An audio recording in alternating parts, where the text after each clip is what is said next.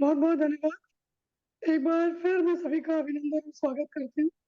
आज के हमारे मेहमान हैं डॉक्टर शुभ्रनील साहा जी। आपने एमडी किया है होम्योपैथी में, आप एमएससी कर चुके हैं डायटेटिक्स में और आप एमबीए हैं हेल्थ केयर में। आप इस वक्त लेक्चर के पद पर काम कर रहे हैं रेपुटेड डिपार्टमेंट में, डी&ए होम्योपैथिक मेडिकल कॉलेज कोलकाता में। आप एडिटोरियल बोर्ड मेंबर भी हैं होम्योपैथी जर्नल के, और आपका जो एरिया ऑफ इंटरेस्ट है वो है clinical trials in homeopathy, scale development and validation, systematic review and meta analysis and qualitative and mixed methods of research. So मैं आपका बहुत बहुत स्वागत करती हूँ शुभनील जी। आज का इनका टॉपिक है होम्योपैथी में नैदानिक परीक्षण एक अवलोकन, यानी कि clinical trials in homeopathy. Over to you doctor Shubhneel साहब। Thank you madam. Am I audible? सुनाई दे रहा है? यस यस यस, ओके, मेरा स्क्रीन विजिबल है? बिल्कुल विजिबल है। Okay, thank you first of all Sahani sir and Nutan Sharma madam, हम लोग पहले भी मिल चुके हैं। एनीवेज, आज का जो शाम है ऑलरेडी वर्ल्ड कप चल रहा है, तो पिछले हफ्ते जो शाम था उसमें दिवाली चल रही थी और आज है वर्ल्ड कप। फिर भी तो हम लोग आज थोड़ा कैजुअल मूड में ही है, बहुत ज़्यादा भारी चीज़ें हम लोग नहीं डिस्कस करेंगे। थोड़ा तो आइडिया है थोड़ा ऊपर ऊपर ही चीज़ें रखने का, बहुत इन डेप्थ जाने का कुछ कोशिश नहीं रहेगा। और होम्योपैथी में क्लिनिकल ट्रायल ऐसे ही एक कंट्रोवर्शियल टॉपिक है, तो उसमें हम लोग थोड़ा देख लेंगे कि हमारे पास कितना ट्रायल हुआ है, अभी क्या क्या काम चल रहा है, और आगे आगे का रास्ता क्या है, उसमें क्या कंट्रोवर्सीज है, क्या प्रॉब्लम है। जो लास्ट वीक में मेरा जो प्रेजेंटेशन था, तो वो था एक ओवरऑल क्लिनिकल रिसर्च पे, और आज थोड़ा हम लोगों का जो ऑब्जेक्टिव है वो और थोड़ा सा स्पेसिफिक होके सिर्फ ट्रायल्स पे है। तो पिछले हफ्ते भी ट्रायल्स का थोड़ा बहुत चीज़ें मैंने कवर किया था, तो इस हफ्ते हमारा जो ऑब्जेक्ट है दैट इज क्लिनिकल ट्रायल्स, तो हमारा फोकस रहेगा सिर्फ ट्रायल्स के ऊपर। लेकिन जाने से पहले इसका थोड़ा बैकग्राउंड छोटा सा करके अगर बताना मैं ज़रूरी समझूंगा, ताकि ट्रायल्स को लेके और इसका रिजल्ट ये बहुत इम्पैक्टफुल है, इसको ये चीज़ें समझना ज़रूरी है। क्लिनिक में हम पेशेंट देख रहे हैं, ओपीडी में पेशेंट्स देख रहे हैं, लगातार पेशेंट हो रहा है, पेशेंट ठीक भी हो रहे हैं, लेकिन जब ट्रायल्स की बात आती है तब जाके शुरू होते हैं कंट्रोवर्सीज। बिकॉज इसका मेन कारण ये है कि ट्रायल्स आर जो एविडेंस बेस्ड पिरामिड है, पिछले हफ्ते मैंने दिखाया था, आज भी दिखाऊंगा, उसमें ट्रायल है the highest source of primary data. तो उसका जो लेवल ऑफ एविडेंस है वो काफ़ी ऊंचा है। ट्रायल्स को लेके रिव्यूज और मेटा एनालिसिस होता है, दैट इज सेकेंडरी डेटा। तो अगर आपका ट्रायल्स पॉजिटिव नहीं आ रहा है, ट्रायल्स अगर इनकन्क्लूसिव आ रहा है, नेगेटिव आ रहा है, तो नेचुरली रिव्यूज और मेटा एनालिसिस भी नेगेटिव ही आएंगे। तो नेचुरली पॉलिसी मेकर्स उसी को देख के नेगेटिवली इन्फ्लुएंस्ड हो जाते हैं कि चलो होम्योपैथी को फंडिंग नहीं करना है।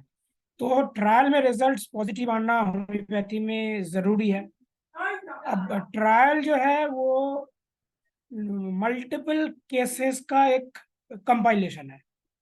तो एक केस ठीक हो रहा है, मान लीजिए एक वर्ड का केस है, वो ठीक हो गया ओपीडी में, और हम लोग अब मस्ती कर रहे हैं कि चलो मौज कर रहे हैं, चलो केस ठीक हो गया, होम्योपैथी काम कर रहे हैं। No, that is not so much easy.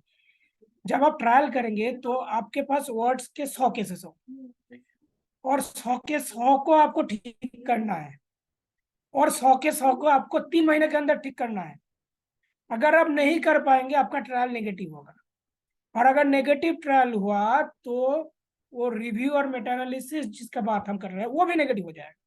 तो इट इज क्वाइट चैलेंजिंग, और इसी बात से हम लोग अब समझ पा रहे हैं कि why people are not doing trials, why people are, because this is a very tough job. एक केस आप 100 केस देख रहे हैं, एक केस अचानक ठीक हो गया है, आप चिल्लाने लग गए कि देखो भैया मैंने वार्ड ठीक कर दिया। लेकिन आपका जो 99 फेलियर्स है वो आप छुपा सकते हो while we are doing regular OPDs और doing regular clinics, but trial में आप छुपा नहीं सकते। आपका प्रोटोकॉल पब्लिक प्लेटफॉर्म में होगा, सब लोग आप देख पाएंगे कि आप 3 महीने में ठीक कर रहे हो या 3 साल में ठीक कर रहे हो, सब कुछ ओपन हो जाएगा। So trial is a very challenging task. That's why homeopathy में लोग ट्रायल किए भी कम है, कर भी रहे हैं बहुत कम। That is the main reason. और यहीं से शुरू हो जाता है कंट्रोवर्सी। एक बार देख लीजिए कंट्रोवर्सी से, एक बार हम लोग इस एविडेंस बेस्ड पिरामिड को देख लेते हैं। पिछले प्रेजेंटेशन में भी मैंने दिखाया था। देखिए पिरामिड के टॉप पे लगा है systematic reviews and meta analysis of RCTs, और उसके नीचे, सो ये मैं इसी का बात कर रहा हूँ, randomized control trial. This is the highest level of evidence, और इसी को लेके, इसी को सराउंड करके आपका जो कंट्रोवर्सी है। एक चीज देखिए, आप जितना ऊपर जाएंगे इस पिरामिड का, आपका क्वालिटी ऑफ एविडेंस बढ़ता जाएगा और आपका बायस घटता जाएगा।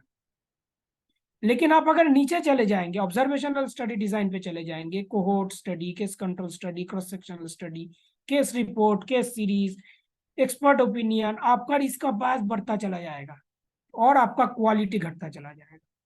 So it is quite comprehensible that RCT remains the highest source of evidence, the greatest source of evidence for efficacy of any therapy.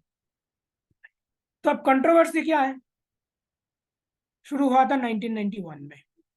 एक बंदा है जॉस क्लिजनेन, इनका जो एक सिस्टमेटिक रिव्यू आया था first time ever in homeopathy in 1991, इसमें इन्होंने कहा था कि होम्योपैथी का जो एग्जैक्ट जो सैमुअल हनीमैन सर ने सिखा के गए हैं उसको फॉलो करके 14 ट्रायल हुआ है अप टू 1991। तो उनमें से देखा गया कि some are positive definitely, but कुछ डेफिनेट कुछ कंक्लूड कर पाना मुश्किल है, क्योंकि ट्रायल का नंबर जो है वो बहुत कम है।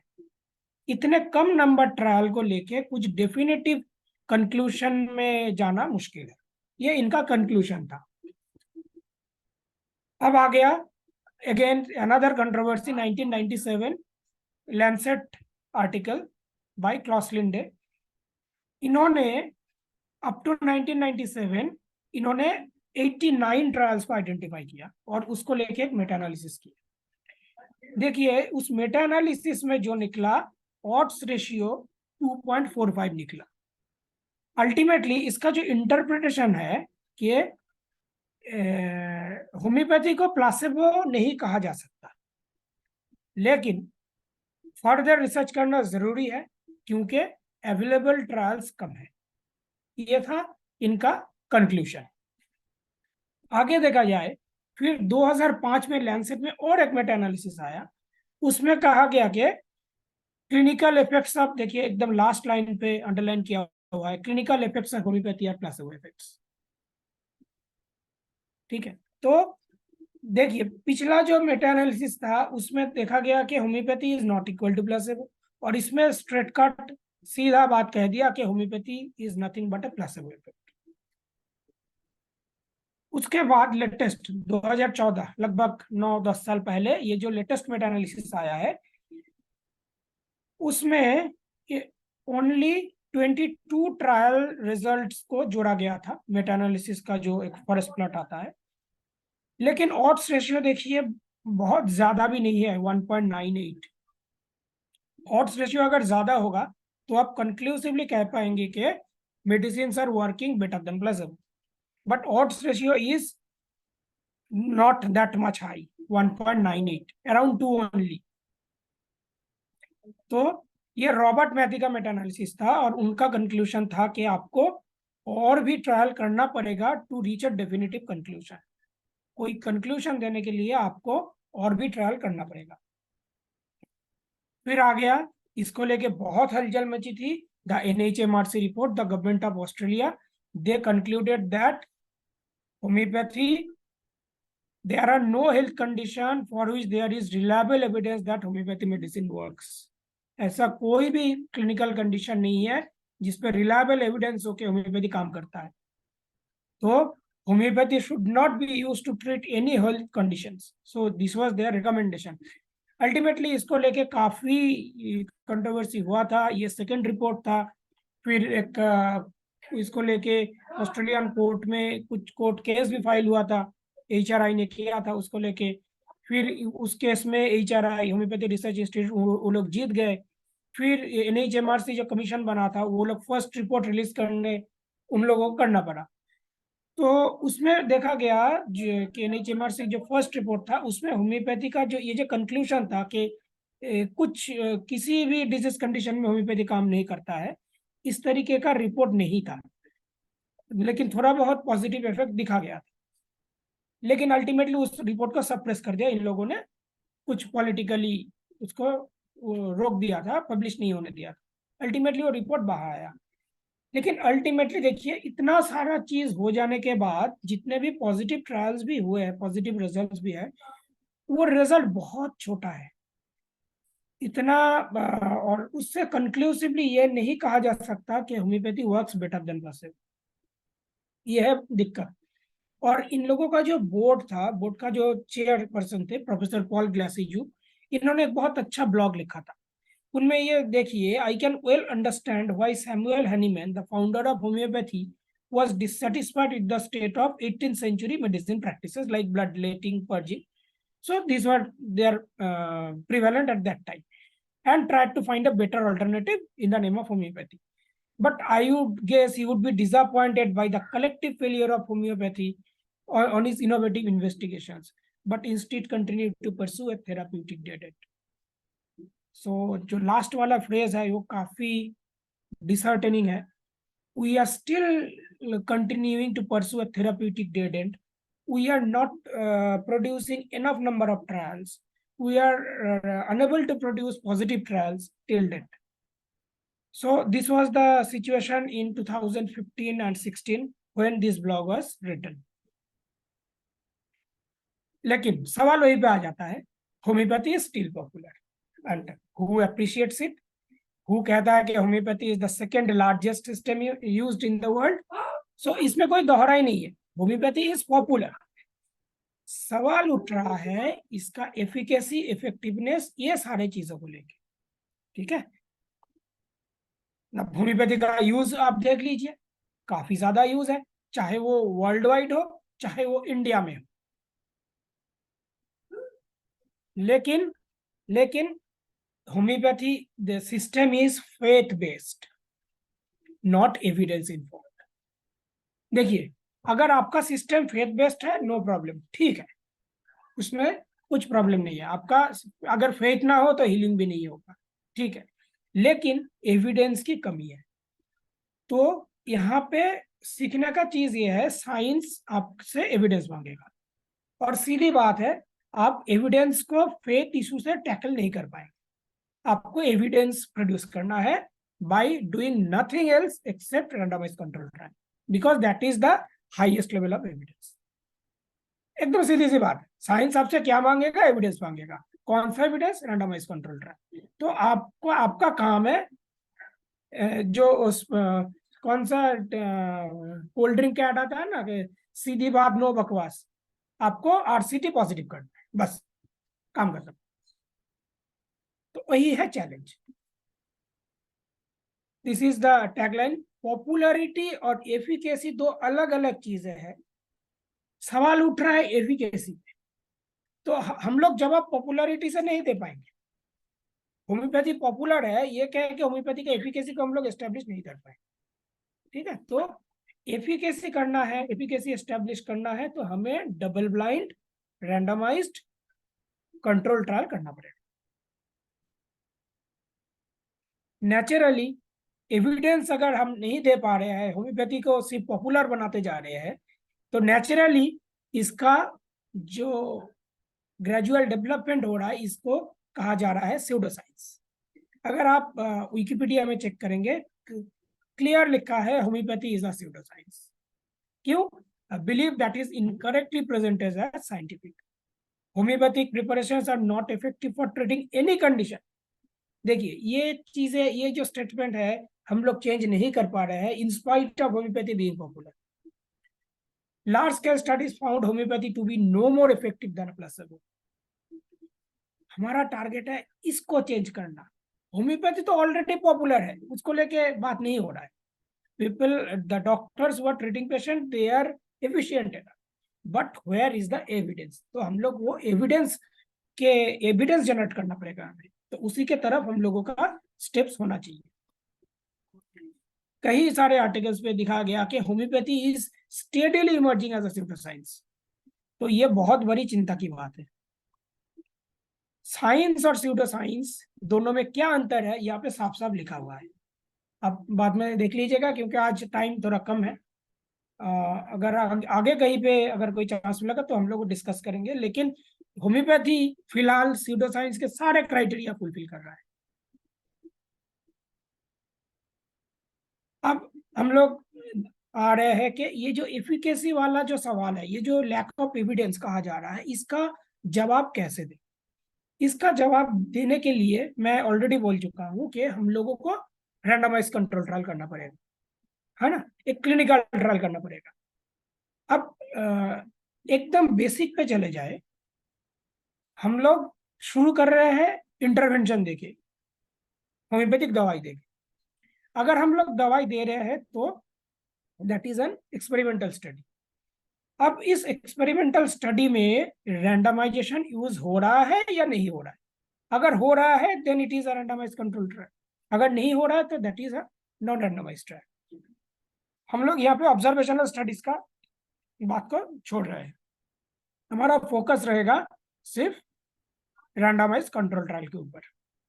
तो हमारा जो रैंडमाइज कंट्रोल ट्रायल है जिसका बात चल रहा है, सॉरी, हमारा जो क्लिनिकल ट्रायल है उसमें दो टाइप है, एक है नॉन रैंडमाइज ट्रायल। अब हु का जो वर्ल्ड हेल्थ ऑर्गेनाइजेशन का डेफिनेशन है, a clinical trial is any research study that prospectively, ये बहुत इंपॉर्टेंट बात है, प्रोस्पेक्टिवली असाइज, दैट मीन्स कोई भी पेशेंट रिक्रूटमेंट से पहले आपका प्रोटोकॉल पब्लिक प्लेटफॉर्म में पब्लिश हो जाना चाहिए। वो पब्लिक प्लेटफॉर्म क्या है? आप अगर इंडिया की बात करेंगे तो clinical trials registry India, CTRI। और एक बार वो प्रोटोकॉल अगर आप पब्लिश कर दिए तो उसके बाद आप उस पर चेंजेस नहीं कर पाएंगे, अगर आपके पास फिर से एक नया एथिकल क्लियरेंस ना हो तो ये करने के लिए तो क्लिनिकल ट्रायल में सबसे जरूरी चीज ये है कि प्रोस्पेक्टिवली पेशेंट को रिक्रूट किया जाता है। और आप ये ऑलरेडी बता चुके हैं कि आप कितने पेशेंट लेके ये ट्रायल करेंगे, क्या क्या मापेंगे, क्या दवाई देंगे, कितने दिन बाद बाद देंगे, और आपके मान लीजिए ब्लड हीमोग्लोबिन कितने दिन छोड़ छोड़ के आप देखेंगे, 1 महीना, 2 महीना, 3 महीना, या शुरू में और 3 महीना बाद, या 6 महीना बाद, और उसको आप चेंज नहीं कर पाएंगे। ठीक है, तो यह है basic difference from case reports. Case reports में ऐसा नहीं है, अगर आपका केस 6 साल के बाद भी इंप्रूव हो गया तो आप कहेंगे कि देखिए ये मेरा केस था। ट्रायल में ऐसा नहीं होगा क्योंकि ऐसा मल्टीपल केसेस आपके पास होंगे। ठीक है, ये वर्ल्ड हेल्थ ऑर्गेनाइजेशन का डेफिनेशन है। अब आप ये हम लोगों को पता ही है कि अगर कोई भी ड्रग, कोई भी नया दवाई आ रहा है तो वो 4 फेज से गुजरता है, फेज 1, 2, 3 एंड 4। उससे पहले एक होता है प्री क्लिनिकल स्टडीज जो एनिमल मॉडल पे या लेबोरेटरी सेटअप में होता है। उसके बाद उसको कहा जाता है इन्वेस्टिगेशनल न्यू ड्रग। फिर उसको लेके हम लोग करते हैं first in man trial, that is phase 1 trial. ठीक है, उसमें हम लोग जो ऑप्टिमल डोज है और उसका जो सेफ्टी है ये सब जांचा जाता है फेज 1 ट्रायल में। फिर उसको लेके हम लोग करते हैं फेज 2 ट्रायल, 100 से लेके 300 पेशेंट्स के ऊपर। उसमें एफिकेसी, उसका साइड इफेक्ट, ये सब देखा जाता है। फिर उसको लेके हम लोग चले जाते हैं फेज 3 ट्रायल में, जिसमें एफिकेसी, इफेक्टिवनेस, ये सब मापा जाता है। और अल्टीमेटली फेज 4 ट्रायल जो है पोस्ट मार्केटिंग सर्वेलेंस। अब देखिए कोई भी दवाई मार्केट में लाने से पहले उसको ये 4 फेज से गुजरना पड़ता है। होम्योपैथी में ये स्टोरी थोड़ा अलग है। होम्योपैथी में सारे ही दवाई मार्केट में आ चुका है, ये सब ट्रायल करने से पहले ऑलरेडी अवेलेबल है। तो यहाँ पे एक टर्म नया लाया गया है, that is called reverse pharmacology, कि आपके पास अब ऑलरेडी सारे दवाई अवेलेबल है, मार्केट पे है, तो आप थोड़ा पीछे चले जाइए, रिवर्स डिजाइन में जाइए। ग्रेजुअली आप पहले फेज 3 में जाइए, फिर फेज 2 में जाइए, फिर फेज 1 में जाइए, लेकिन ट्रायल आपको करना है टू आपका जो थेरेपी है उसका एफिकेसी और इफेक्टिवनेस, इन दोनों चीजें आपको एस्टेब्लिश करने के लिए आपको रिवर्स डिजाइन में जाना है। ठीक है, तो इसे कहते हैं हम लोग reverse pharmacology.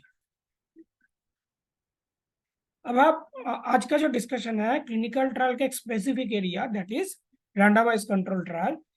So this is nothing but a scientific experiment where the subjects are allocated to receive one of the several interventions or randomly assigned। के इसमें जो डॉक्टर्स है उनका कोई हाथ नहीं है कि पेशेंट को कोड 1 वाला दवाई मिलेगा या कोड 2 वाला दवाई मिलेगा, फिजिशियन उसको सिलेक्ट नहीं कर पाएंगे। जो पेशेंट है उनका भी कोई चॉइस नहीं रहेगा कि मुझे कोड 1 से दवाई लेना है या कोड 2 से दवाई लेना है। This will be absolutely by a process called randomization, ताकि दोनों ग्रुप में, एक ग्रुप को दवाई मिल रहा है, एक ग्रुप को प्लेसिबो मिल रहा है, दोनों ग्रुप में इक्वल चांस रहे to get either of the two. This is randomized control trial. तो ये आरसीटीज का मेन पॉइंट है। एक तो हो गया रैंडमाइजेशन, नेक्स्ट हो गया ब्लाइंडिंग, ये कई सारे लेवल पे हो सकता है, single blind, double blind, triple blind.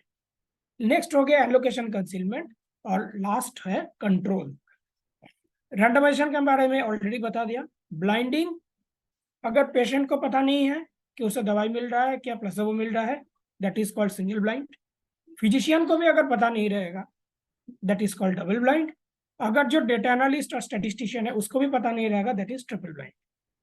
Allocation concealment, जो लोग पेशेंट रिक्रूट कर रहे हैं ट्रायल में, अगर उन्हें पता नहीं होगा कि which one is containing medicine and which vial is containing placebo, then it is called allocation concealment।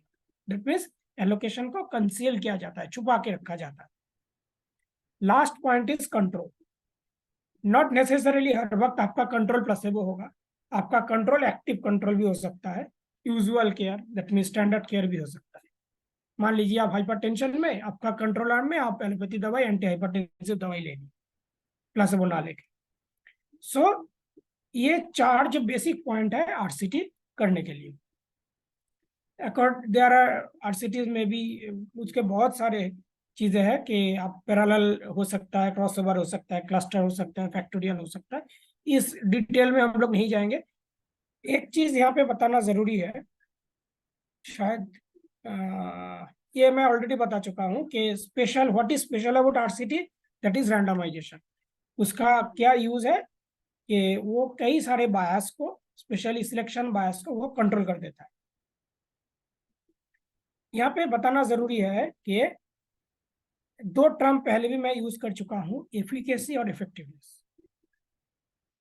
हम लोग इंटरचेंजेबली यूज करते हैं लेकिन 2 अलग अलग टर्म है। अगर आपका ट्रायल प्लेसिबो कंट्रोल ट्रायल है, then the word you should be using is efficacy. लेकिन आपका ट्रायल अगर प्लेसिबो के जगह कोई एक्टिव कंट्रोल है, कोई स्टैंडर्ड ट्रीटमेंट है, then it is an effectiveness trial. तो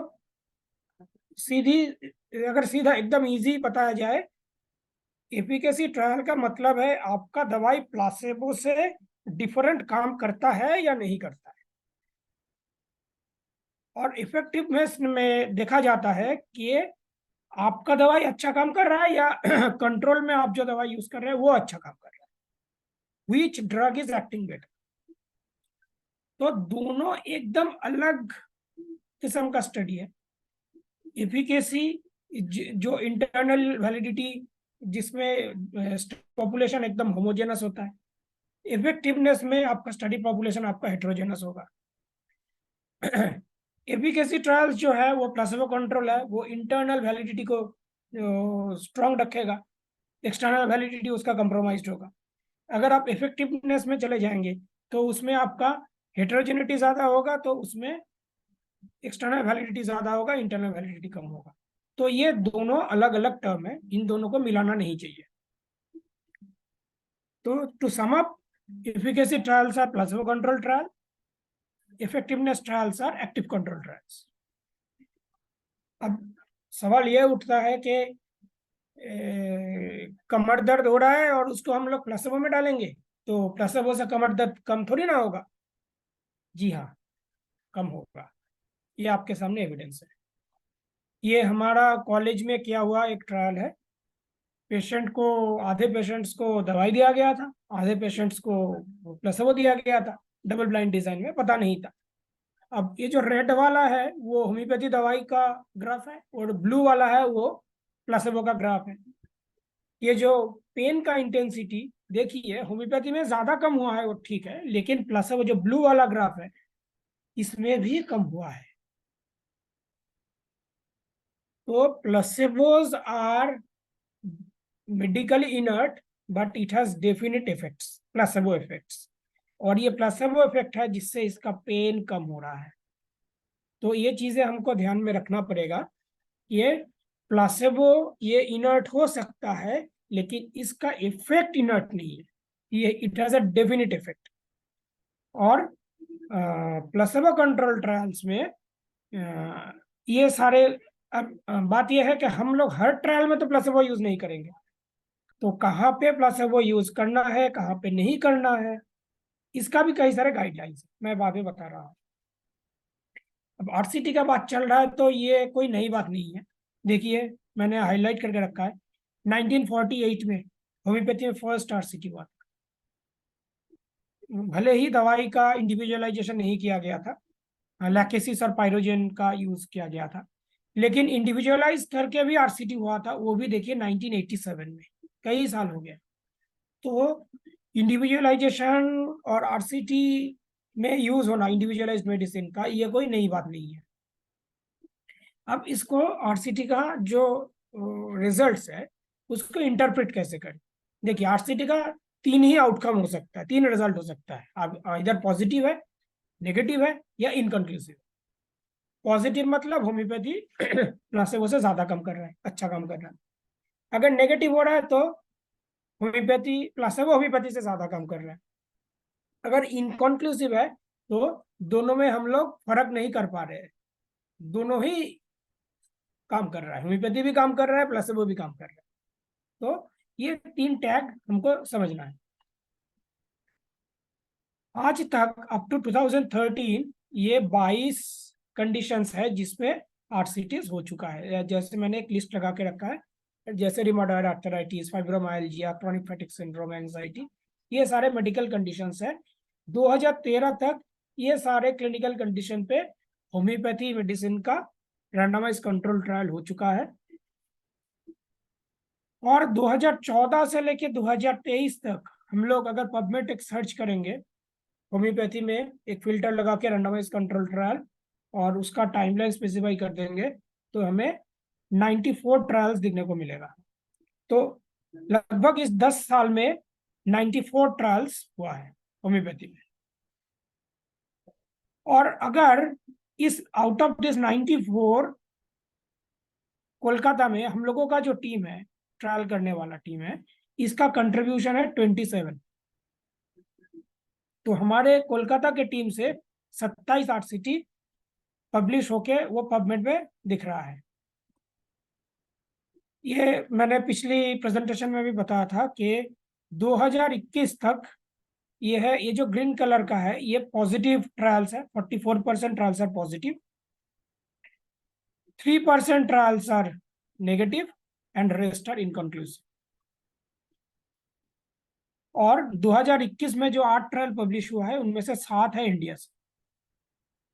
सो द सिनारियो इसका धीरे धीरे अब चेंज होने लगा है। इंडिया फोर फ्रंट पे आ चुका है क्लिनिकल ट्रायल, होम्योपैथी में क्लिनिकल ट्रायल के मामले में। ये हम लोगों का काम है। 2014 से लेकर 2023 तक हम लोगों ने 19 double blind randomized control trial कर चुके हैं इंडिविजुअलाइज्ड होम्योपैथिक मेडिसिन को लेकर। कई सारे ट्रायल्स का रिजल्ट पॉजिटिव है, ब्रैकेट में दिया हुआ है। कई सारे ट्रायल्स इनकंक्लूसिव है। इनमें कई सारे ट्रायल उसका फिर से दोबारा हम लोग कर रहे हैं, और भी सैंपल साइज बढ़ा के, और भी थोड़ा आउटकम मेजर चेंज करके।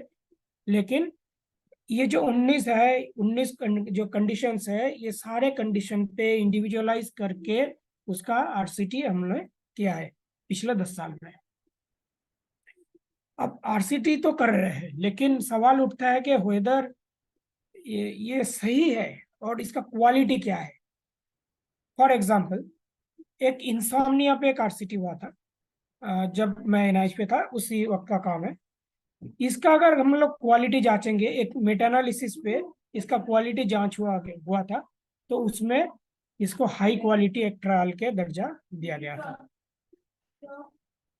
कोविड फेज में हम लोग डीएनए से एक ट्रायल किए थे, एक मेटा एनालिसिस हुआ था, जिसमें देखिए ये जो है मुखर्जी 2021, ये हमारा प्रिंसिपल है श्यामल मुखर्जी। देखिए सारे में ग्रीन कलर है, इसको एक हाई क्वालिटी ट्रायल का दर्जा दिया गया था। तो इससे साफ हो जाता है कि जो भी ट्रायल हम लोग कर रहे हैं, फ्रॉम द रिसर्च के अगर बात कहा जाए, तो this trials are of adequate quality, इसमें कोई दोहराई नहीं है। और ये सारे इंडिपेंडेंट रिसर्चर का काम है, मतलब मेरे टीम में से कोई ये रिव्यू मेटालिसिस में नहीं है। अब आप कौन कौन सा कंडीशन में when placebo control is allowed, इसमें वर्ल्ड हेल्थ ऑर्गेनाइजेशन का कई सारे गाइडलाइंस है। तो ऐसा नहीं कि आप कुछ कोई भी कंडीशन पे आप प्लेसेबो लेके काम कर सकते हो, उसका आपको गाइडलाइन मान के चलना पड़ेगा। उसी तरह आईसीएमआर का भी गाइडलाइन है कि आपको कब कब कौन कौन सा क्लिनिकल कंडीशन में आपको प्लेसेबो यूज करना है, और अगर आपको यूज करना है प्लेसेबो, तो उसमें आपका ट्रायल का डिजाइन क्या है, उसमें साफ साफ आईसीएमआर का गाइडलाइन दिया हुआ है, स्लाइड पे रखा हुआ है सारी चीजें। कई सारे ऑल्टरनेटिव मेथड्स भी उभर के आ रहा है कि अगर आपका ट्रायल प्लेसेबो कंट्रोल है, तो एक काम कीजिए, अगर आप 3 पेशेंट को लेकर, फॉर एग्जांपल 3 पेशेंट को लेकर ट्रायल कर रहे हो, तो 2 पेशेंट को दवाई दो, 1 पेशेंट को प्लेसेबो दो, मतलब अनइक्वल एलोकेशन करो। या 4 पेशेंट को लेकर कर रहे हैं, तो 3 पेशेंट को ही दवाई दो, 1 को प्लेसेबो दो, ताकि रिस्क कम हो जाए। ये सारे ऑलरेडी आईसीएमआर और वर्ल्ड हेल्थ ऑर्गेनाइजेशन का गाइडलाइंस है। कई सारे न्यू डिजाइन है, अम्ब्रेला बास्केट प्लेटफॉर्म, ये सारे नए डिजाइन उभर के आ रहा है। काम अभी तक नहीं हुआ है इन सारे डिजाइन के ऊपर, लेकिन अगले कुछ सालों में हम लोग करने का प्लान कर रहे हैं। ये कुछ गाइडलाइंस है आईसीएमआर और हु का कि आपको प्लेसेबो कंट्रोल ट्रायल में रिस्क कैसे मिनिमाइज करना। कई सारे गाइडलाइन है ऐसा नहीं कि कुछ भी कर दिए। आरसीटी करने का कुछ प्रोटोकॉल आप कैसे डेवलप करेंगे, उस प्रोटोकॉल पे काम कैसे करेंगे, रिपोर्टिंग कैसे करेंगे, ये सारे गाइडलाइन ऑलरेडी अवेलेबल है। तो हम लोग जब प्रोटोकॉल बनाते हैं, तभी से ये गाइडलाइन फॉलो करते हैं अप एंड अनटिल पब्लिकेशन। ये पूरा गाइडलाइन में आप चलोगे, तभी जाके आप सक्सेसफुली एक आरसीटी कंडक्ट कर पाओगे और उसको सक्सेसफुली पब्लिश भी कर पाओगे। अब नेचुरली कंट्रोवर्सी है होम्योपैथी में आरसीटी को लेके। First is, RCT design is inappropriate for individualized homeopathic medicine. तो मैंने ऑलरेडी आपको दिखा दिया कि इंडिविजुअलाइज्ड होम्योपैथी का आरसीटी 1981 से पब्लिश हो रहा है आज तक, मतलब काम चल रहा है। Next, homeopathy RCTs are all about specific medicine in fix doses. कि होम्योपैथी आरसीटी अगर करना है, तो एक ही मेडिसिन को देना है और उसका डोज भी फिक्स होना चाहिए। बिल्कुल नहीं, यह सरासर गलत है। आप दवाई कुछ भी यूज कर सकते हो, डोज आपको जैसा लगेगा एज पर नीड आप यूज कर सकते हो, उसको चेंज भी कर सकते हो। That is the beauty of RCT. ये जो मिथ है कि आप दवाई चेंज नहीं कर पाएंगे, अगर एक बार लैकेसिस प्रेस्क्राइब कर दिए फिर आप बदल नहीं पाएंगे, ऐसा बिल्कुल नहीं है। अगर आपका दवाई इनकरेक्ट आपको लगा, आप चेंज भी कर सकते हो। Giving placebo is unethical. अब प्लेसेबो को एथिकली कैसे डील करना है, मैंने ऑलरेडी आपको बता दिया कि हु का आपका गाइडलाइन मान के चलिए, आईसीएमआर को मान के चलिए, आराम से हो जाएगा, कोई दिक्कत नहीं है। नेक्स्ट, होम्योपैथी प्रेस्क्राइबिंग का बहुत सारे स्कूल्स हैं, चाहे पुराने जमाने का हैनिमनियन स्कूल हो, किंडियन स्कूल हो, या नए जमाने का साइगल स्कूल हो, या कई सारे जो है। सो ये सारे चीजें आरसीटी में एडजस्ट नहीं होगा। द फैक्ट इज, अगर आपका स्कूल जो भी हो, अगर आप सिमिलरिटी पे चल रहे हो, सिंगल मेडिसिन पे चल रहे हो और मिनिमम डोज पे चल रहे हो, you can apply any school or any kind of thought, any kind of philosophy in RCT. There will be no obstacle in doing double blind RCTs. हाँ, अगर आपका प्रोटोकॉल कह रहा है कि आपको 4 दवाई एक साथ दो, तब जाके करना मुश्किल है। Otherwise it is okay. जब तक आप सिमी मोनो मिनी पे हो, आपका आरसीटी करने में कोई प्रॉब्लम नहीं होगा। एंड वेरी इंपॉर्टेंटली, अगर आप पेशेंट को दवाई दे रहे हो या प्लासेबो दे रहे हो, या अगर आपको पता ही नहीं है, तो आपको पता कैसे, आप गेस कैसे करोगे कि पेशेंट को दवाई मिल रहा है या प्लासेबो? तो आप सेकंड प्रिस्क्रिप्शन कैसे करोगे? द आंसर इज, आपको गेस करना ही नहीं है कि पेशेंट को दवाई मिल रहा है या प्लासेबो। आप बस, आपको जैसे हैनिमनियन टीचिंग है कि आपको सेकंड प्रिस्क्रिप्शन कैसे करना है, आप बस वो मान के चलिए। गेस करना बंद कर दीजिए। That is the key to success. Thank you.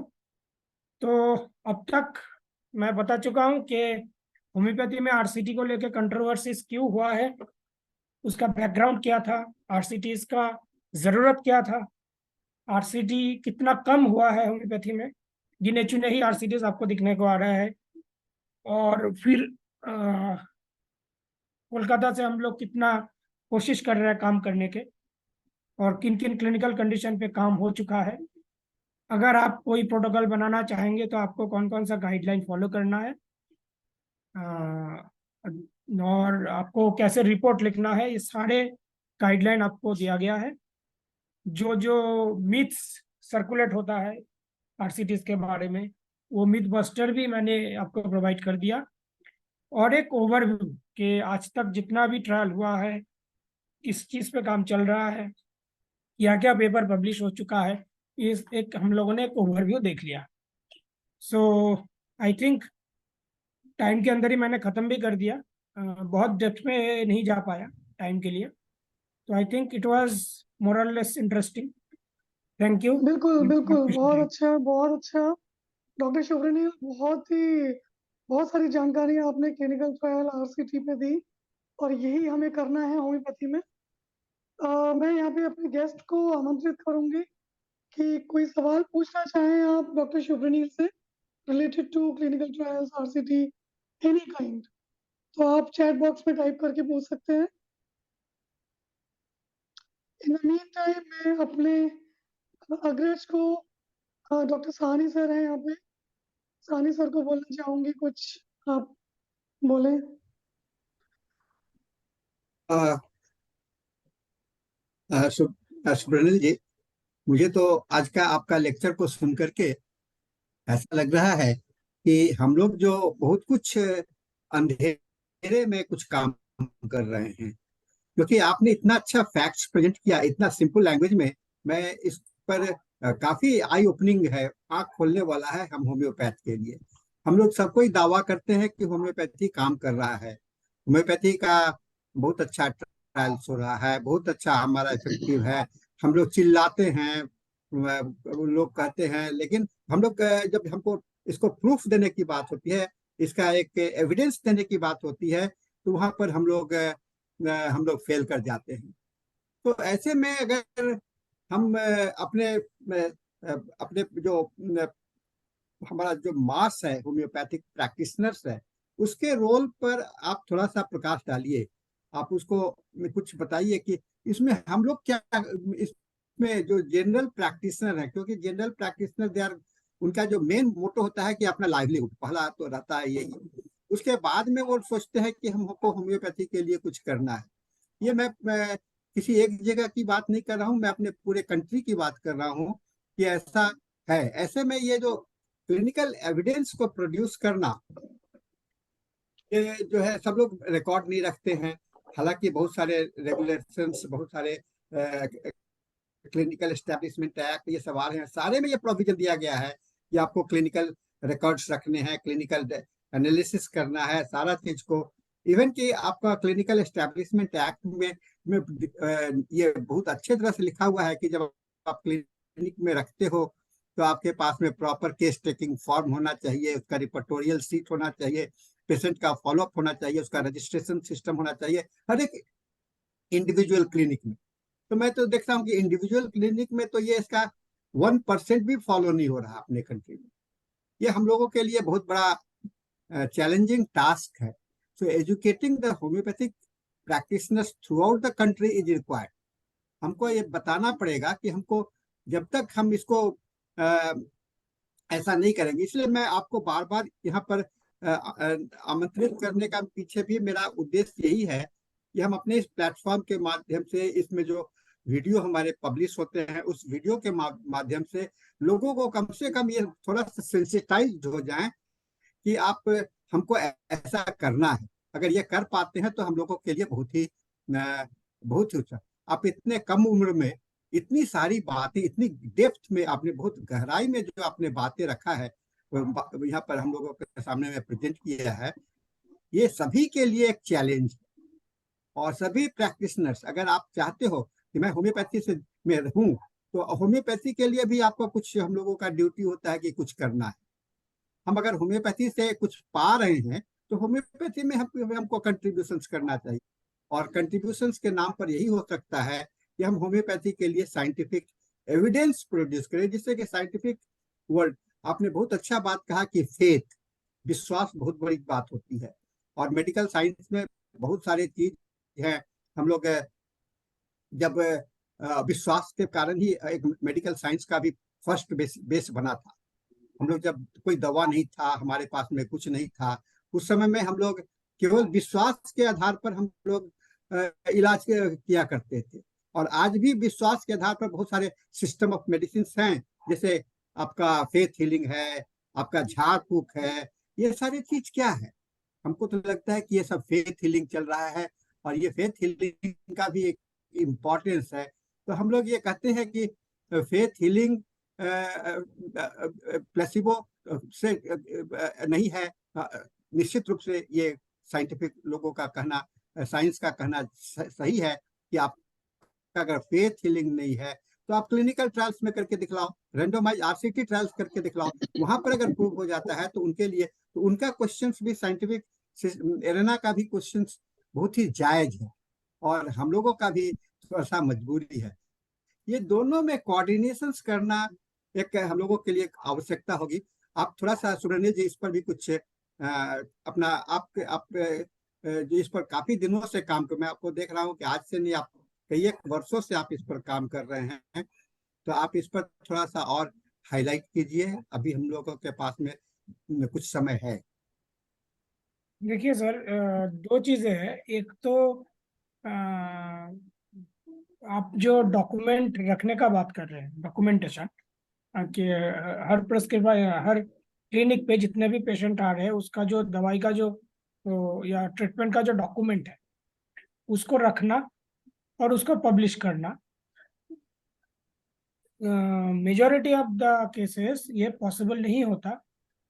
एक तो पब्लिकेशन एक टाइम टेकिंग है, बहुत टाइम टेकिंग चीज़ है, और एक पेन्स टेकिंग भी है।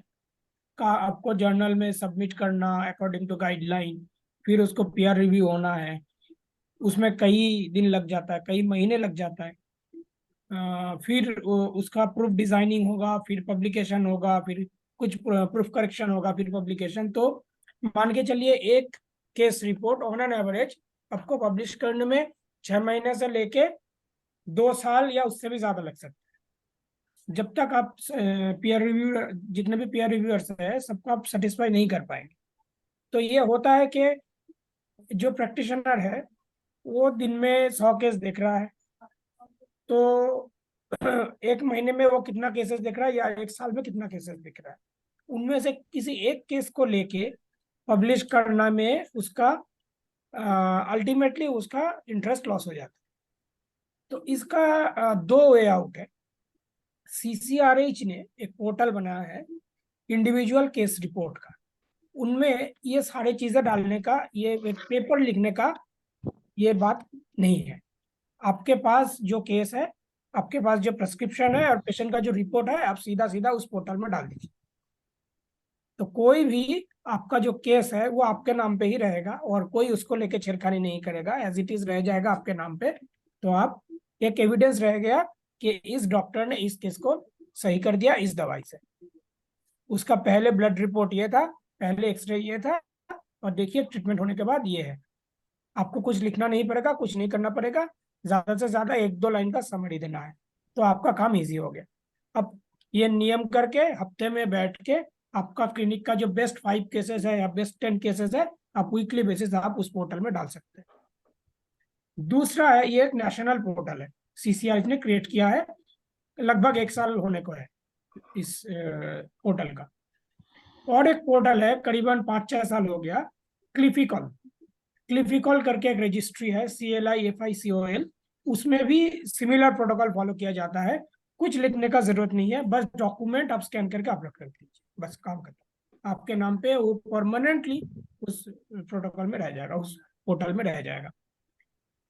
इस पोर्टल का बहुत डीप इम्पैक्ट भी है। इस क्लिफिकॉल जो रजिस्ट्री है, जो पोर्टल है, उसमें से all over the globe including India जितने भी लोग कोविड पेशेंट का ट्रीटमेंट किए हैं, वो सारे डेटा वहाँ पे अपलोड हो चुका है। उसका कई सारे एनालिसिस भी हो चुका है, और वो भी आर्टिफिशियल इंटेलिजेंस टेक्निक के साथ। उसमें से कोविड का जो प्रोफाइलैक्टिक मेडिसिन है वो भी निकल के आया है। तो इस तरीके से कोई भी प्राइवेट प्रैक्टिशनर अपने चेम्बर में बैठ के, जो हफ्ते में छुट्टी का दिन है, अपने बेस्ट केसेस जो है वहाँ पे अपलोड कर सकता है, कुछ भी लिखे बगैर। तो एक प्रॉब्लम सॉल्व हो गया टाइम का, कि टाइम नहीं है। अच्छा, दूसरा, सर पूछ रहे थे कि नेक्स्ट सब्सिक्वेंट लेक्चर में है लाइक्लीहुड रेशियो, कि कोई भी प्रैक्टिशनर कैसे इस लाइक्लीहुड रेशियो में कंट्रीब्यूट कर सकता है। उसको छोड़ के भी कोई प्रैक्टिशनर क्या RCT कर सकता है, ये सवाल है, अपने चेम्बर में, अपने क्लिनिक पर बैठ के। जवाब है हाँ। तो उनमें क्या करना पड़ेगा? जो वो करता है वही करना पड़ेगा, उसके अलग से कुछ नहीं करना है। क्या करना है फिर? कोडेड मेडिसिन का एक किट बनाना है, उसमें एज पर रिक्वायरमेंट आप कितना दवा यूज करते हो उसको कोट करना है आइडेंटिकल प्लेसिबो से। उसमें मान लीजिए 15, 20, 25, 30 हज़ार रुपया के आसपास खर्चा आएगा वो बनाने में। दैट्स एक रैंडमाइजेशन चार्ट दिया जाएगा, और उसके हिसाब से आपको प्रिस्क्रिप्शन करना है, दवाई देना है, बस बात करते। तो इतना ही बात है। चाहे वो प्रोग्नोस्टिक फैक्टर रिसर्च या लाइक्लीहुड रेशियो रिसर्च हो, चाहे एक केस रिपोर्ट हो, चाहे RCT हो, होम्योपैथी रिसर्च में इस चीज का हर वक्त ध्यान दिया जाता है कि जो नॉर्मल पैटर्न है प्रिस्क्रिप्शन का, केस टेकिंग और प्रिस्क्रिप्शन का, उसको कभी भी हम लोग डिस्टर्ब नहीं करते।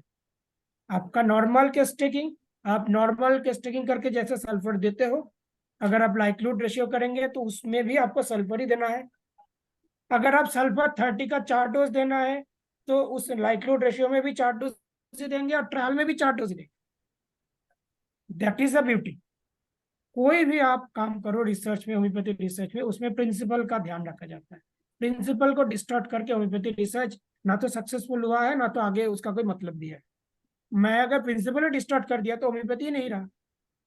तो चाहे वो, मैं पिछली प्रेजेंटेशन में भी कहा था, चाहे वो लाइक्लीहुड रेशियो रिसर्च हो, चाहे वो रैंडमाइज कंट्रोल ट्रायल या किसी भी तरीके का होम्योपैथी रिसर्च हो, उसमें homeopathy principle is kept in the forefront.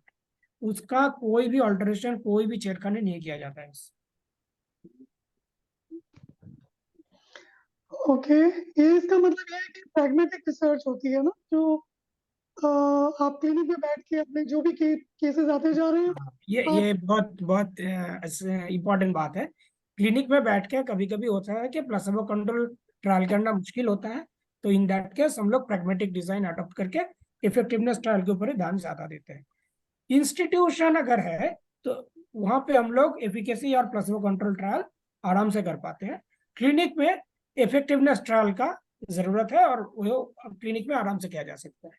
Patient को रैंडमाइज करके एलोपैथी ट्रीटमेंट या होम्योपैथी ट्रीटमेंट दोनों का आप कंपेयर कर सकते हो। ओके, एक चीज और पूछनी थी मुझे, इनफैक्ट दो चीजें। एक तो रिवर्स फार्माकोलॉजी आपने कहा, तो इसमें ये जो स्टूडेंट्स होते हैं हमारे, ये कर सकते हैं? बिल्कुल कर ये सकते तो हैं। टाइम टेकिंग है बहुत, ना फेज ना, one not phase two. Necessarily. आपको रिवर्स फार्माकोलॉजी मतलब फेज 4 से लेके एकदम फेज 0 तक आना है ऐसा नहीं। वो बस मान लीजिए फेज 3 का ही कर रहा है या फिर फेज 2 का कर रहा है, दैट्स ऑल। उसी अच्छा, में कोई एक फेज सेलेक्ट करें उतना हाँ करें। हाँ हाँ, बिल्कुल। अच्छा, अब सेकंड अगले थर्ड। साल में अगर किसी ने फेज 4 किया तो और किसी को नेक्स्ट ईयर में phase 3 they the, phase 2 okay, they the, on same तो ड्रग्स। आपका भी ये लगातार 10 साल चलता जाएगा और एक कॉन्क्रीट एक एविडेंस बेस जनरेट हो जाएगा। Right, wonderful. एक और चीज मुझे पूछनी, अच्छा यहाँ पे एक क्वेश्चन आ रहा है, डॉक्टर राम परवेश जी, मुझे 1 मिनट दीजिए। मैं बस ये पूछ रही थी कि स्किल डेवलपमेंट, अब आजकल देखा जा रहा है कि सारे जो भी क्लिनिकल ट्रायल्स के रजिस्ट्रेशन होते हैं उसमें मांगा जाता है कि आप किस स्केल पे क्या कर रहे हैं आप। तो वो स्केल हम खुद बना सकते हैं क्या, या जैसे आपका प्रोफाइल है स्केल डेवलपमेंट का, तो क्या ऑथेंटिक जो ऑलरेडी अवेलेबल स्केल्स हैं वही लेने हैं, या वी कैन वी और student whoever is doing research can develop their own questionnaire or scale? देखिए ये बहुत ही मतलब हर साल ये सवाल मैं फेस करता हूँ। फर्स्ट थिंग, कोई भी नई स्किल डेवलप करने से पहले हो सकता है कि ऑलरेडी उसके ऊपर 20 स्किल ऑलरेडी अवेलेबल है। इसका चांसेस ही 99% है। तो मैं सिंपल साइट मैपी रिसर्च ट्रस्ट, वो लोग स्केल का कॉपीराइट होल्ड करते हैं। आप सिंपली उनके साइट को खोलिए, मैपी रिसर्च ट्रस्ट, उनके सर्च बॉक्स में आपको क्लिनिकल कंडीशन का नाम दे दीजिए। मान लीजिए टेनिस एल्बो डाल दिए या रिमोटाइड आर्थराइटिस डाल दिए। वो लोग बता देंगे कि उसके ऊपर कौन कौन सा स्केल्स है अवेलेबल है और उस स्केल का कौन कौन सा लैंग्वेज वर्जन है। ठीक है, ओके। मान लीजिए इंग्लिश का ओरिजिनल है और उसके पास 15 या 40 डिफरेंट डिफरेंट लैंग्वेज वर्जन है, हो सकता है। तो आप उन लोगों से परमिशन ले लीजिए। एकेडमिक पर्पस यूजुअली सारे स्केल्स फ्री टू यूज है, बस उन लोगों से एक लाइसेंस लेना है। ओके, ठीक है। यहाँ आमंत्रित करूंगी मैं, थैंक यू सो मच। यहाँ आमंत्रित करूंगी डॉक्टर राम प्रवेश जी, अनम्यूट करके क्वेश्चन पूछ सकते हैं आप। डॉक्टर राम प्रवेश शाह जी, आप कुछ पूछना चाह रहे हैं?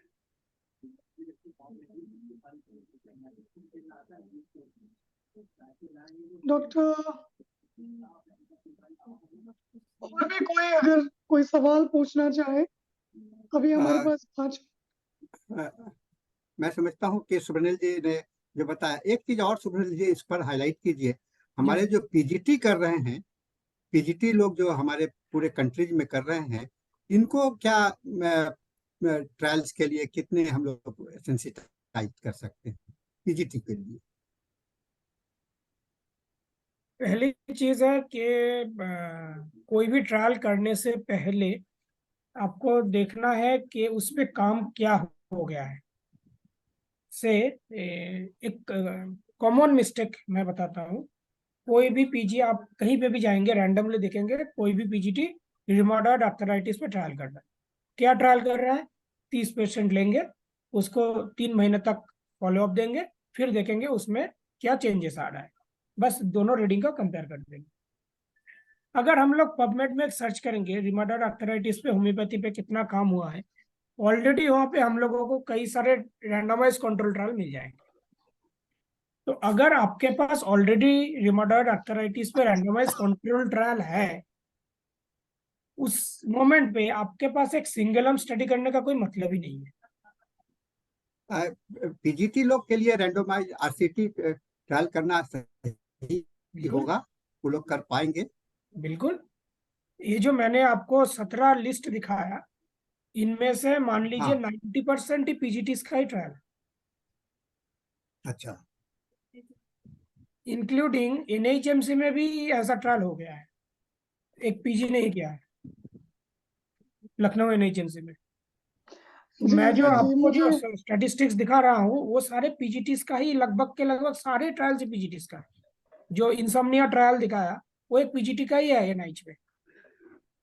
और जितने भी दिखाया वो लगभग सारे ही पीजीटीज का ट्रायल। ओके, एक चीज जरूरी है, that is ethical clearance.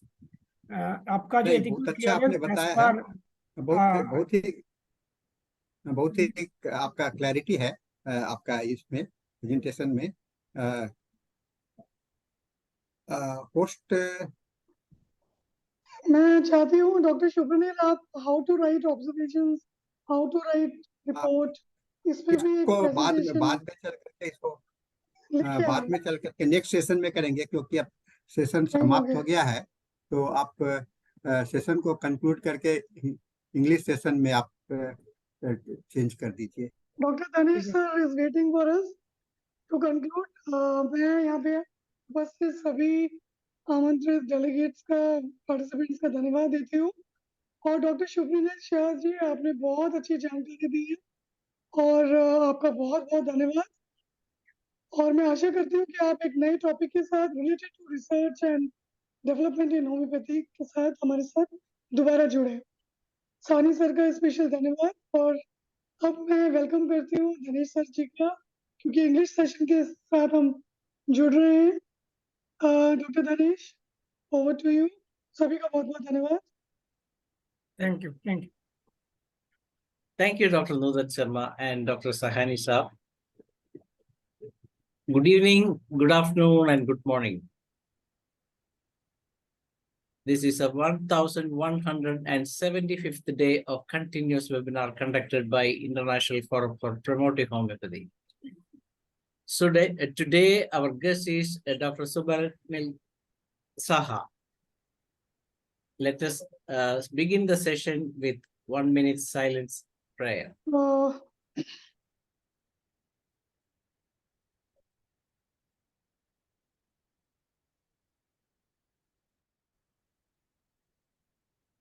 Thank you all. As you all know, today we have a World Cup going on here in India in cricket, and most of our homeopathy doctors as well as most of the public are interested in those games. But we as homeopaths have a duty to study our system, to develop our system, to promote our system. That's why the International Forum for Promoting Homeopathy is continuously conducting these webinars, and there is no interruptions till now. So it will carry on whatever things happens around the world. It doesn't matter here. And today, as you all know, we have a wonderful person in our forum, Dr. SUBHRANIL SAHA. He has taken a session last Sunday that's on a Diwali day, and today another big day here for us to celebrate here with the homeopathy. And Dr. Is presenting on a subject on clinical trials in homeopathy and overview. Last time also, he has presented a research work, what are the things required for the research work. And let me introduce Dr. SUBHRANIL SAHA. He has completed his MD in homeopathy, and then he had completed this MSc in Dietetics and the MBA in Healthcare. And he has been working as a lecturer in DND Homeopathic Medical College Hospital of West Bengal. And he is an editorial board member there in Homeopathy Theme Medicine Publishers. And he has published more than 122 publications, and his kitty and citations of 383, index 11, and he is a person who has worked in repertory and completed MD in repertory, and he has completed his MSc Dietetics from IGNOU University and MBA Healthcare in SGVC. He has worked as an SRF in CCRH for 4 to 5 years until September 2023, and he has published more than 120 research papers, of which 52 are PubMed index, and you can get the links in our poster published our site during last day, and his main area is in research, and in that his interests include clinical trials in homeopathy, Bayesian statistics, scale development and validation, systemic of review and meta-analysis of and qualitative and mixed methods in research. As you know, we people are supposed to be the most advanced scientific people, but unfortunately, the people say that homeopathy is a pseudoscience, but doctors on the caliber of this SUBHRANIL SAHA and Dr. Prakash Rao, Dr. Chandraja, and so many, Dr. Harleen Kaur, so much of doctors are here now to challenge the world that homeopathy is the best and the most advanced scientific system in the world. So let us let us welcome our guest today, Dr. SUBHRANIL SAHA, to this session. Welcome, doctor. You can go ahead with your presentation for the next 45 minutes. Thank you, sir. Once again, on the day of World Cup final, again I'm disturbing all of you.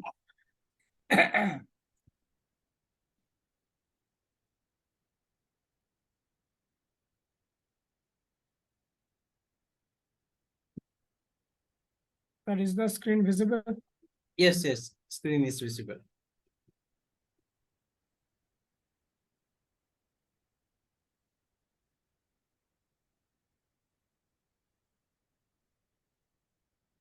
Yeah. So, thank you once again, Dr. Dhanesh sir and Dr. Shahani sir, for inviting me in this program. I have subsequent lectures, one after another. In the last one, we have come through an overview of the clinical researches in homeopathy, and that included both the qualitative and quantitative as well as mixed method. And we have gone through that different artificial intelligence techniques are also being used in homeopathy research nowadays. And we have come across two types of researches in the last session. That one is prognostic factor research, and another is also called as Bayesian researches, and another is frequent test research. Frequent test research is nothing but clinical trials. And today our session is focused on trials only, clinical trials only, because this is a huge area that needs most of our urgent attention, because this has been the most controversial area of homeopathy since very beginning, and almost I think 35 years have gone. Still, we are not able to generate adequate amount of convincing evidence that homeopathy works beyond placebo. So, just not to get confused with the clinical trials of allopathy, see in allopathy what happens, they develop one new molecule in laboratory. They take to those two different preclinical experimentations in animals or in vitro in vivo setups in lab. Then these are subjected to phase 1 trials, phase 2, phase 3, and phase 4 trials, and finally they come in the market. In homeopathy, the scenario is different. Almost all the medicines which are available, homeopathic medicines which are available in the market today, have skipped these phases, and they are already available in the market. So,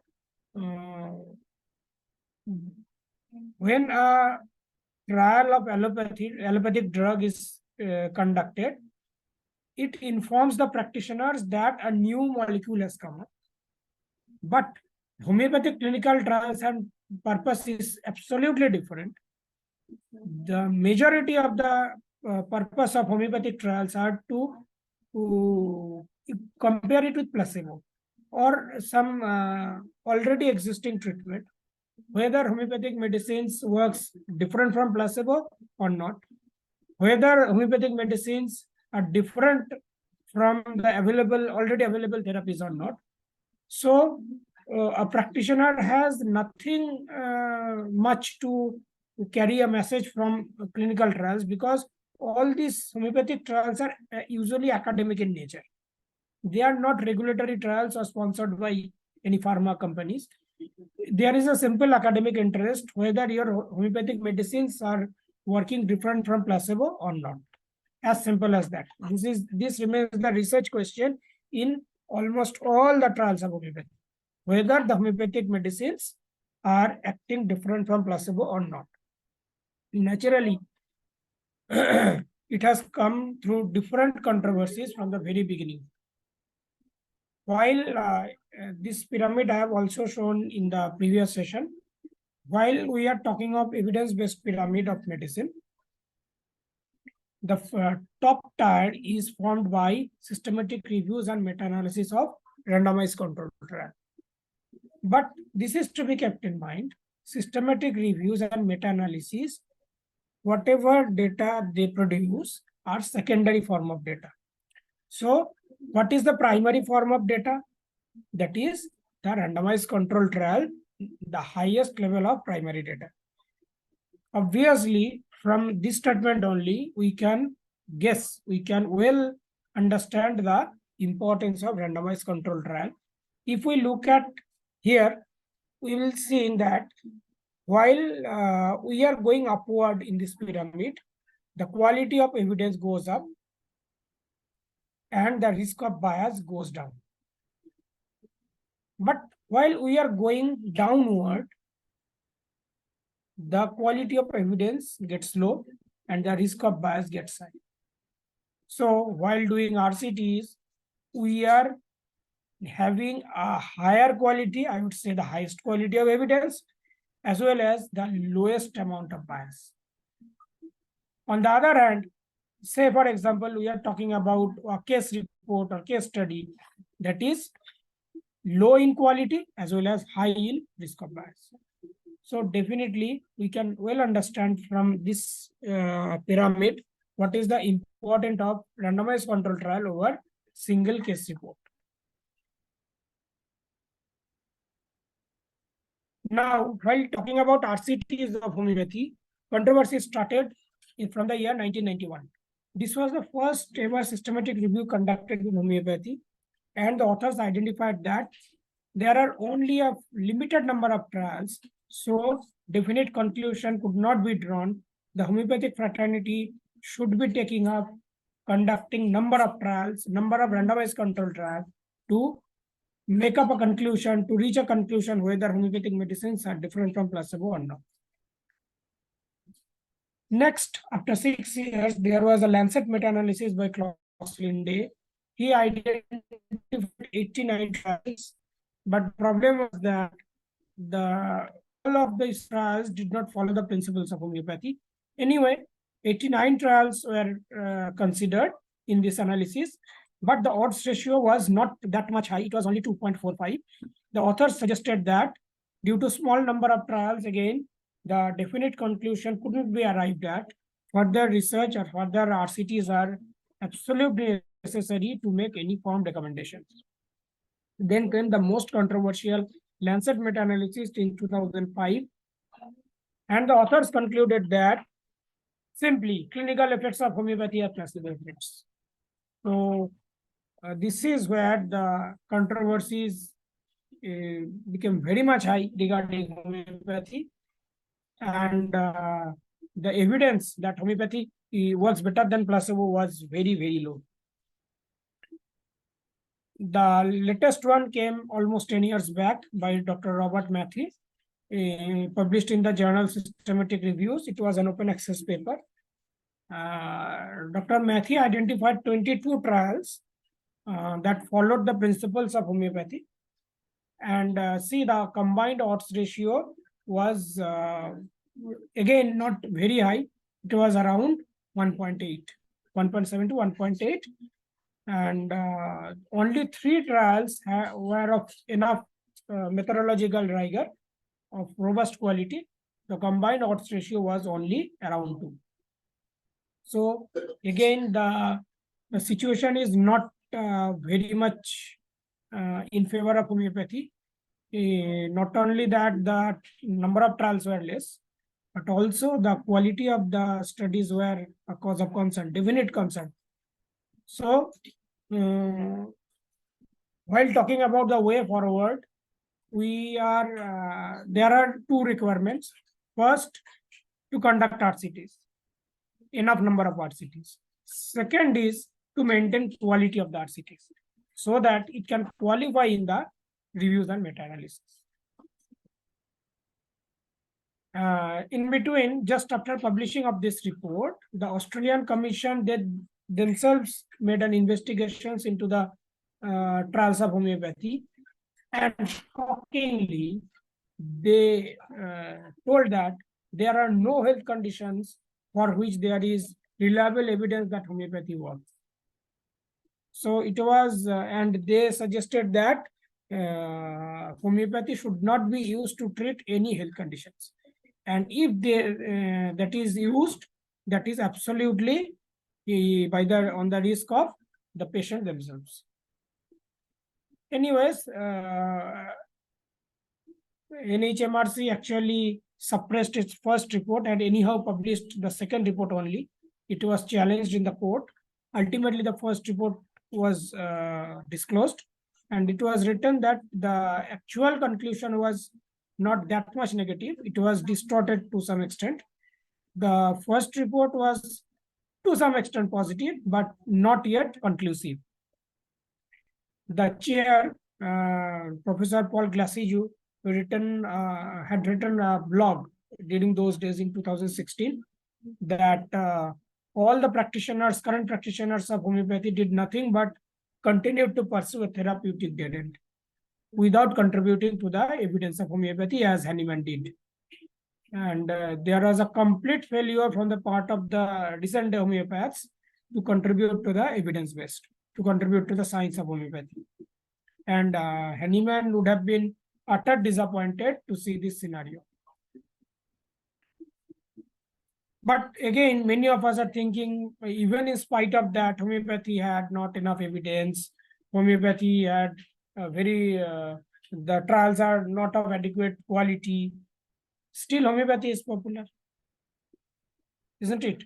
There are a number of papers where we can see homeopathy. Homeopathy is quite famous, not only in India, but also across the globe. Who also recognizes it as the second largest system in the world. Number of papers are there saying that homeopathy is extremely famous all over the world. But here, two things should not be merged together. One is popularity, another is efficacy. The question is regarding the efficacy of homeopathy, not the popularity. So when the scientists are asking questions regarding its efficacy or effectiveness, we should not be answering them in terms of popularity, isn't it? They are asking to produce us the proof, the evidence that homeopathy works. We can't say that 500 patients are waiting in the queue. So are they all idiots that homeopathy doesn't work? Still they are in the queue. Popularity can't be the answer of efficacy. Naturally, we have till date, we have continued to answer this question with popularity of homeopathy. Naturally, homeopathy has evolved as a pseudoscience, not as a science. As Wikipedia says, homeopathy, it clearly says homeopathy is a pseudoscience. A belief that is incorrectly presented as scientific. Homeopathy is no more effective than a placebo. Whenever we try to tackle scientific questions with emotions and sentiments and faith, these things, naturally, this would have been the outcome.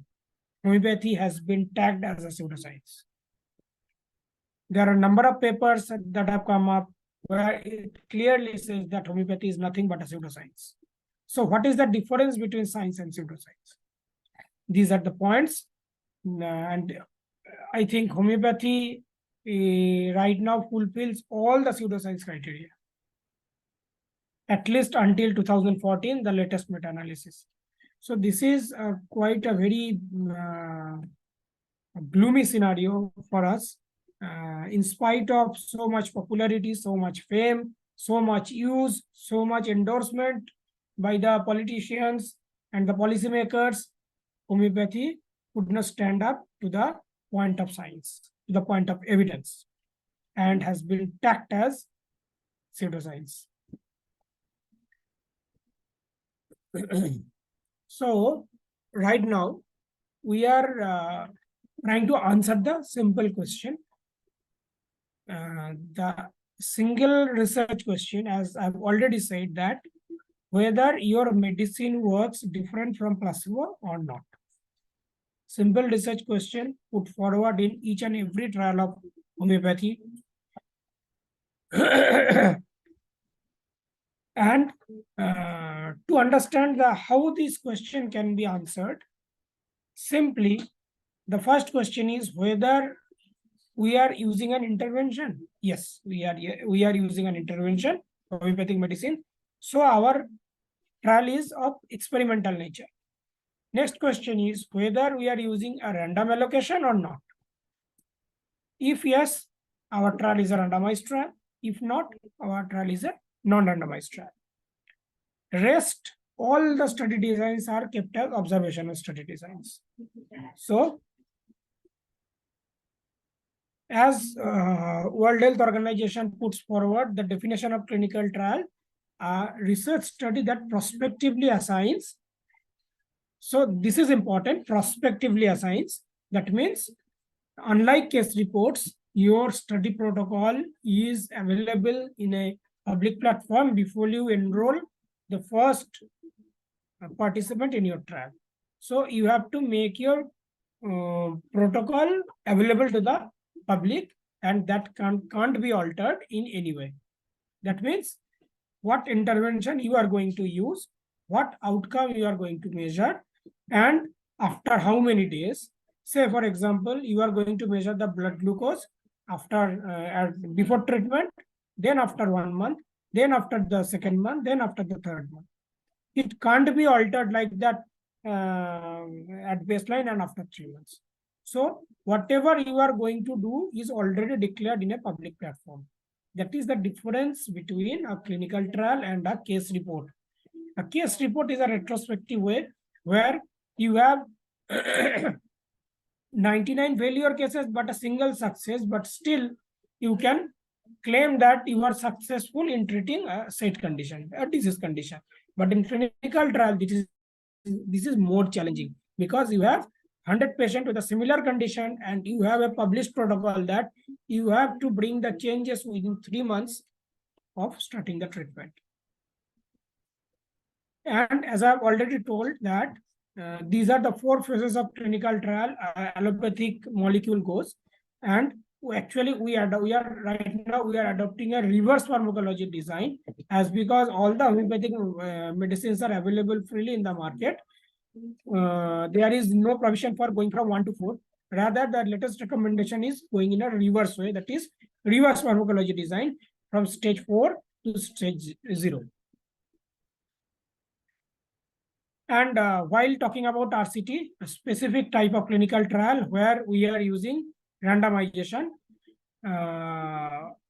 the purpose or the main advantage of doing RCT is nothing but by the process of randomization, the subject has an equal chance of being allocated to either of the groups. That means the participant has no control over which group they will be assigned in. The physician has no control which patient will be receiving medicine from code 1 or which patient will be receiving medicine from code 2. Even if you make your study triple blind, the statistician also doesn't know which patient has got medicine and which patient has got placebo. Only after the results are analyzed and disclosed, then only the codes are broken. Anyways, so the basic pillars of RCTs remain randomization, second is blinding, third is allocation concealment, and last one is control. Now, control does not always mean active. Control does not always mean a placebo control. You can also use an active control also. These are the types of RCTs. I'm not going into the detail because it does not. There is not enough time. One thing must be mentioned here. There is two terminologies we use interchangeably and by mistake, that is efficacy and effectiveness. Here, efficacy trials mean placebo control trial, and effectiveness trials are active control trials, where the control is not placebo, rather an active form of treatment. For example, you are comparing homeopathic medicine with physiotherapy, or you are comparing homeopathic medicines with antihypertensive medicine. You are comparing homeopathic medicine with anti-diabetic medicines. Those are effectiveness trials. But when you are comparing homeopathic medicine with placebo, those are efficacy trials. Okay. So RCTs comes with three specialties. First is randomization, second is blinding, third is allocation, concealment, and all they have specific advantages. I'm not going to discuss in detail. These are efficacy and effectiveness I have already discussed. And now many of us will be surprised how you are using placebos in clinical trial. Are these ethical? And above all, are placebos effective? Yes, you see the graph here. This is data right now unpublished, but will be published shortly. This was a patient suffering from low back pain, mostly from lumbar spondylosis.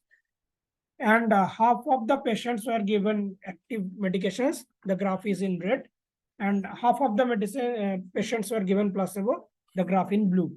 You can see that although the reduction of pain was less in the placebo group, still the pain has lessened to a considerable extent. The green one, the blue one. Okay, so placebo also causes a definite reduction of pain, and often the reduction is so high that it becomes very difficult to discriminate between the medicine and the placebo. That's what makes the trial as inconclusive. Anyways, in this case, the trial was conclusive. You can see the p-value. It was well discriminated between the medicine and the placebo. But the takeaway message is placebos can reduce pain. So this RCT is nothing new in homeopathy. It is not like that is being thought about or being considered only nowadays. The first RCT of individualized homeopathic medicine came in 1987. So from then, so almost 30 years have passed. Number of RCTs have been conducted, although not adequate in number, still number of RCTs have been performed. And how to interpret the RCT, the results of the RCTs? There are actually three tags that are given to the RCTs. One is positive, homeopathy works better than placebo. Another is negative RCT, placebo works better than homeopathy. And lastly, inconclusive ones, where no difference can be made between the homeopathy and the placebo arms. Up to 2013, these are the clinical conditions in which RCTs were taken up with different outcomes. And all these trials are considered in the latest meta-analysis by Robert Matthew. After that, from 2014 to 2023, we did a PubMed search and filtered using the search term homeopathy, and filtered the result using randomized control trial and specified the timeline. See, there are 94 search results. Out of these 94, 27 are contributed from my team in Kolkata. So in Kolkata, my team is continuously trying to generate RCT evidences to check whether homeopathic medicines works different from placebo or not. And as this was in my earlier presentation also, HRI also recognizes that out of the 8 trials published in 2021, 7 from India only. Only one trial from Mexico, but out of the majority trial is contributed by India, and all these trials are from my team. Until now, in the last 9 years, we have published 19 RCTs, randomized trial, double-blind trial of individualized homeopathic medicine against placebo in 19 different conditions, many of which are positive. Number of trials are inconclusive as well. So many trials are being replicated. You can see number 3, atopic dermatitis. It was trial was published in 2023. It was positive. There was another atopic dermatitis trial in 2022. It was inconclusive.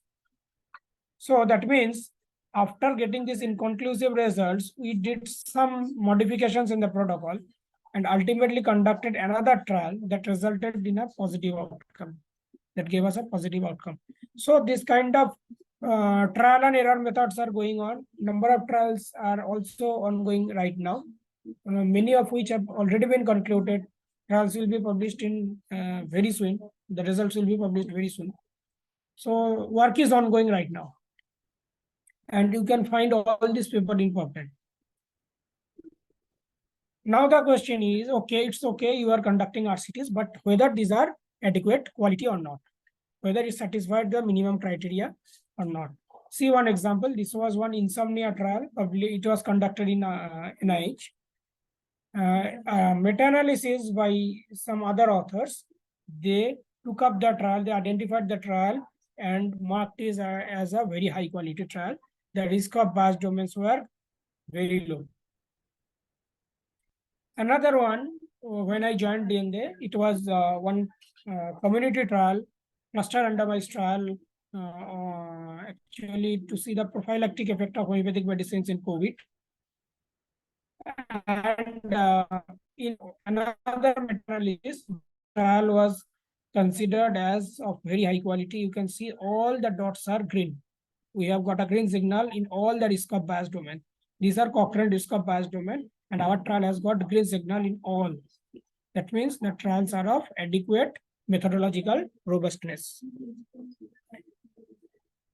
And obviously, when we are dealing with the patients, and we are bound to do clinical trials, not always placebo is allowed.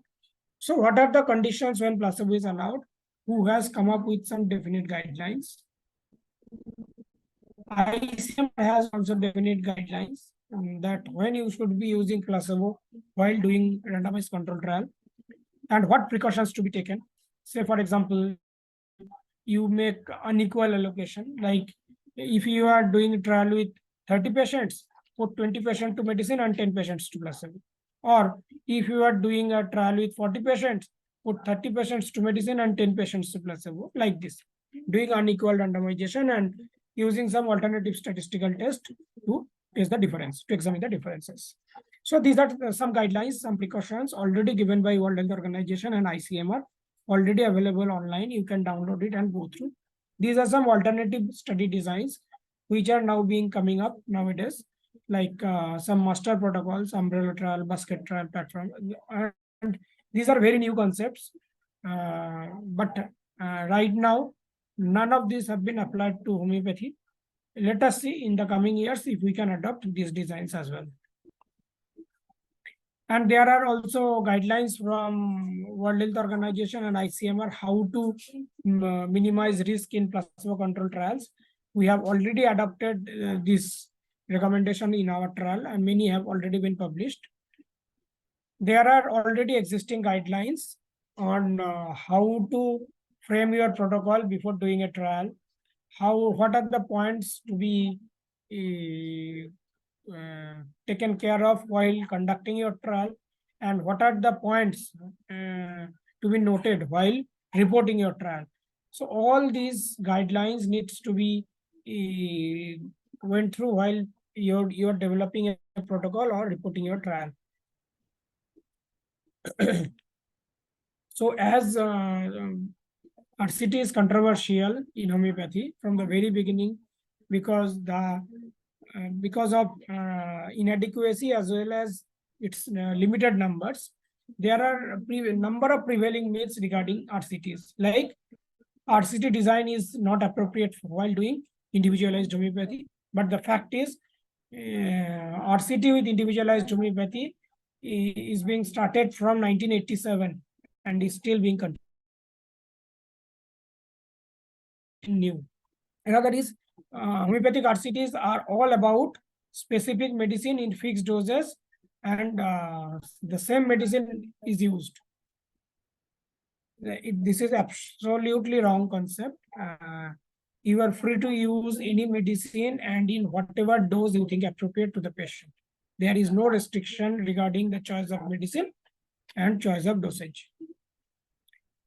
Another myth is that once prescribed, say for example, you prescribe lachesis to a patient, if it is a trial, you cannot change the medicine. Again, this is a myth.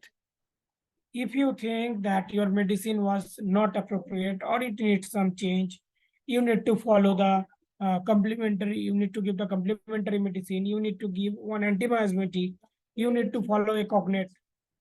Like this, you can, whenever required, you can change your medicine. Next question, next myth is giving placebos is unethical. I have already discussed. There are definite guidelines where you should be using placebo. This is not the fact that in any clinical condition we are using placebo control. No, that is not so easy. There are definite guidelines and we have to abide by those. Otherwise, your ethical committee won't allow you to do so. So we are definitely getting ethical clearances as well as uploading those while registering our protocols. Next is homeopathy has different schools: Sagal school, Rajendran school, this school, that school. Earlier, it was Hahnemanian school, it was Stuart Close school, it was Kentian school. All those are different from each other. And these concepts, these philosophies can't be tackled while doing RCTs. This is again another myth. If your principles are following the principles of sine, mono, mini, you are using single medicine in minimum dose, and then no matter what philosophical school you follow, these can be applied in RCTs. Next is, it is very difficult to assess responses because patients might be getting either medicine or placebo and you are blind about that. Isn't it? But here the rule is, there was a saying that when simply while doing RCT, you should never try to guess whether the patient is getting medicine or whether the patient is getting placebos. That is the USB. Never try to guess whether the patient got medicine or patient got placebo. You simply memorize the teaching of Hahnemann, how to do the second prescription. You simply memorize the teachings of Kent and Hering, how to assess the outcomes after the first prescription. That's all. And you proceed accordingly. Never try to guess whether the patient got medicine or placebo. So that's all for today. I have come very fast, but I have covered that the controversy surrounding the clinical trials of homeopathy, why there is controversy and how to overcome it, why homeopathy is tagged as pseudoscience, and how to address this controversy. Next, we have come across definitions of clinical trial, specifically randomized control trial. What are the guidelines available, how to frame your protocols. And we have got some basic knowledge about the special features of randomized control trials. What are the guidelines available to help us? And what are the common myths and actual facts about doing RCTs in homeopathy? So, while talking about contributing to the scientific basis of homeopathy, there is no other way better than performing one RCT, good RCT, quality RCT. Your control may be placebo, your control may be an active therapy. If it is a placebo control, then it is an efficacy trial. If not, it is an active form of therapy, it is an effectiveness trial. Whatever may be, but your trial should be of enough methodological rigor. There is a set of criteria called Cochrane-Discoff bias. It has come up with the second version, ROB2, Discoff bias version 2.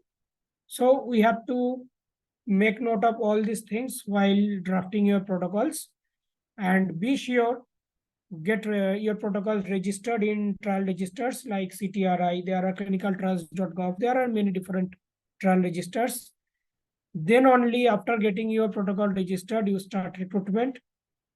And very importantly, there are definite guidelines for data collection and its analysis. There are a number of ways you can do this statistical analysis, and try to get help from a qualified biostatistician who can help you in this matter. And that is the highest level of evidence by which we can enrich our science of homeopathy. Thank you. Thank you once again for inviting me in this program. I'm happy to give my deliberations. I hope at least today's presentation can solve some of the controversies that were going on in our mind. And another thing I have already told, that doing research does not mean that you have to compromise your principles of homeopathy. Rather, homeopathy research should always be conducted keeping in mind the basic teachings of Hahnemann, the basic principles, basic rules of homeopathy. Without following the rules, there is no meaning of doing research. So be it a likelihood ratio research, be it doing a 1 RCT, whatever it is, principles are kept in always, it is kept in front, and the principles are never ever distorted. That's all. Thank you.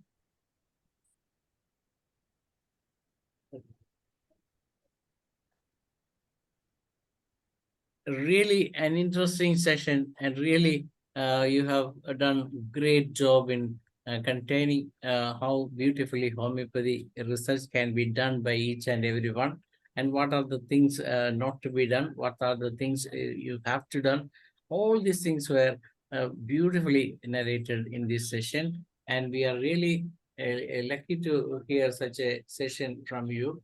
And definitely, as you rightly point out, that this is an answer to those who criticize homeopathy and those who say that homeopathy is a pseudoscience, but frankly, it is not. It is the best science in the world. And we have a lot of person here. I think Dr. Savi Postago has posted that it is one of the best presentation.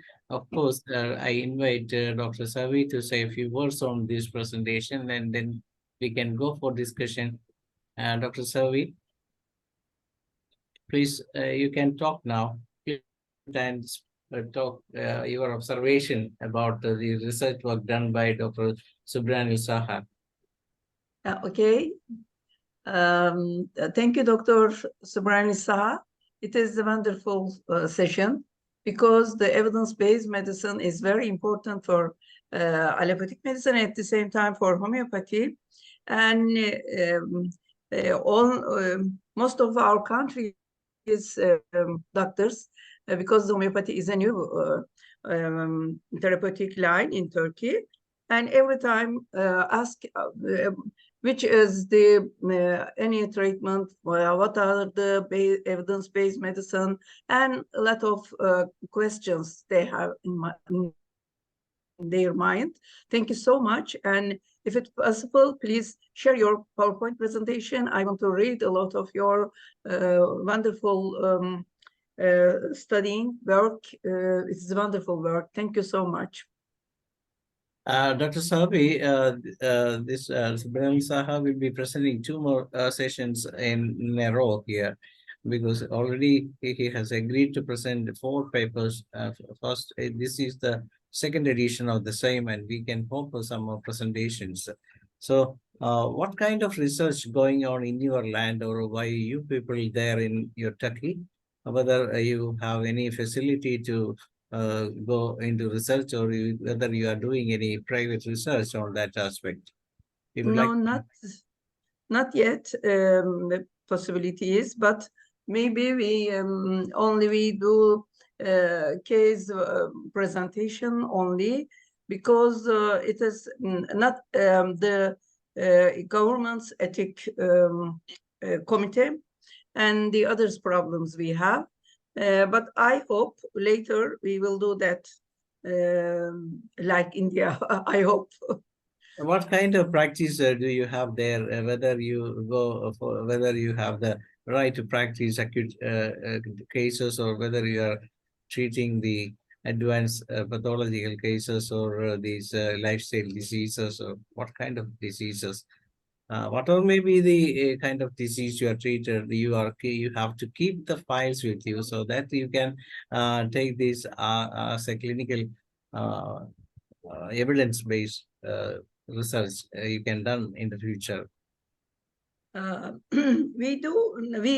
These days, or now, we do that some chronic cases, if they don't treat any other treatment, after come to us and want to take homeopathic treatment, but the cancer patients very, very late to come to us, and it is incredible time. I know. The other problems, chronic kidney disease is easily go to the dialysis, and we have no some good experience, but I want to treat all of them. And diabetes, sometimes I'll take it and do they some things about good result. And the rheumatoid disease, it's easily come us, and the acute cases mostly, and it is some people know about homeopathy because some friends or others treat with homeopathy, and after that accepted taking the homeopathic treatment. Okay, thank you. I think that you can, in case of any research or help, Dr. SUBHRANIL SAHA is willing to help you or assist you. Am I right, Dr. SUBHRANIL SAHA? Yeah, thank you. I hope. Yes, I'll be happy to help. Yes, definitely. In Turkey, a lot of homeopathic doctors are getting on very good practice nowadays, and so Dr. Savi is one among them, and she and her counterparts are regularly attending our sessions till the at the time of COVID, and we have a very good team of members in Ifph from this Turkey. So that's all about Turkey and Dr. Savi. Thank you. Thank you, Doctor, for Yes, coming over here and attending the sessions regularly and making your comments also. And now I invite another person from Malaysia, Dr. Bob Lim is here because he is another big guy here. Yes, Dr. Bob Lim, can you speak for a while? I think he may be traveling, so may not be able to. If some other person want to talk to Dr. SUBHRANIL SAHA, you can raise your hand. Dr. Masood, do you want to speak to Dr. Masood? Please unmute and ask your questions, or you can have a chat with Dr. Masood has written so many books, I think, in on research. Yes, doctor, please come out and you make your comments about this session. You can have an interaction. Please unmute yourself. Please unmute, Dr. Masood. Yes, you can speak now. What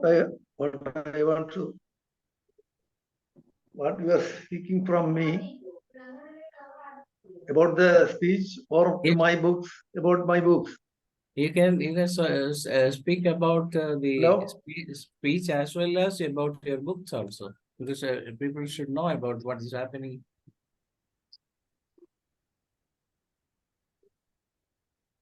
Definitely, you can. About the things which have for a long time. It was about 1 or 2 years before which I was came to this platform with my book, Unveiled Micro Secrets of Homeo and Herbals. which was the name of that my book. And, this was about some crystals which I found from the plants and herbals. This is the original records from the plants which I see with microscope. See the pictures which I wrote, and it is photographed for the book. That's good. That's good. That is also another kind of research. If a person do like this, This is the that book kind of which I was this one. This kind of it is very rare. I have photographed about 900 and above pictures of our medicines and medicinal plants, which is directly from the tinctures of the medicine, homeo tinctures, and also the prepared tinctures of our medicines. This is the style. So I don't think that in any book or any thing where you will get this picture. This is simply the sugar of milk. Sugar of milk, you can see, I think. Yes, this is about the description, and it is found from the microscopic picture. This is one crystal of that sugar of milk. This type of pictures are included in this book, and I was reading now about these pictures. Even now, which was the solution. See, I was doing some work until now. At that time, this is the solution. This is prepared through Anna Mundiri. This is Anona, which I was included in my book, but I am restudying. Now, even now, I am restudying all these things. For about 120 elements are included in this book, about 120. And in principle, I think that it is very best to real and read about this for studying the crystals and the energy of the crystals, how it is, how these crystals are forming in a solution, and are very strictly when we are succussing, even then these crystals are there, very microscopic, very microscopic. This is something from found in Vienna about this. And now I am studying about the medicines which our Dr. Latif sir done some works. And till the last days of this Latif sir, I sent him a picture. I was shown a poster presentation in Aish Conclave 218, which is conducted on Kanagakunnu, Kottaram. That time I shown the poster that some medicinal homeo medicines which changed the crystals of the plants. That was the study. My intention was to study whether the homeo medicines works as the fertilizer or it changes anything. And I had done it for 4.5 years in a chili plant, and I have seen a permanent change in the chili fruit. That was again studied for several times, and I still now I am studying this. And I was astonished that some crystals. That was the first time I was doing some work with some our card, which is not with belladonna and some other things. So I was doing with microscope such types. I saw some fungus, and that study which leads with some crystals. That was the first time I saw the crystals. Then again I observed from the tinctures of the homeopathic medicines, and I saw so many crystals. This was a wonderful thing. That is, in a single drop, we can see several types of crystals. Then I studied 20 plants and some fruits and vegetables, everything for these 13 years. Before 13 years, it was published now 2 years back. And it was completed the work about 13 years. And the book is still here. And I am now studying. Yes, Dr. I think you can make a presentation here in this forum so that everybody can understand. Yes, sir. Yes, sir. I was preparing, and I shown this to my classmates. For several years, I was trying to, but it is the No passage. problem. What I have to The say is difficulty is the confirmation of a certain particular research paper is not easy. Somebody but, is saying that I am if- seeing that some things which again I am doing, and the result which is publishing is not an easy one. Now I am approaching to the university and our Kerala University, and my book was taken by them to the university research this public library also one book, and the Karyavata University I am trying to do with these objects with some other university level, because these crystals with pseudoscience means pseudo means കപടം കപടശാസ്ത്രം എന്നാണല്ലോ. അത് സ്യൂഡോപോഡ എന്ന് പറയുന്ന കപടമായിട്ടുള്ള പാദമുള്ള വസ്തുക്കളെ കപടം എന്ന് പറയാം. അപ്പൊ pseudo എന്നുള്ളതല്ല, Dr. മറിച്ച് Masood, സയന്റിഫിക് ആണെന്ന് Dr. പറയുന്നത് Masood, ഇത് അത്ര it is not Masood, easy. please. Okay, Dr. sir. Masood, Okay. Yes sir. And you can get help sir. from Dr. SUBHRANIL SAHA if you want any guidance or something. Definitely, Dr. SAHA is available. He is a wonderful person who can assist you in all respects.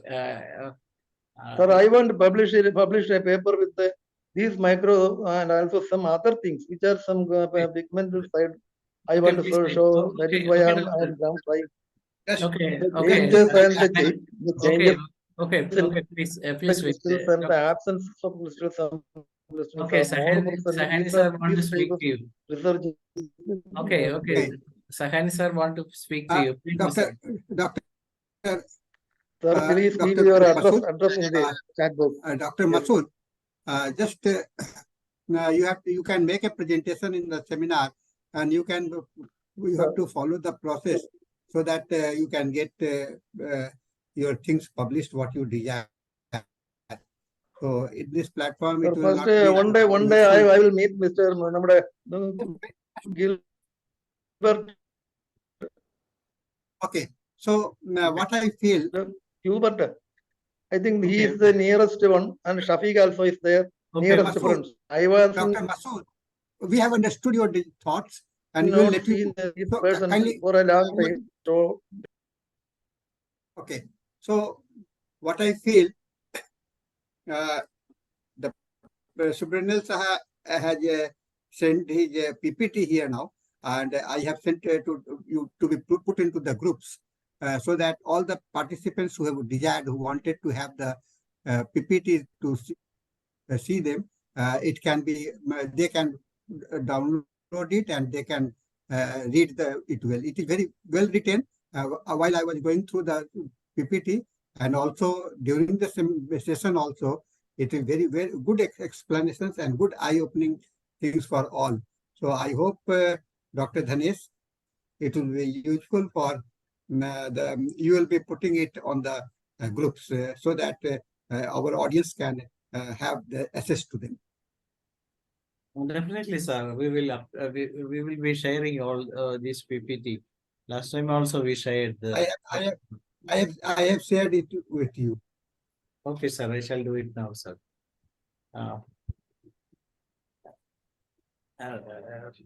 Is there anyone to want to have a chat with SUBHRANIL Saha? Dr. Hariharan, I think Dr. Hariharan is here, so he can speak something. Dr. Bob Lim, are you there?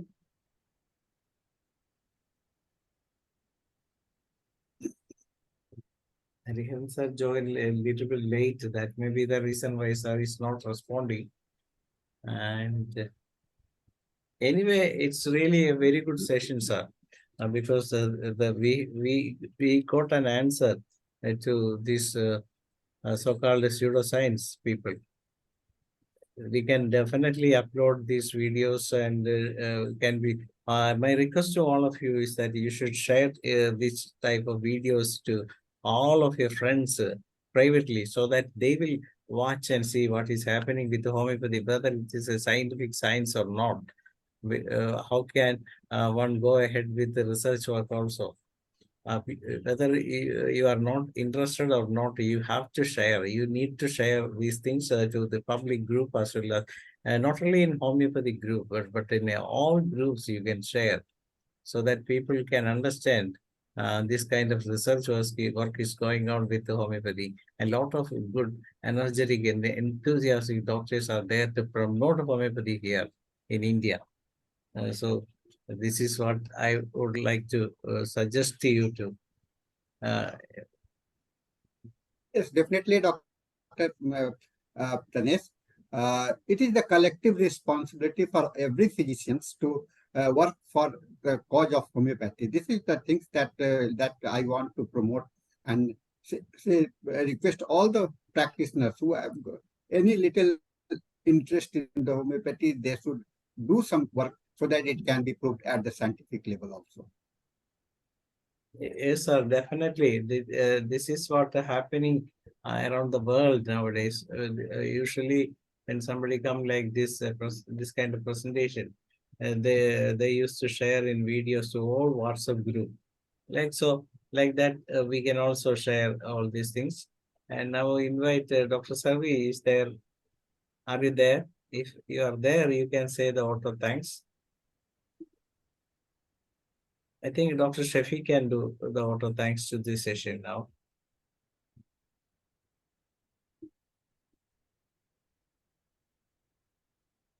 Maybe.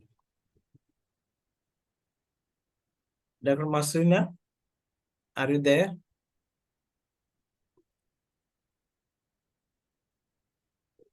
I have made you co-host, but not there. So,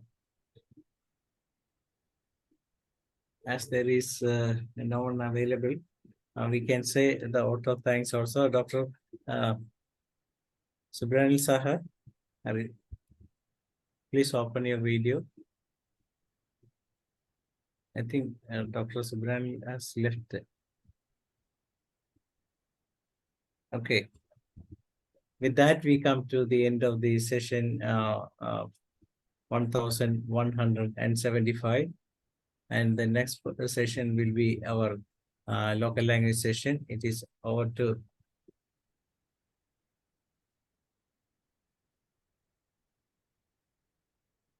I think I have to and Dr. Hariharan sir, are you there? Please begin the Malayalam session, sir. It's over to you, sir.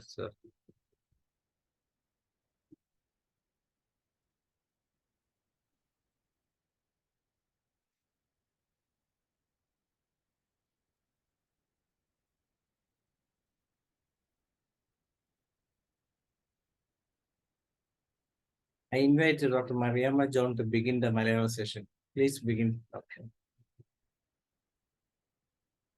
As no one is available now.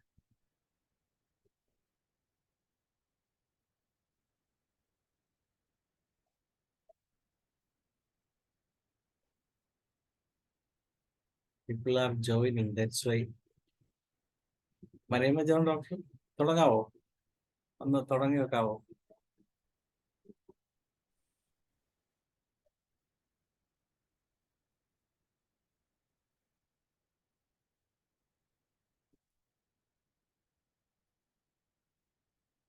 ആൾക്കാരൊക്കെ join ചെയ്തുകൊണ്ടിരിക്കുകയാണ്. അതുകൊണ്ട് ഒരു 2 minute നമുക്ക് wait ചെയ്തിട്ട് തുടങ്ങാം. ഇന്ന് IFBHന്റെ ഒരു steering committee meeting ഉണ്ടായിരുന്നു. ആ മീറ്റിംഗിൽ IFBH വളരെ നല്ല രീതിയിൽ പുതിയ ആരോഗ്യ രംഗത്തെ പ്രവണതകൾക്കെതിരായിട്ട് കേസിന് പോകുന്നതിന് വേണ്ടിയുള്ള തയ്യാറെടുപ്പ് നടത്തിക്കൊണ്ടിരിക്കുകയാണ്. അതിനുള്ള കൂട്ടായ പ്രവർത്തനങ്ങൾ നടത്തുന്നതായിട്ടൊക്കെ പ്രഖ്യാപിച്ചിട്ടുണ്ട്. മറിയാമ്മ ഡോക്ടറെ ഒന്ന് തുടങ്ങാവോ മലയാള സെഷൻ? എല്ലാവർക്കും നമസ്കാരം. ഇന്ന് IFBHന്റെ 1175ാമത് ദിന സൂം വെബിനാറിലേക്ക് പങ്കെടുക്കുവാൻ വന്നിരിക്കുന്ന എല്ലാവരെയും ഈ സൂമിലേക്ക് സ്വാഗതം ചെയ്തുകൊള്ളുന്നു. ഇന്നത്തെ സൂം തുടങ്ങുന്നതിന് മുമ്പ് നമുക്ക് 1 മിനിറ്റ് മൗന പ്രാർത്ഥന.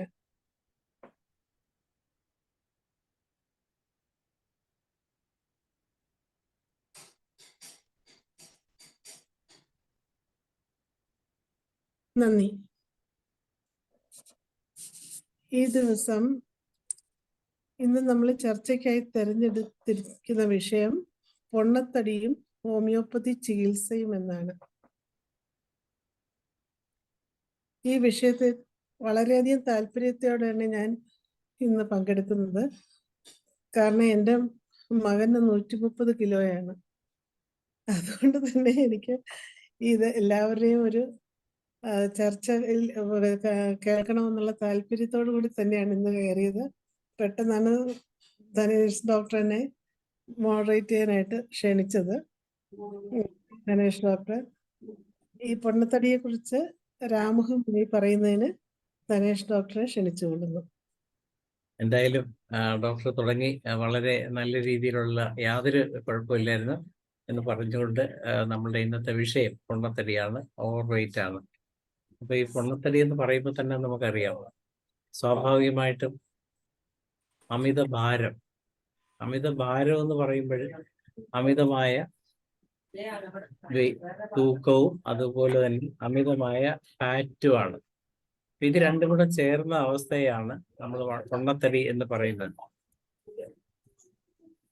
സ്വാഭാവികമായിട്ടും നമുക്ക് പ്രതീക്ഷിക്കാവുന്ന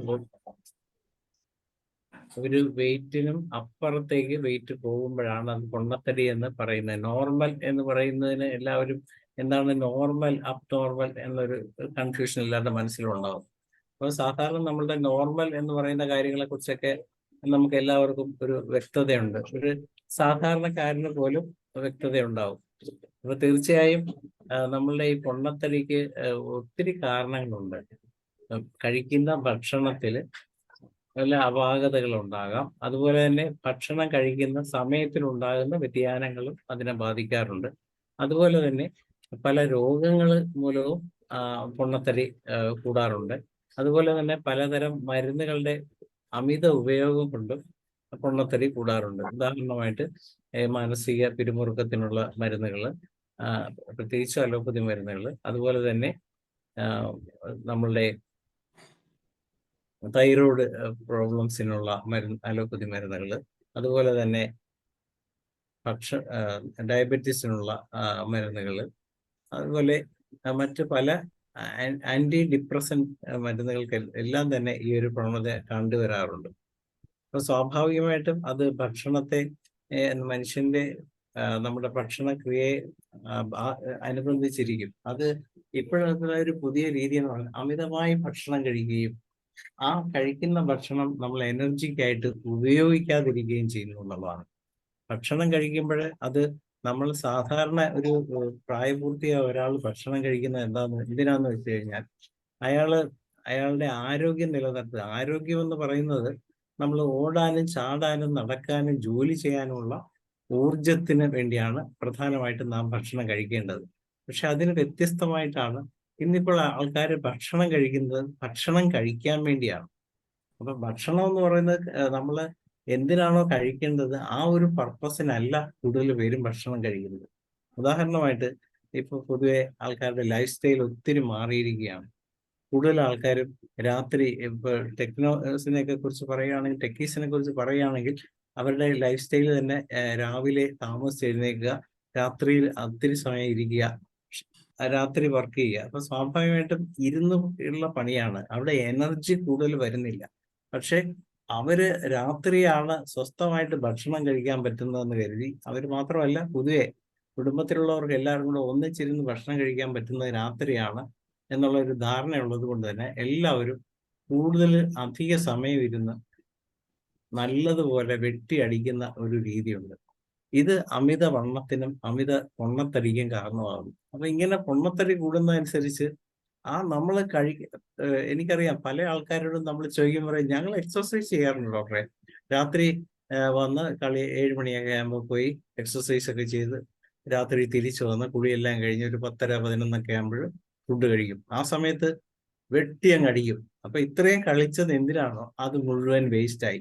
ഇപ്പൊ രാത്രി 10 മണിക്ക് ഭക്ഷണം കഴിച്ചാൽ അത് അരിയാണെങ്കിലും ഗോതമ്പാണെങ്കിലും, പലരും പറയും ഞാൻ ചോറ് കഴിക്കില്ല, ഞാൻ ചപ്പാത്തിയാ ഗോതമ്പിന്റെ കഴിക്കുന്നത്. അപ്പൊ അരിയാണെങ്കിലും ഗോതമ്പാണെങ്കിലും കാര്യമായ ഒരു വ്യതിയാനം ഇവരുടെ ഈ ഈ ഭക്ഷണത്തിൽ ഇല്ല എന്നുള്ളതാണ് വ്യത്യാസം. ഇതിൽ നിന്നും രണ്ടിൽ നിന്നും കിട്ടുന്ന എനർജി ഏകദേശം ഒരുപോലെ തന്നെയാണ്. അപ്പൊ ഭക്ഷണം എന്ന് പറയുന്നത് നമ്മൾക്ക് ഭക്ഷിക്കാനുള്ളതാണ്. അത് നമ്മളുടെ ആരോഗ്യത്തിന് വേണ്ടിയുള്ളതാവണം.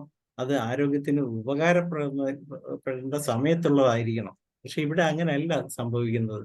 കൂടുതൽ പേരും ഭക്ഷണം കഴിക്കുന്നത് ആരോഗ്യമുള്ളതിനല്ല, വയറ് നിറയ്ക്കുക, തൃപ്തിയുടെ ടേസ്റ്റ് ആസ്വദിക്കുക, ഈ ഒരു അതുകൊണ്ട് തന്നെ ആണ് ഇന്ന് ഫാസ്റ്റ് ഫുഡ് കൂടുതൽ പ്രചാരത്തിൽ എത്തിയിരിക്കുന്നത്.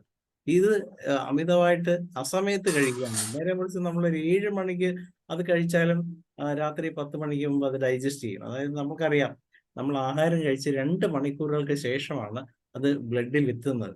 അപ്പോൾ സ്വാഭാവികമായിട്ടും 10 മണിക്ക് കഴിക്കുന്ന സംഭവം 12 മണിക്ക് രക്തത്തിൽ വന്നാൽ നമ്മൾ ഉറങ്ങുന്ന സമയമായിരിക്കും. അല്ലെങ്കിൽ ടെക്കീസ് ആണെങ്കിൽ ഇരുന്ന് വർക്ക് ചെയ്യാണ്, അത് അവര് ശരീരം അനങ്ങുന്ന പോലുമില്ല. അപ്പൊ ഇത് ബോഡി സ്റ്റാഗ്നന്റ് ആകും. അപ്പൊ സ്വാഭാവികമായിട്ടും ഇതിനെ തിരിച്ച് ഈ ഗ്ലൂക്കോസിനെ തിരിച്ച് ഫാറ്റ് ആക്കുന്ന ജോലി ചെയ്യാനായിട്ട് നമ്മുടെ കരൾ തമ്പുരാൻ അവിടെയുണ്ട്. കരൾ അവിടെ ഇരുന്നുകൊണ്ട് ഇവനെ തിരിച്ച് കൺവേർട്ട് ചെയ്യുക. അതിനൊരു 2-3 മണിക്കൂർ പണിയെടുത്താലാണ് ഈ പരിപാടി നടക്കുന്നത്. അപ്പൊ ഈ 2 മണിക്കൂർ ഇവൻ അധ്വാനിക്കണമെങ്കിൽ അമ്മമാര് പിള്ളേരെ പഠിപ്പിക്കാൻ കൂട്ടിനിരിക്കുമ്പോഴുന്ന പോലെ ആ 2 മണിക്കൂറോളം ഈ ഹൃദയം അനാവശ്യമായിട്ട് വീണ്ടും അവനും പണിയെടുക്കേണ്ടി വരും. അപ്പം ആവശ്യമില്ലാത്ത സമയത്ത് ഹൃദയവും അതുപോലെ തന്നെ കരളും പണിയെടുക്കുന്ന വഴി ഇവര് രണ്ടുപേരും ഭാവിയിൽ തകരാറാകും. അതിന്റെ ഭാഗമായിട്ട് കൊളസ്ട്രോൾ കൂടാം, BP കൂടാം, ഡയബറ്റീസ് ടെൻഡൻസി കൂടാം, അതുപോലെ തന്നെ മറ്റു പല രോഗങ്ങൾക്കും അതിന്റെ ഭാഗമായിട്ട് അമിതവണ്ണവും കൂടാം. അപ്പൊ ഈ അതുകൊണ്ട് തന്നെ നമ്മൾ എപ്പോൾ എക്സർസൈസ് ചെയ്യണമെന്ന് ചോദിക്കുകയാണെങ്കിൽ ഏറ്റവും നല്ലത് രാവിലെയാണ്. ഇനി അതല്ല എങ്കിൽ നിങ്ങൾ എക്സർസൈസ് ചെയ്യുന്നുണ്ടെങ്കിൽ നിങ്ങൾ അത്താഴം നേരത്തെ കഴിച്ചിട്ട് എക്സർസൈസ് ചെയ്യുക, പിന്നെ വന്ന് വെള്ളം എന്തെങ്കിലും മാത്രം കുടിക്കുക. അങ്ങനെയാണെങ്കിൽ നമുക്ക് ഇതിന് വണ്ണം കുറയുന്നതിന് നമുക്ക് ആ രീതിയിലോട്ട് ഇതിനെ കൊണ്ടുപോകാൻ പറ്റും. പക്ഷെ ഇത്രയും കാര്യങ്ങൾ നമ്മൾ ശ്രദ്ധിച്ചില്ലെങ്കിൽ ഒരു കാരണവശാലും നമുക്ക് ഇങ്ങനെയുള്ള കേസുകളിൽ വണ്ണം കുറയ്ക്കാൻ പറ്റില്ല. അപ്പം ഭക്ഷണം പൊതുവെ എല്ലാവരും പറയുന്നത് ഫാറ്റ് കഴിക്കുന്നതാണ്. ഫാറ്റ് കഴിക്കുന്നത് മാത്രമല്ല, കാർബോഹൈഡ്രേറ്റ് ആണ് ഏറ്റവും കൂടുതൽ. നമുക്കറിയാം, ആനയാണോ സിംഹമാണോ തടിയനെന്ന് ചോദിച്ചു കഴിഞ്ഞാൽ ആനയാണ്. അപ്പൊ ആന നോൺ വെജ് അല്ല കഴിക്കുന്നത്, വെജിറ്റേറിയൻ ആണ്. പക്ഷെ ആനയുടെ ഒരു കോൺസ്റ്റിറ്റ്യൂഷൻ അങ്ങനെ ആയതുകൊണ്ടും ആനയുടെ DNA രീതി അങ്ങനെ ആയതുകൊണ്ടും ആനയായിട്ട് തന്നെ ഉണ്ടാവും. അപ്പൊ അതുപോലെ തന്നെ വ്യത്യാസങ്ങൾ ഉണ്ടാവും. പക്ഷെ നമ്മൾ ആവശ്യത്തിലധികം ഫാറ്റ് ചെന്നാലും ഇതേ പ്രശ്നം ഉണ്ടാവും. അപ്പൊ അതുകൊണ്ട് ഫാറ്റും നമ്മൾ കൺട്രോൾ ചെയ്യണം, കാർബോഹൈഡ്രേറ്റും കൺട്രോൾ ചെയ്യണം. അതിനൊപ്പം തന്നെ അതിന് കഴിക്കുന്ന സമയവും വളരെ ഇമ്പോർട്ടൻ്റ് ആയിട്ട് ശ്രദ്ധിക്കേണ്ടിയിരിക്കുന്നു. പിന്നെ നമുക്കറിയാം, ഈ തൈറോയ്ഡ് ഡിസീസ് ഒക്കെ വരുമ്പോൾ അതിന്റെ ഭാഗമായിട്ട് നിരന്തരം മരുന്ന് കഴിക്കുമ്പോഴും അവിടെയൊക്കെ പറ്റുന്ന പ്രശ്നം PCOD ആണെങ്കിലും തൈറോയ്ഡ് ആണെങ്കിലും ആൾക്കാർ മരുന്ന് കഴിക്കും, പക്ഷെ എക്സസൈസ് എന്ന് പറയുന്ന പരിപാടി ചെയ്യില്ല. എക്സസൈസ് ഏറ്റവും നല്ലത് ബേസിക് എക്സസൈസ് നമ്മൾ രാവിലെ എഴുന്നേൽക്കുമ്പോൾ ചെയ്യുന്നതായിരിക്കും നമുക്ക് ഏറ്റവും ഉത്തമമെന്ന് ആണ് എൻ്റെ അഭിപ്രായം. അത് ഇനി അഥവാ അല്ലെങ്കിൽ ഈവനിങ് സമയത്തായിരിക്കണം. അതുപോലെ തന്നെ ആൾക്കാർ എക്സസൈസ് നടക്കുന്നത് നമ്മൾ കാണാറുണ്ട്, വെളുപ്പിന് നടക്കുന്നത് കാണാം. പക്ഷെ അതിൽ കുറച്ചുകൂടെ പ്രയോജനം, അത്രയും നിങ്ങൾ നടന്നില്ലെങ്കിൽ പോലും കുറച്ച് ഇളം വെയിലൂടെ കൊണ്ട് നടക്കുകയാണെങ്കിൽ നമുക്ക് ആവശ്യത്തിന് വൈറ്റമിൻ D3 കിട്ടുകയും അതും നമ്മളുടെ ഈ പൊണ്ണത്തടി അല്ലെങ്കിൽ അമിതവണ്ണം കുറയുന്നതിന് ഉപകാരപ്പെടും. അപ്പൊ നമ്മള് എല്ലാ കാര്യങ്ങളും, ഭക്ഷണം, എക്സസൈസ്, അതുപോലെ തന്നെ ഇത് കഴിക്കുന്ന സമയം, ഇതെല്ലാം കൃത്യനിഷ്ഠയായിട്ട് നമ്മൾ സൂര്യനെ പറയുന്ന പോലെ, സൂര്യൻ രാവിലെ 6-6:30 പൊങ്ങി വരികയും വൈകിട്ട് 6-6:30 പതുക്കെ അങ്ങ് മുങ്ങി താഴെ ചെയ്യുന്നൊരവസ്ഥ, അല്ല ഇരുട്ടിലോട്ട് പോകുന്ന അവസ്ഥ എന്ന് പറയുന്ന കറക്റ്റ് ഒരു സൈക്ലിക് ആയിട്ടുള്ള രീതിയിൽ തന്നെ ഇത് വരികയും പോവുകയും ചെയ്യുമ്പോഴാണ് നമുക്കിതെല്ലാം കൃത്യതയോടുകൂടി മെയിൻറ്റെയിൻ ചെയ്യാൻ പറ്റുന്നത്. ഇത്രയൊക്കെയാണ് ഇതിന്റെ ഒരു പിന്നെ ഇത് ഹോമിയോപ്പതിക് മാനേജ്മെന്റ് എന്ന് പറയുമ്പോൾ നമുക്കറിയാം ഇതുകൊണ്ടുണ്ടാകുന്ന പ്രശ്നങ്ങൾ എന്തൊക്കെയാണ്.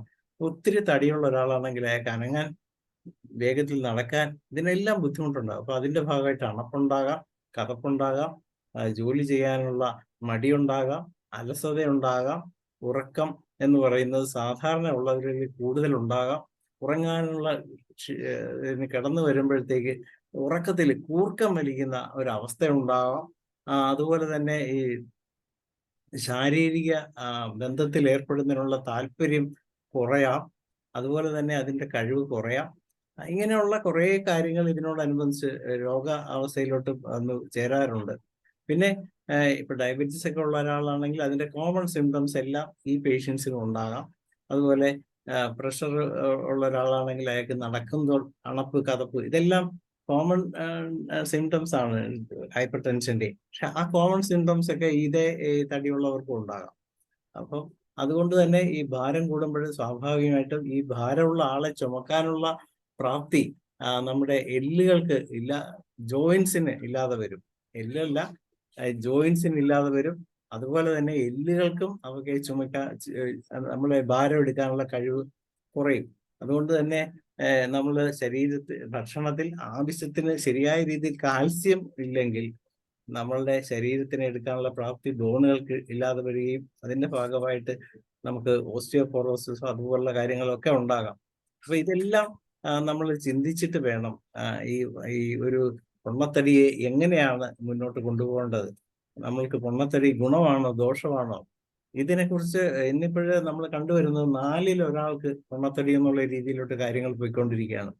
ഇപ്പൊ ഇന്ത്യയിൽ തന്നെ ഏകദേശം ഒരു വർഷം 10 ലക്ഷത്തോളമാണ് പൊണ്ണത്തടിയന്മാരുണ്ടായിക്കൊണ്ടിരിക്കുന്നതാണ്. കുട്ടികളുടെ കാര്യം പറയുകയാണെങ്കിൽ 5 കഴിഞ്ഞ് 6ാമത്തെ കുട്ടിക്ക് ഇപ്പൊ പൊണ്ണത്തടിയായി 11 വയസ്സിന് മേലുള്ള കുട്ടികളുടെ കേസ് എടുക്കുകയാണെങ്കിൽ 5 കഴിഞ്ഞിട്ട് 6ാമത് വരുന്ന കുട്ടി പൊണ്ണത്തടി തടിച്ചു ആകുന്ന ഒരു രീതിയിലോട്ട് പോയിക്കൊണ്ടിരിക്കുകയാണ്. അപ്പൊ ഇതൊക്കെ കാണിക്കുന്നത് നമ്മുടെ പുതിയ ഒരു ജീവിത രീതിയാണ്, അല്ലെങ്കിൽ നമ്മുടെ ലൈഫ് സ്റ്റൈലിൽ ഉണ്ടായിട്ടുള്ള അപാകതകളാണ് ഇതിന്റെയൊക്കെ കാരണം. പൊതുവെ എല്ലാവരും അമ്മമാരാണെങ്കിലും മക്കള് വേണ്ടെന്ന് പറഞ്ഞാലും, അല്ല മോനെ നീ കഴിക്കും, നല്ല ഇറച്ചിയാണ്, നല്ല കറിയാണ്, നല്ല ചാറൊക്കെ ഒഴിച്ച് നന്നായിട്ട് കഴിക്കും, അല്ല മീൻകറി നല്ല നിനക്ക് ഇഷ്ടപ്പെട്ട മീൻകറിയാണ്, നല്ലപോലെ ഒഴിച്ച് പറ്റുന്നത് ഈ ചാറുള്ള കറികൾ കഴിക്കുന്തോറും നമ്മൾ അരിയുടെ ചോറിന്റെ അംശം കൂടുതൽ കഴിക്കും. അതായത് കാർബോഹൈഡ്രേറ്റിന്റെ അളവ് കൂടിക്കൊണ്ടേയിരിക്കും. ഈ കാർബോഹൈഡ്രേറ്റ് കൂടിക്കഴിഞ്ഞാൽ അത് കംപ്ലീറ്റ് കത്തിത്തീരണം. അതിനായിട്ട് നമ്മൾ ഒന്നെങ്കിലും മൈക്കാട് പണി ചെയ്യണം, അല്ലെങ്കിൽ നമ്മൾ പറമ്പിൽ കിളയ്ക്കണം, അല്ലെങ്കിൽ നമ്മൾ അതുപോലുള്ള അധ്വാനം ചെയ്യണം. ഇതൊന്നും ചെയ്യാതെ വെറുതെ ഇരുന്ന് വെട്ടിയടിച്ചു കഴിയുമ്പോൾ അത് ബോഡി ഉപയോഗിക്കുന്നേ ഇല്ല. അപ്പൊ രാവിലെ മുതൽ ഇഡലിയാണ് ദോശയാണെന്ന് പറയുമ്പോൾ തന്നെ നല്ല സാമ്പാറും ഒക്കെ ഉണ്ടെങ്കിൽ നമ്മൾ 5-6 എണ്ണം അങ്ങോട്ട് കഴിക്കും. അപ്പൊ ഇതങ്ങോട്ട് കഴിക്കുമ്പോഴത്തേക്ക് ഗ്ലൂക്കോസ് ലെവല് ഭയങ്കരമായിട്ട് അങ്ങ് കൂടും. ഇത് കൂടുന്ന ലെവലില് അത് കൺട്രോൾ ചെയ്യാനും മാത്രമുള്ള അളവിലുള്ള ഇൻസുലിൻ ശരീരത്തിന് ഉത്പാദിപ്പിക്കപ്പെടാൻ പറ്റാതെ വരുമ്പോൾ സ്വാഭാവികമായിട്ടും അവിടെ ഡയബറ്റിക് ടെൻഡൻസി തുടങ്ങുകയാണ്. അതുകൊണ്ട് തന്നെ ഇന്നിപ്പോ ചെറുപ്രായത്തിൽ തന്നെ ഡയബറ്റിക് ടെൻഡൻസി ഉണ്ടാകാൻ തുടങ്ങി കഴിഞ്ഞിരിക്കുന്നു. അപ്പൊ നമ്മള് ഇതെല്ലാം ശ്രദ്ധിക്കണം. ഈ കാരണങ്ങളെ കുറിച്ച് വ്യക്തമായ ഒരു അറിവ് നമുക്കുണ്ടാകണം. ഇതെല്ലാം നമ്മൾ മരുന്ന് കൊടുത്താൽ മാത്രം പോരാ, രോഗികളെ ബോധവൽക്കരിക്കാനായിട്ട് നമ്മൾ ഓരോരുത്തരും ശ്രമിക്കുകയും വേണം. അതുപോലെ തന്നെ നമ്മുടെ ഹോമിയോപ്പതിക് മാനേജ്മെന്റ് എന്ന് പറയുമ്പോൾ നമ്മൾ ഈ ഫാറ്റ് പീപ്പിൾ എന്ന് പറയുന്ന കാറ്റഗറി നോക്കുമ്പോൾ തന്നെ നമുക്ക് അവിടെ വരുന്നത് 2-3 ഏറ്റവും എല്ലാവർക്കും അറിയാം, കാൽക്കേരിയ കാർബ് വരുന്നുണ്ട്. അതുപോലെ തന്നെ ഗ്രാഫൈറ്റിസ് വരുന്നുണ്ട്, ഫൈറ്റുകളൊക്കെ വരുന്നുണ്ട്. അപ്പൊ ഇങ്ങനെയുള്ള മെഡിസിൻസിന്റെ സിംറ്റംസ് ഇപ്പൊ ഏകദേശം ഞാൻ ഈ പറഞ്ഞ കാൽക്കേരിയ കാർബിന്റെ സിംറ്റംസ് നമുക്ക് എല്ലാവർക്കും അറിയാം. ഇത് തടിയാണ്, അനങ്ങുമ്പം എല്ലാത്തിനും ഒരു അലസതയാണ്, പൊതുവെ ക്ഷീണമായിരിക്കും, ഭയങ്കര സ്വെറ്റിംഗ് ആണ്, പിന്നെ മുട്ട ഇതിനോടൊക്കെ താല്പര്യം ഭയങ്കര കൂടുതലായിരിക്കും. അപ്പൊ അങ്ങനെയുള്ള ആ ഒരു രീതി ആണ് നമ്മളുടെ ഓരോ മെഡിസിനെയും വ്യത്യസ്തമാക്കുന്നത്. നേരെ മറിച്ച് ഗ്രാഫൈറ്റിസും അതുപോലെ തന്നെയാണ്, തടി കൂടുതലുള്ള ആൾക്കാരാണ്. പക്ഷെ എന്ന് വെച്ചാൽ എല്ലാ ഗ്രാഫൈറ്റിസും അങ്ങനെ ആണോന്നില്ല, മൈൻഡിൽ തമ്മിൽ വ്യത്യാസമുണ്ട്. അപ്പൊ ഈ ഫാറ്റി പീപ്പിൾ ആ ഒരു കാറ്റഗറി തന്നെ നമുക്കൊരു റൂബ്രിക്കായിട്ട് എടുത്ത് അതിനെ ട്രീറ്റ് ചെയ്യാവുന്നതാണ്. പക്ഷെ നമ്മൾ മെഡിസിൻ കൊടുക്കുമ്പോൾ ഈ പറഞ്ഞ കാര്യങ്ങളിലൂടെ ചെയ്യുകയാണെങ്കിൽ നമുക്ക് ഏറ്റവും ബേസിക് ആയിട്ട് കുറെ മാറ്റങ്ങൾ വരുത്താൻ പറ്റും. ഇന്ന് തന്നെ എനിക്കൊരു പേഷ്യന്റ് കഴിഞ്ഞ ഒരു ദിവസം വന്നത് 120 കിലോ ആണ്. അപ്പൊ ഞാൻ ചോദിച്ചപ്പോൾ അവര് ഏകദേശം അത്താഴമൊക്കെ ഒരു 8-10 മണിയൊക്കെ 9 മണിയൊക്കെ ആകുമ്പോൾ കഴിക്കും. കഴിച്ച ഒരു 11 മണിക്ക് ശേഷം പ്രത്യേകിച്ച് ഫാസ്റ്റ് ഫുഡ് ഓർഡർ ചെയ്തിട്ട് അത് വരുത്തി രണ്ടാമത് ഒരു കഴിക്കലിലൂടെ കഴിക്കും. കാരണം അത് ഭക്ഷണം കഴിക്കുക, ടേസ്റ്റ് ആസ്വദിക്കുക എന്നുള്ളതാണ്. പക്ഷെ അതുകൊണ്ട് എന്താ പറ്റുന്ന വെച്ചാൽ ഇവൻ അവരുടെ സെക്സ്വൽ ലൈഫിനെ പോലും അത് ബാധിക്കും. അപ്പൊ യഥാർത്ഥത്തിൽ ഇതൊക്കെ നമ്മൾ അവരെ ശരിയായ രീതിയിൽ എഡ്യൂക്കേറ്റ് ചെയ്തെങ്കിൽ മാത്രമേ നമുക്ക് അവരെ മാറ്റിയെടുക്കാൻ പറ്റുള്ളൂ. ഇതൊക്കെയാണ് ഇതിന്റെ ആമുഖമായിട്ട് എനിക്ക് പറയാനുള്ളത്. ഇനി ഞാൻ വിട്ടുപോയിട്ടുള്ള കാര്യങ്ങളൊക്കെ അല്ലെങ്കിൽ മറ്റുള്ളവർക്കും ആഡ് ചെയ്യാവുന്നതാണ്. അതുപോലെ തന്നെ എൻ്റെ ഹോമിയോപ്പതിക് മാനേജ്മെന്റ് മറ്റു ഡോക്ടർമാരെല്ലാവരും ഷെയർ ചെയ്യും എന്ന് പ്രതീക്ഷിച്ചുകൊണ്ട്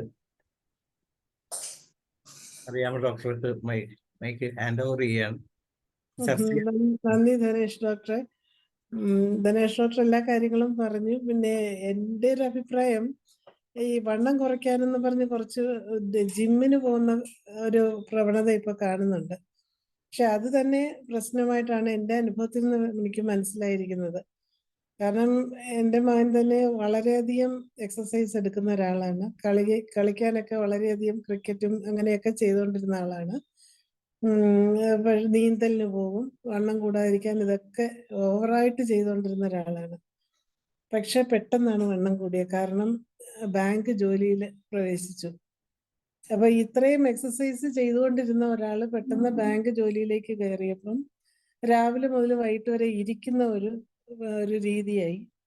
അപ്പോൾ എക്സസൈസ് കുറഞ്ഞ് അതോടുകൂടി ഇരട്ടി വണ്ണത്തിലേക്ക് പോവുകയാണ് ചെയ്തത്. അപ്പൊ അതുകൊണ്ട് ഞാൻ പ്രത്യേകം എല്ലാവരോടും പറയുന്നൊരു കാര്യമാണ്, ഈ ജിമ്മ് അതുപോലെയുള്ള ഹെവി എക്സസൈസിലേക്ക് പോകരുതെന്നുള്ള കാര്യം. അത് പിന്നീട് ഇന്നല്ലെങ്കിൽ നാളെ അത് ദോഷം ചെയ്യും. പിന്നെ ഇനിയിപ്പം ഇതില് ചികിത്സാ അനുഭവങ്ങളുള്ളവര് അത് വ്യക്തമാക്കി തരണം. എനിക്കും കൂടെ അറിയാൻ വേണ്ടിയാണ്. അതിന്റെ രീതിയും ഏത് പൊട്ടൻസി ആണെന്നും എല്ലാം അനുഭവമുള്ള ഡോക്ടേഴ്സ് വിവരിക്കണം. Deepa Prakash doctor hand raise ചെയ്തിട്ടുണ്ട്. പിന്നെ ശ്രീധരകുമാർ സാർ എത്തിയിട്ടുണ്ട്. ദേവൻ ഡോക്ടർ എത്തിയിട്ടുണ്ട്. നല്ലൊരു ചർച്ച നമുക്ക് പ്രതീക്ഷിക്കാം. ഡോക്ടറെ, ഞാൻ ദീപപ്രകാശ് ഡോക്ടറാണ്. ഹലോ ഡോക്ടർ പറയൂ. ഡോക്ടറെ, ഡോക്ടർ ഇപ്പൊ ഒരു കാര്യം പറഞ്ഞില്ലേ, ഞാൻ ജിമ്മിൽ പോകുന്ന വ്യക്തിയാണ്. അതിലൊരു ഡയറ്റ് ഉണ്ട്. മാത്രല്ല ഈ ജിമ്മിൽ പോകുമ്പോൾ ഞാൻ ശ്രദ്ധിച്ചിട്ടുള്ളത് കാർഡിയാക് എക്സസൈസ്. ഹലോ കേൾക്കാം ഡോക്ടറെ. കാർഡിയാക് എക്സസൈസ് കാര്യമായിട്ട് ചെയ്യുന്നില്ല ജിമ്മില് വെയിറ്റ് മാത്രമേ എടുക്കുന്നുള്ളൂ. അതാണ് മെയിൻ പ്രശ്നം. ഞാൻ ജിമ്മിൽ വർക്കൗട്ട് ചെയ്യുന്ന പല ആൾക്കാരെയും ശ്രദ്ധിച്ചു. അവർ ഓവർ വെയിറ്റ് ഇട്ട് കളിക്കുക. കാർഡിയാക് എക്സസൈസ് ഒട്ടും ചെയ്യുന്നില്ല. കാർഡിയാക് എക്സസൈസ് ഇപ്പം ഒരു ജിമ്മിൽ ഒരു 2 കിലോമീറ്റർ ഓടുക, അല്ലെങ്കിൽ വാമപ്പ് ആയിട്ടുള്ള എക്സസൈസ് എടുക്കുക, അതൊരു അരമണിക്കൂർ ചെയ്യണം. അബ്ഡോമിനൽ എക്സസൈസ് എടുക്കുക. ഇതൊന്നും ആ ജിമ്മിൽ വരുന്ന ഞാൻ കണ്ടിട്ടുണ്ട്, ഒരു 90% ആൾക്കാരും അവർ വന്നിട്ട് വെയിറ്റ് എടുക്കാൻ തുടങ്ങുക. കാർഡിയാക് എക്സസൈസ് ഒരു 5 മിനിറ്റേ ചെയ്യുന്നുണ്ട്. ശരിക്കും പറഞ്ഞു കഴിഞ്ഞാൽ ഒരു 1.5 മണിക്കൂർ ജിമ്മ് കളിക്കുന്നുണ്ടെങ്കിൽ ഒരു അരമണിക്കൂറെങ്കിലും കാർഡിയാക് എക്സസൈസ് ചെയ്തേ പറ്റൂ. അത് ഓട്ടം ശരിക്കും പറഞ്ഞാൽ റണ്ണിങ് ആണ് വേണ്ടത്. റണ്ണിങ് ഒരു 2 കിലോമീറ്റർ എങ്കിലും ഓടണം. എനിക്കിപ്പോ ഒരു 55 വയസ്സുണ്ട്. ഞാൻ ജിമ്മിൽ വർക്കൗട്ട് ചെയ്യുന്നതാണ്. ഞാൻ ഒരു 3 കിലോമീറ്റർ ഓടിയിട്ടാണ് ഞാൻ ജിമ്മിലേക്ക് പോകുന്നത്. ഞാൻ പിന്നെ പഞ്ചസാര ഉപയോഗിക്കുന്നത് കുറവാണ്. പഞ്ചസാര ഇല്ല എന്ന് തന്നെ പറയാം. പിന്നെ ഞാൻ രാവിലെ കാർബോഹൈഡ്രേറ്റ് ഇല്ല. ശരിക്കും ഞാൻ പറഞ്ഞാൽ നേന്ത്രപ്പഴവും മുട്ടയും മാത്രമേ കഴിക്കുന്നുള്ളൂ. കാർബോഹൈഡ്രേറ്റ് ഇല്ല. ഉച്ചക്കാണ് ഞാൻ കാർബോഹൈഡ്രേറ്റ് കഴിക്കുന്നത്. അപ്പൊ എനിക്ക് വെയിറ്റ് കറക്റ്റ് ആയിട്ട് മെയിൻറ്റെയിൻ ചെയ്യാൻ പറ്റുന്നുണ്ട്. ഞാൻ എൻ്റെ ക്ലിനിക്കിൽ 10 മണി മുതൽ 7 മണി വരെ ഇരിക്കുന്ന ഒരു വ്യക്തിയാണ്. പക്ഷെ നമ്മൾ കാർഡിയാക് എക്സസൈസ് ചെയ്യാത്തത് കൊണ്ടാണ് ഈ പ്രശ്നം വരുന്നത്. Okay, thank you. അത് പറയാൻ ഷെയർ ചെയ്യാനാണ്. നന്ദി ഡോക്ടർ. എന്തെങ്കിലും ചികിത്സാ അനുഭവങ്ങളുണ്ടോ ഡോക്ടറെ? എനിക്ക് ഈ കാൽക്കേരിയ കാർബ്, ഗ്രാഫൈറ്റിസ്, പിന്നെ എനിക്ക് ഇതിൽ നിന്ന് കിട്ടിയ ഒരു ക്ലൂ ഐറിസ് വേഴ്സിക്കോള എനിക്ക് നല്ല റിസൾട്ട് കിട്ടിയിട്ടുണ്ട്. അത് എനിക്ക് ഈ IFPH നിന്ന് കിട്ടിയതാണ്. ഐറിസ് വേഴ്സിക്കോള കൊടുക്കുമ്പോൾ എനിക്ക് ഒരു മാസത്തിൽ ഒരു 3 കിലോ വെയിറ്റ് ഒക്കെ കുറഞ്ഞു കിട്ടുന്നുണ്ട്. ഐറിസ് വേഴ്സിക്കോള ടിഞ്ചർ ഞാൻ 15 തുള്ളി 2 തരാം. എനിക്കത് ഈ ഗ്രൂപ്പിൽ നിന്ന് കിട്ടിയതാണ് കേട്ടോ. ഞാൻ അതിൽ നിന്നും ഒരു നന്ദി പറയുന്നു. Okay, thank you. നന്ദി ഡോക്ടർ. ഇനി നമുക്ക് ശ്രീധരക്കുറുപ്പ് സാറിലേക്ക് പോവാം. സാറിന്റെ അനുഭവങ്ങൾ പറയാമോ സാറേ? ശ്രീധരക്കുറുപ്പ് സാറില്ലേ? അല്ലെങ്കിൽ സാറ് കയറിയിട്ടില്ലെങ്കിൽ ദേവൻ ഡോക്ടറിലേക്ക് പോവാം.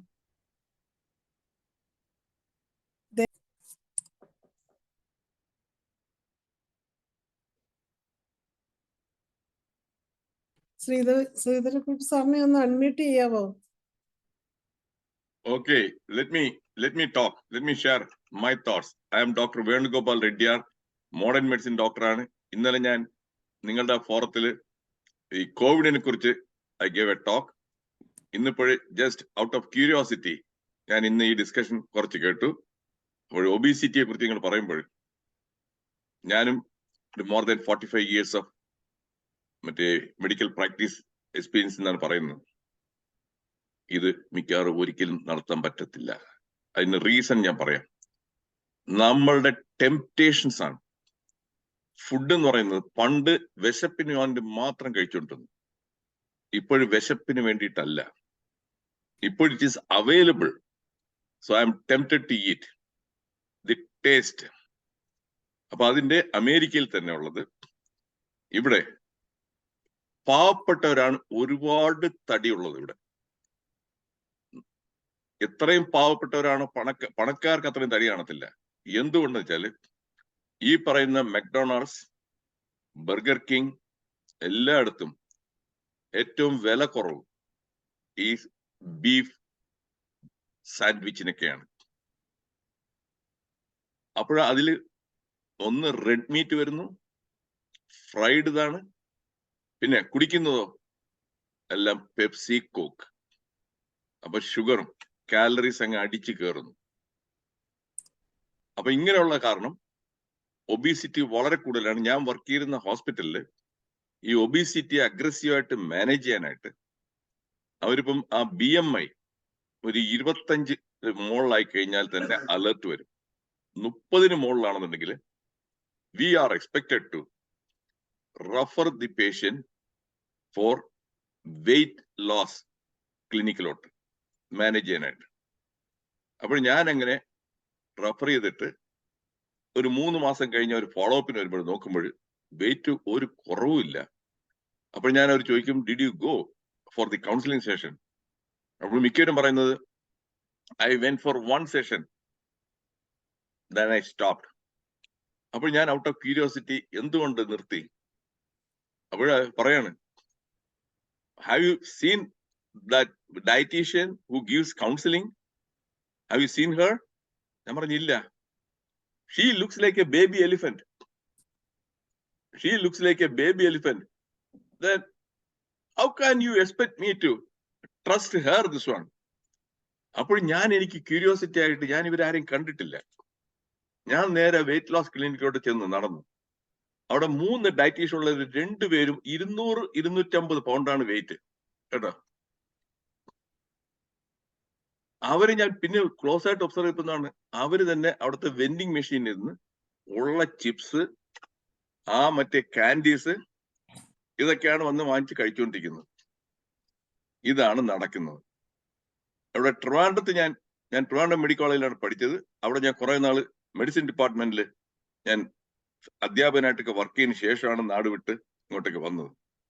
അന്ന് ഞങ്ങളുടെ അവിടുത്തെ കാർഡിയോളജിസ്റ്റ്, ഞാൻ പറഞ്ഞത് 40 കൊല്ലത്തിന് മുമ്പ് കേരളത്തിൽ അധികം കാർഡിയോളജിസ്റ്റ് ഒന്നും ഇല്ല. ട്രിവാൻഡ്രത്ത് ആ കൂടി വെറും 2 കാർഡിയോളജിസ്റ്റേ ഉണ്ടായിരുന്നത്. എന്റെ ട്രിവാൻഡ്രം.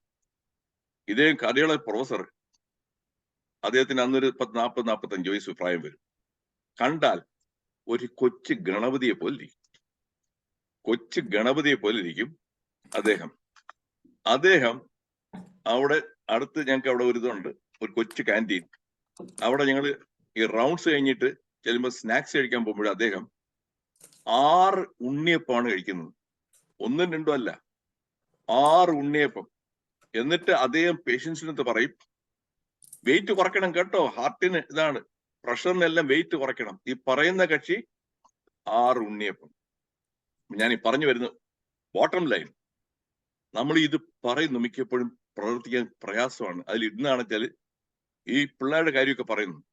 എത്ര ഈ TV-യിലുള്ള അഡ്വർടൈസ്മെന്റും ജങ്ക് ഫുഡിന്റെ പരസ്യങ്ങളും ഉള്ള മാളുകളിലൊക്കെ പോയി കഴിഞ്ഞാൽ അവിടെ കിട്ടുന്നത് എന്താണ്? Junk food. അത് കാരണം ഇത് നിർത്താൻ പറ്റും എന്ന് എനിക്ക് യാതൊരു ഹോപ്പും ഇല്ല. That's A reality. I am realist. I am not an optimist. I am not a pessimist. Okay, thank you. നന്ദി സർ. വേണുഗോപാൽ സാർ പറഞ്ഞത് വളരെ കറക്റ്റാണ്. ഇന്നത്തെ പിള്ളേരെ നമുക്ക് പിടിച്ചു നിർത്താൻ പറ്റുകയില്ല. ചിക്കൻ ഇല്ലാത്ത ഭക്ഷണം ഇല്ല അവർക്ക്. അത് നമുക്ക് ഒരു കാരണവശാലും അവരെ നിയന്ത്രിക്കാൻ പറ്റാത്ത പോലത്തെ ഒരു അഡിക്ഷൻ ആയിരിക്കുകയാണ് അതിൽ. സാർ പറഞ്ഞ കാര്യം വളരെ കറക്റ്റാണ്. നമുക്ക് പക്ഷേ എങ്ങനെ ഇവരെ ഇതിൽ നിന്ന് രക്ഷപ്പെടുത്താം എന്നുള്ള കാര്യത്തിൽ മെഡിസിൻ കൊടുത്ത് പറ്റുമോ ഇല്ലയോ എന്നുള്ളതാണ് ഇനി അടുത്ത് ചിന്തിക്കേണ്ടത്. പിന്നെ ഈ വേറെ എന്താണ് ഒരു മാർഗം സാറേ? ഒരു മാർഗമില്ല. പോപ്പുലേഷൻ എങ്ങനെയെങ്കിലും കൺട്രോൾ ചെയ്യണ്ടേ? പോപ്പുലേഷൻ കൺട്രോൾ ചെയ്യാൻ ഇങ്ങനെയൊക്കെ പറ്റത്തുള്ളൂ. നേരത്തെ തട്ടിപ്പോയാലേ ആ പോപ്പുലേഷൻ കൺട്രോൾ ആകത്തുള്ളൂ. നേരത്തെ തട്ടിപ്പോണെന്ന് വെച്ചാല് ഇതേപോലെ പൊണ്ണത്തടിയും ഹാർട്ട് അറ്റാക്കും എല്ലാം വരണം. അപ്പൊ അതിന് നേച്ചർ തന്നെ, അല്ലെങ്കിൽ ദൈവം എന്നുണ്ടാക്കിയത് ദൈവം തന്നെ ഇത് ചെയ്തതാണ്. ഇതിന്റെയൊക്കെ ഇതാണ് കൺട്രോൾ, പോപ്പുലേഷൻ കൺട്രോൾ. നന്ദി സാർ. ഇനി നമുക്ക് അടുത്തത് ശ്രീധരക്കുറുപ്പ് സാറിന്റെ അഭിപ്രായം കൂടെ അറിയാം. എനിക്ക് സാറ് പറഞ്ഞ മാതിരി എല്ലാ കാര്യത്തിൻ്റെ അകത്തും എനിക്ക് വ്യക്തമായിട്ടുള്ള അഭിപ്രായമുണ്ട്. സാറ് വേറൊന്നും വിചാരിക്കരുത്, കാരണം ഞാൻ തുറന്നു പറയുന്ന കൂട്ടത്തിലാണ്. പക്ഷേ ചില മെഡിസിൻ കൊണ്ടും ഡയറ്റ് കൺട്രോൾ കൊണ്ടും നമുക്ക് വെയിറ്റ്, നിങ്ങളാരും വിചാരിക്കുമോ? എനിക്കിപ്പം 65 കിലോ ഉണ്ട്. എനിക്ക് ഒരു കാലത്ത് 90 കിലോയിൽ കൂടുതലുണ്ടായിരുന്നു. പക്ഷെ ഡയറ്റ് കുറച്ചു, രോഗങ്ങൾ വരാൻ തുടങ്ങിയപ്പം ഞാൻ ഡയറ്റ് കുറച്ചു, 30 കിലോയോളം ഞാൻ കുറച്ചു. എന്നെ കൊണ്ട് അത് സാധിച്ചു. എന്ന് പറഞ്ഞോട്ട് പേടി വന്നാൽ, അസുഖത്തെക്കുറിച്ച് പേടി വന്നാൽ ഡയറ്റ് കുറയ്ക്കാൻ പറ്റും മനഃപൂർവ്വം. പിന്നെ ജനറൽ ക്ലാസിഫിക്കേഷനിൽ എക്സോജീനിയസ് എന്ന് പറയുന്ന ഒരു കാരണമുണ്ട്. അത് എക്സസീവ് ഫുഡ് ഇൻടേക്ക് ആണ്. റിക്വയർഡ് ഡയറ്റ് ആൻഡ് ഫാസ്റ്റിംഗ് അതൊരു ഇതാണ്. കുറയ്ക്കണമെന്ന് വിചാരിച്ചാൽ പറ്റും, അത് മനസ്സാണ് വേണ്ടിയത്. എൻഡോജീനിയസ് ഫാക്ടർ ഉണ്ട്, അത് ബോഡിയിലുള്ള adrenal hyper function and testicular ഓവറിലുള്ള തൈറോയ്ഡ് ഹൈപ്പർ ഫങ്ഷൻ കൊണ്ടുണ്ടാകുന്നതാണ്. പിന്നെ ഉള്ളത് obesity can be from any of the following cause. Hyper insulinemia എന്ന് പറയുന്ന ഒരു കണ്ടീഷൻ ഉണ്ട്, അതിൽ പറ്റാം. പിന്നെ പ്രഡാർ പില്ലി സിൻഡ്രോം എന്ന് പറയുന്നുണ്ട്, അതൊരു കൺജനിറ്റൽ ഫാക്ടറാണ്. ഈറ്റിംഗ് വളരെയധികം കഴിക്കുക, അതിൽ നിന്ന് ഒബേസിറ്റി ഉണ്ടാകുക, അതും കുറയ്ക്കാവുന്നതാണ്. Hyper thyroidism, that is also curable. Cholesterol, high level of cholesterol can cause obesity, അതും കുറയ്ക്കാവുന്നതാണ്. Genetic origin, it is hard to cure, അത് മാറ്റാൻ പറ്റിയില്ല. എന്നൊക്കെ മരുന്ന് കഴിച്ചാലും അത് മാറ്റാൻ പറ്റില്ല. Cellulite, in this kind of obesity of ladies, the upper portion of the body remains normal, but the hips and thigh become fat. It is caused due to the increased secretion of estrogen at puberty, or by the use of birth control pills, or pregnancy, or smoking, or by diet rich in saturated fat and inadequate lymphatic and liver functions. അതാണ് കാരണം. ഇതിൻ്റെ അകത്തൊക്കെ it is important that in case of obesity the cause should be determined and the treatment should be directed at the source of the problem. പിന്നെ ഇതിൻ്റെ അകത്ത് ചെയ്യാൻ പറ്റുന്ന ചില കാര്യങ്ങൾ ഡയറ്റ് കൺട്രോളിൽ കേൾക്കാമോ? കേൾക്കാം സാറേ. നമുക്ക് കഴിക്കാവുന്ന ഫുഡുകളാണ്. ലോവർ ഫാറ്റ് ആയിട്ടുള്ള ഫുഡുകൾ ചെയ്യാം. പിന്നെ ഗ്രെയിൻസിൽ ചിലത് കഴിക്കാം. Choose dark green, orange vegetable fruits കഴിക്കാം. Leaner meals, poultry, fish and fried peas, bean and ഇതൊക്കെ കഴിക്കാം, ഈ ഇലക്കറികളൊക്കെ. പിന്നെ എന്നും എക്സസൈസ് ചെയ്യുക. അത് ചുമ്മാ നടന്നുകൊണ്ടായില്ല, നല്ല കൈ വീശി നടക്കണം. പിന്നെ റിസർച്ച് മനസ്സിലായിരിക്കുന്നത് കാൽസ്യം, റിച്ച് കാൽസ്യം കഴിച്ചു കഴിഞ്ഞാൽ ഇത് ഫാറ്റ് കുറയും. അതൊക്കെയാണ് അത് അങ്ങനെ പറയാനുള്ളത്. പിന്നെ മെഡിസിനെ കുറിച്ചും പല ഹോമിയോപ്പതിക് മെഡിസിനും കോൺസ്റ്റിറ്റ്യൂഷൻ അനുസരിച്ച് കൊടുത്താൽ തീർച്ചയായിട്ടും കുറേയൊക്കെ കുറയും. മുഴുവൻ കുറയ്ക്കാൻ പറ്റിയില്ല, കാരണം ഞാൻ പറഞ്ഞല്ലോ ജനറ്റിക് ആയിട്ട് ചിലത് ഉള്ള കാര്യങ്ങൾ കുറയ്ക്കാൻ പറ്റിയില്ല. അതിന് ഇൻഡിവിജ്വലൈസേഷൻ ആവശ്യമാണ്. ജനറ്റിക് ഫാക്ടേഴ്സ് ഉണ്ട്, മെറ്റബോളിക് ഫാക്ടേഴ്സ് ഉണ്ട്, പിന്നെ ഇൻഎഡ്യൂക്കേറ്റ് എലിമിനേഷൻ്റെ പ്രോബ്ലം ഉണ്ട്, ഈറ്റിംഗ് ഹാബിറ്റ്സ്, ലൈഫ് സ്റ്റൈൽ, അതൊക്കെ ഡോക്ടർ ധനേഷ് പറഞ്ഞു കഴിഞ്ഞു. Homeopathic treatment training means liver, kidney and circulatory system of toxins. ഫ്യൂക്കസിസ് എന്ന് പറയുന്ന ഒരു ഡയൂറിറ്റിക് മെഡിസിൻ നമ്മുടെ ഹോമിയോപ്പതിയിലുണ്ട്. അത് ഫാറ്റിനെയും ഷുഗറിനെയും കുറയ്ക്കും.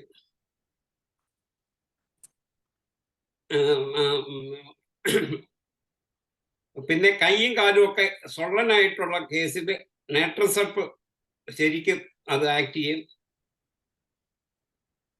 ഓവർ വെയിറ്റ് ഉള്ളവർക്ക് അത്, ഹൈഡ്രോജനോട് കോൺസ്റ്റിറ്റ്യൂഷൻ ഉള്ളവർക്ക് അത് ശരിക്കും ഇത് വെയിറ്റ് കുറയ്ക്കാൻ സാധിക്കും. കുറച്ചൊക്കെ മുഴുവൻ കുറയ്ക്കാൻ പറ്റിയില്ലെങ്കിലും അങ്ങനെയൊക്കെയുള്ള മെഡിസിൻസ് ഉണ്ട്. പിന്നെ ഡയറ്റിങ്, കണ്ടമാനം ഡയറ്റുണ്ട്. അനുറക്ഷ്യ ന്യൂറോസ എന്ന് പറയുന്ന ഒരു കണ്ടീഷനോട്ട് പോകാൻ പറ്റും. Regular physical activity and low calorie diet helps reduce obesity. അത് തീർച്ചയായിട്ടും അത് നമ്മൾ ലോ കലോറി നോക്കി പോകണം. പിന്നെ ഒബേസിറ്റി ഡയബറ്റീസ് ഉണ്ടാക്കും, ഹാർട്ട് ഡിസീസ് ഉണ്ടാക്കാം, പിന്നെ ക്യാൻസർ വരെ ഉണ്ടാക്കാനുള്ള സാധ്യതകളുണ്ട്. പിന്നെ അതിൻ്റെ അകത്ത് പിന്നെ നമുക്ക് നോക്കാനുള്ളത് ഈ BMR നോക്കിക്കഴിഞ്ഞാൽ, മാസ് ഇൻഡെക്സ്, BMI ഇൻഡിസസ് നോക്കിക്കഴിഞ്ഞു കഴിഞ്ഞാൽ അത് നമുക്ക്, അതിപ്പോൾ നമ്മുടെ ഡോക്ടർ വേണുഗോപാലൻ സാർ പറഞ്ഞു കഴിഞ്ഞു.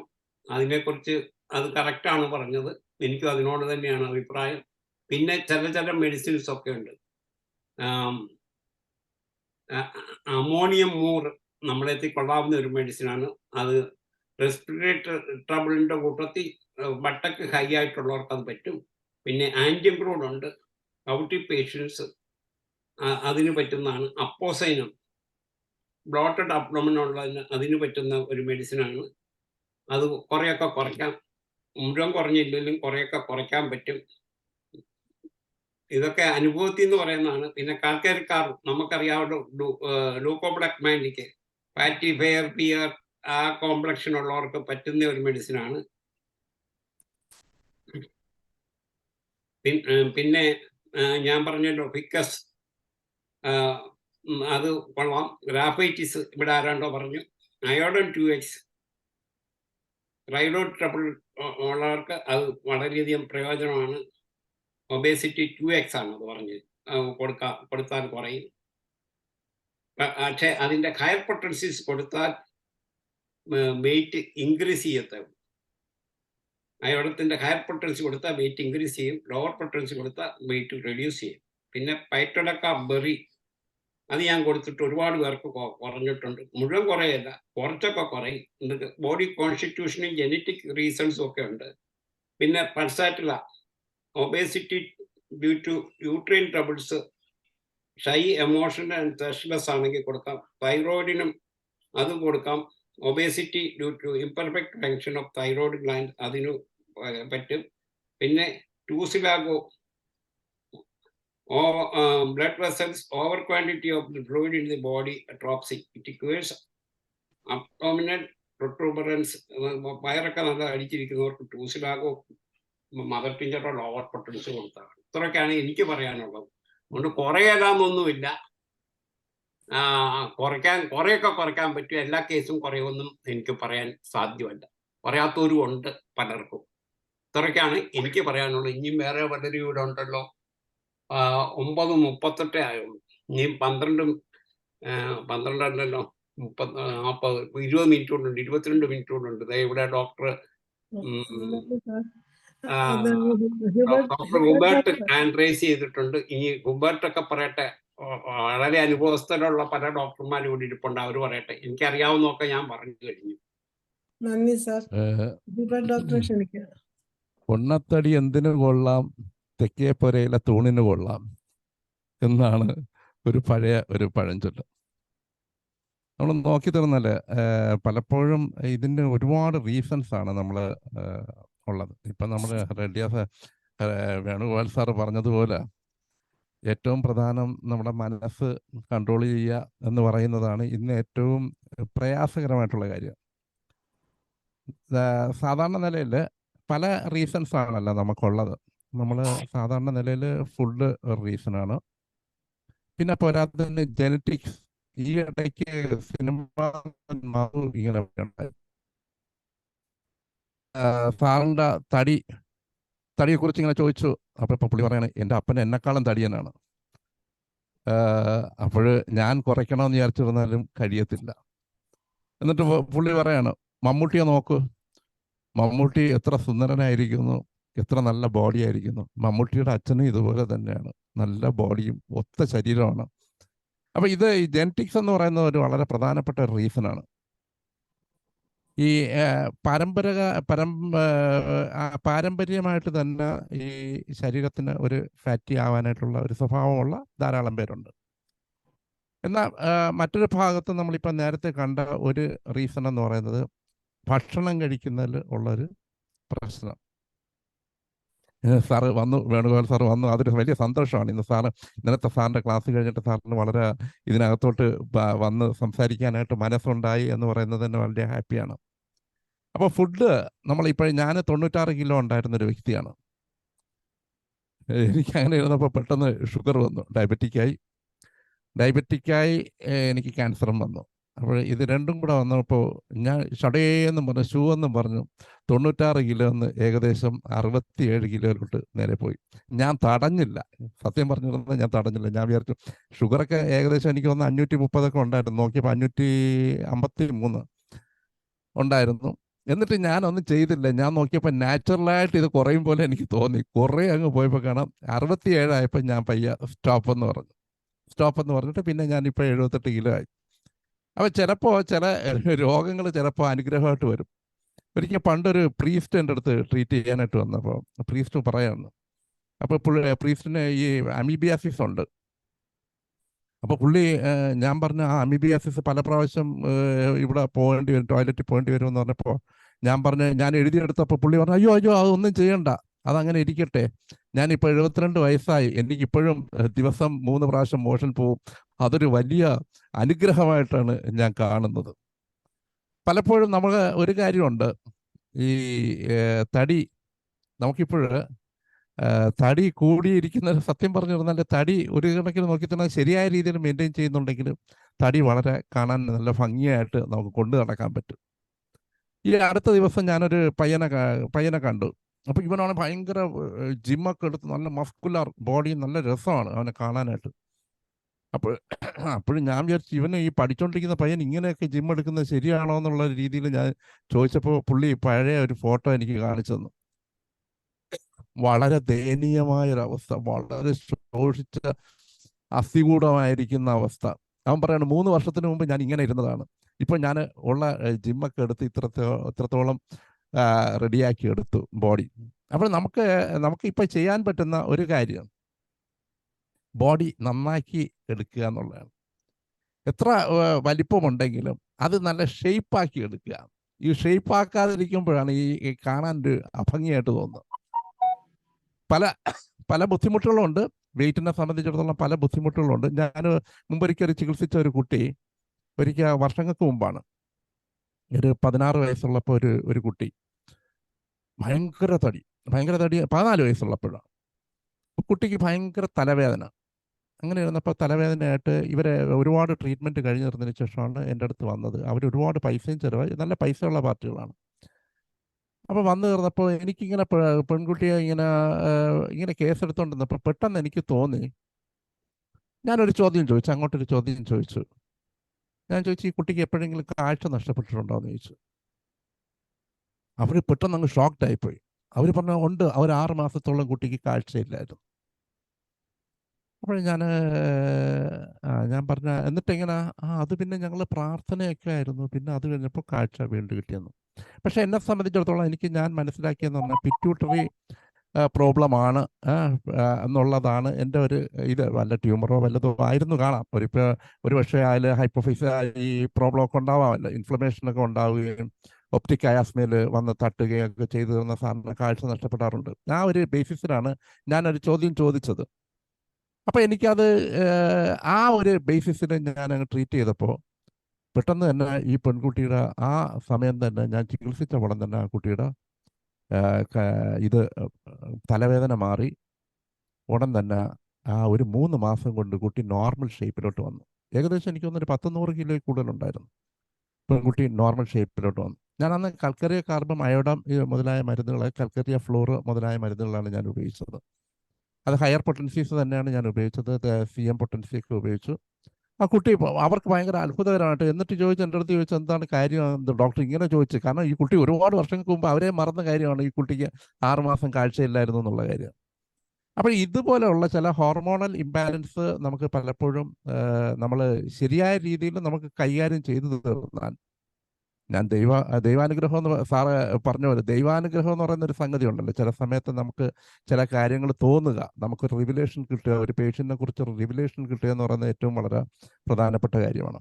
അങ്ങനെ നമ്മൾ കേസെടുത്ത് പലപ്പോഴും നമ്മൾ ട്രീറ്റ് ചെയ്യുമ്പോഴൊക്കെ പലപ്പോഴും ഒരു 5 കിലോ 7 കിലോ വരെയൊക്കെ കുറയ്ക്കാൻ പറ്റുന്നുണ്ട്. പിന്നെ there is A will there is a way എന്ന് പറഞ്ഞതുപോലെ ഒരു നമുക്ക് തടി കുറയണമെന്നുള്ളത് നമ്മുടെ ഡിസിഷനായിരിക്കണം. ഇത് വല്ലവരും ഡിസിഷനായിട്ട് കാര്യമില്ല. നമ്മൾ തടി കുറയ്ക്കണം എന്നുള്ള നാട്ടുകാരുടെ ഡിസിഷനായിരിക്കണമെന്നല്ല. നമുക്ക് സ്വയം തോന്നണം നമ്മുടെ തടി കുറയ്ക്കണമെന്ന് തോന്നിത്തീർന്നാൽ. ഞാൻ നോക്കിയിട്ടുണ്ട് പ്രാണായാമം ഇപ്പോൾ എത്രയോ പേരുണ്ട് നല്ല രീതിയിൽ ബോഡി മെയിൻറ്റെയിൻ ചെയ്യുന്ന ആൾക്കാർ. ഇപ്പോൾ മമ്മൂട്ടിയെ സംബന്ധിച്ചിടത്തോളം 73 കിലോയായി. 73 കിലോ. മമ്മൂട്ടി സാധാരണ പറയുന്ന ഒരു കാര്യം, നിങ്ങൾ അപ്പോൾ ഒരാൾ അന്ന് ചോദിക്കുകയാണ്, നിങ്ങൾ ഇങ്ങനെയുള്ള ആഹാരമാണ് കഴിക്കുന്നത്? അവിടെ മമ്മൂട്ടി പറഞ്ഞു, എനിക്ക് ഇഷ്ടമുള്ള ആഹാരം എല്ലാം കഴിക്കും, ഇഷ്ടമുള്ള ആഹാരം എല്ലാം ഞാൻ കഴിക്കും, പക്ഷെ ഇഷ്ടം പോലെ കഴിക്കില്ല. അതൊരു വളരെ പ്രധാനപ്പെട്ട കാര്യമാണ്. ഇഷ്ടം ഉള്ള ആഹാരം എല്ലാം കഴിക്കാം, ഇഷ്ടം പോലെ കഴിക്കരുത്.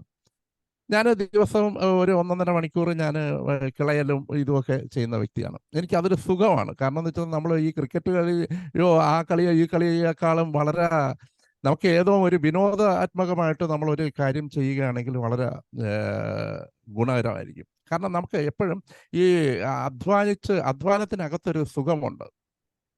ഏതൊരു അധ്വാനത്തിനും ഇടയിൽ ഒരു സുഖമുണ്ട്. ആ സുഖം നമ്മൾ അനുഭവിക്കാനായിട്ട് തുടങ്ങിത്തീർന്നാൽ, അധ്വാനത്തിൻ്റെ ഒരു ഹാപ്പിനെസ് അനുഭവിക്കാനായിട്ട് തുടങ്ങിത്തീർന്നാൽ, നമ്മളിപ്പോൾ ഒരു സംഗീതത്തിൻ്റെ ഹാപ്പിനെസ് അനുഭവിക്കാനായിട്ട് തുടങ്ങുന്നുണ്ടെങ്കിൽ, ആർട്ടിസ്റ്റ് പരമായിട്ടുള്ള നമ്മുടെ കഴിവുകൾ വികസിപ്പിച്ചെടുക്കാന്നുണ്ടെങ്കിൽ പലപ്പോഴും ഭയങ്കരമായിട്ടുള്ള എഫക്റ്റാണ്, ഗുണം നമുക്ക് നേടാനായിട്ട് കഴിയും. Thank you. ഇത്രയും പറയാനായിട്ട് ആഗ്രഹിച്ചു.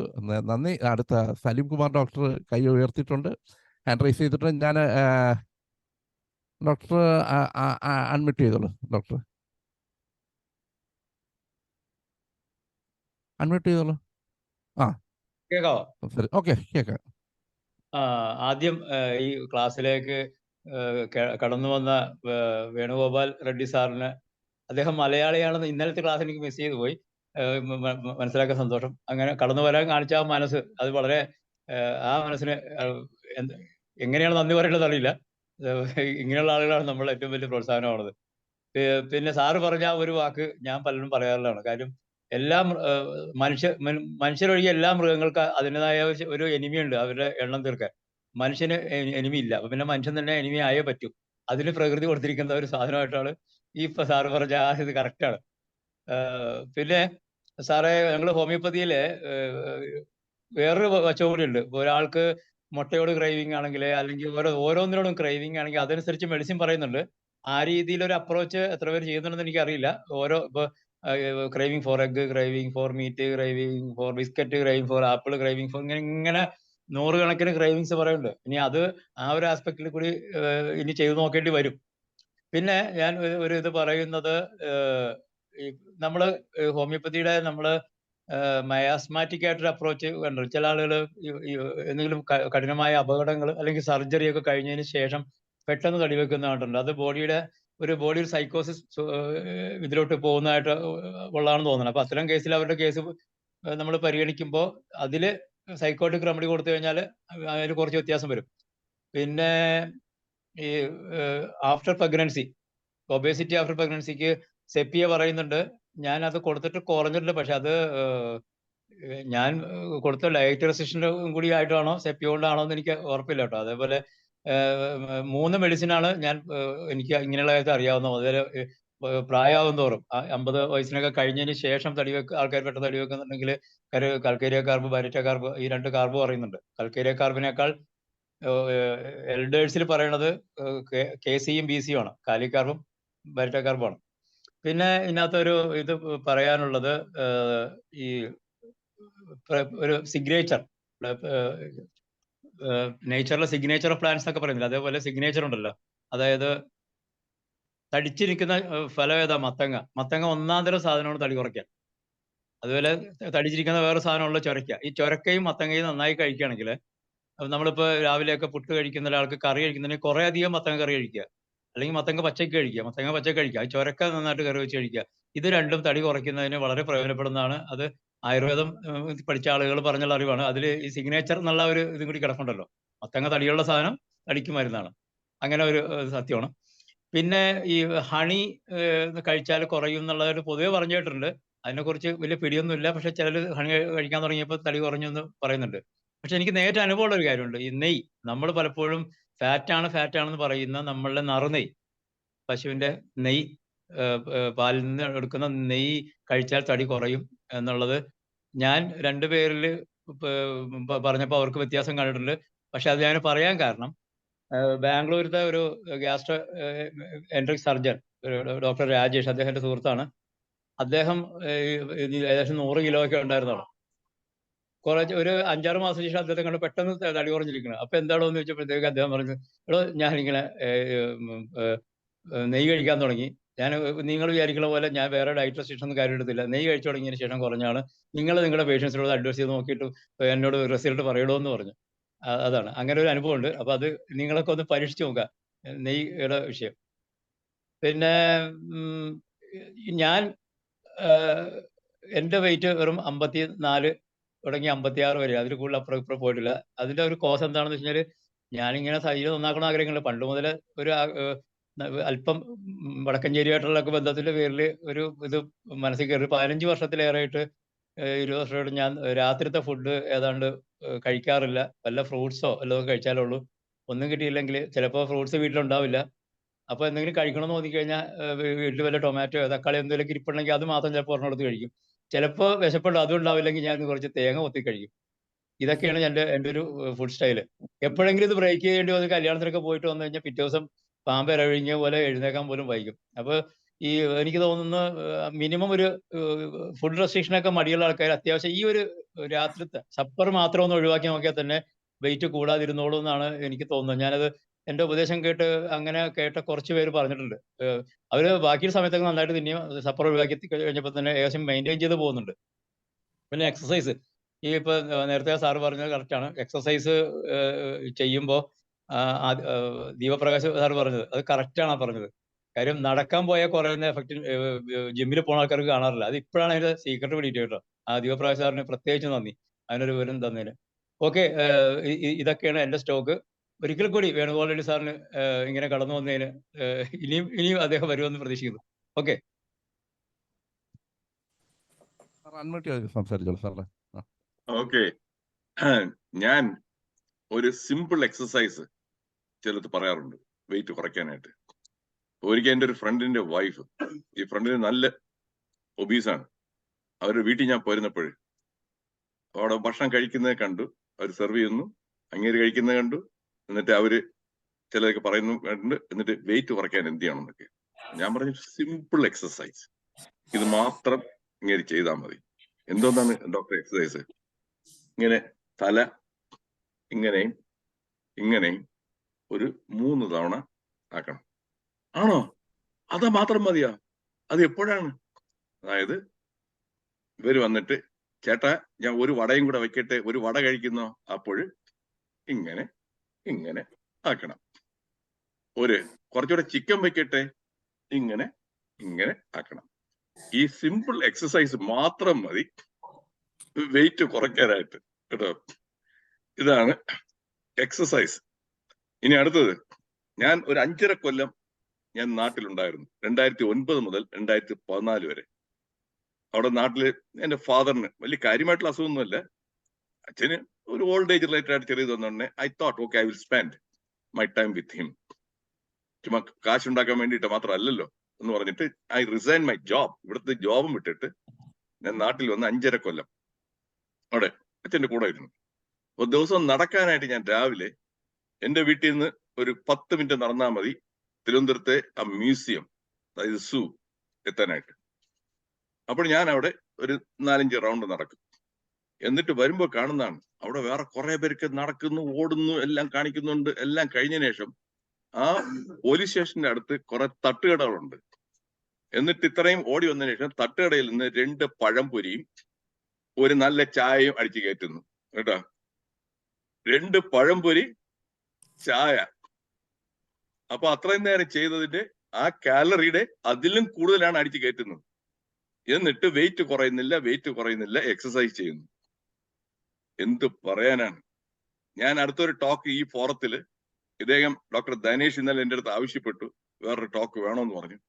അപ്പൊ ഞാൻ പറഞ്ഞു ഇന്ന് ആ ടോപ്പിക് കൊടുത്തിട്ടുണ്ട്, കോമൺ സെൻസ് ഡെഫിഷ്യൻസി സിൻഡ്രോം കേട്ടോ.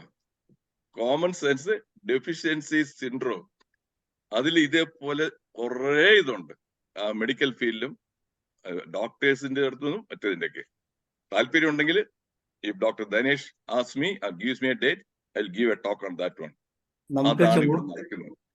നമുക്ക് ചൊവ്വാഴ്ച വെക്കാം സാറേ. ചൊവ്വാഴ്ച സാറിന് അവൈലബിൾ ആണ്. ഈ ചൊവ്വാഴ്ച ആണെന്നെങ്കിൽ ഓക്കെ. ഒരു സെക്കൻഡ്, രാത്രി ഒരു സെക്കൻഡ്, ഇവിടുത്തെ ടൈം, ഈ ടൈമായിട്ട് ഞാൻ മെന്റൽ കണക്ക് കൂട്ടണം. നിങ്ങളുടെ അവിടുത്തെ രാത്രി 9 അല്ലേ? അതെ അതെ. ഈ സമയം എനിക്കിവിടെ രാവിലെ 9:30. I can do it. Okay. Common sense deficiency syndrome. Okay. ഇങ്ങനെ ഞാൻ വന്നിട്ട് ഈ എന്റെ നെയ്യുടെ കാര്യം അദ്ദേഹം പറഞ്ഞു. ആരാണ് പറഞ്ഞത്? ഡോക്ടർ സലീം കുമാർ. ഞാൻ നെയ്യ് കഴിക്കുന്ന ആളാണ്. ഞാൻ വന്നിട്ട് എനിക്ക് ഇഷ്ടപ്പെട്ട ഒരു ഐറ്റമാണ് പുട്ട്. പുട്ടാകുമ്പോൾ വളരെ ഇതാണ്, ഹെൽത്തിയാണ്, അതിൽ വേറെ ഒന്നും വരുന്നില്ല. ആ പുട്ടിന്റെ കൂടെ കുറച്ച് നെയ്യും അവസാനം ഇത് ചെയ്യുമ്പോൾ, എന്നിട്ട് റാ ബ്രൗൺ ഷുഗർ. നാട്ടില് അതും കൊണ്ട് ഞാൻ വന്നു കഴിഞ്ഞാൽ എയർപോർട്ടിൽ നിന്ന് തന്നെ അറസ്റ്റ് ചെയ്ത് മിക്കവാറും ജയിലിനകത്താക്കും കേട്ടോ. ഇവിടെ ബ്രൗൺ ഷുഗർ എന്ന് പറഞ്ഞു തന്നെയാണ് വിൽക്കുന്നത്. റാ ആയിട്ടുള്ളത് അൺറിഫൈൻഡ് ഷുഗറിനെയാണ് ബ്രൗൺ ഷുഗർ എന്ന് പറയുന്നത് കേട്ടോ. അൺറിഫൈൻഡ്, വൈറ്റ് ഷുഗർ അല്ല. ആ പാക്കറ്റിൽ തന്നെ ബ്രൗൺ ഷുഗർ എന്നാണ് എഴുതിയിരിക്കുന്നത്. കൊണ്ടുവന്ന അദ്ദേഹം മറ്റേ ഹ്യൂബർട്ടൊക്കെ വന്ന് തന്നെ മറ്റേ പോലീസ് സ്റ്റേഷനിൽ നിന്ന് ഇറക്കാനായിട്ട് ബെയിലിനൊക്കെ ഞാൻ വിളിക്കേണ്ടി വരും കേട്ടോ. അതാണ് ഇഷ്യൂ. അവിടെ അതും കുറച്ചിട്ടിട്ട് ഈ നെയ്യുമാണ്. ഞാൻ എന്റെ കൊളസ്ട്രോളും ട്രൈഗ്ലിസറൈഡ്സും എല്ലാം ചെക്ക് ചെയ്തപ്പോൾ I am not on any medication. Everything is within normal range. And my blood sugar, everything within normal range. My blood pressure is within normal range. ഞാൻ ഒരു ജിമ്മിലും പോകാറില്ല. But I walk every day. ഒരു 30 minutes a brisk walk every day. അത് മാത്രമേ ഞാൻ ചെയ്യാറുള്ളൂ. അതാണ് ഇനി ഞാൻ കൂടുതൽ സമയം എടുക്കുന്നില്ല.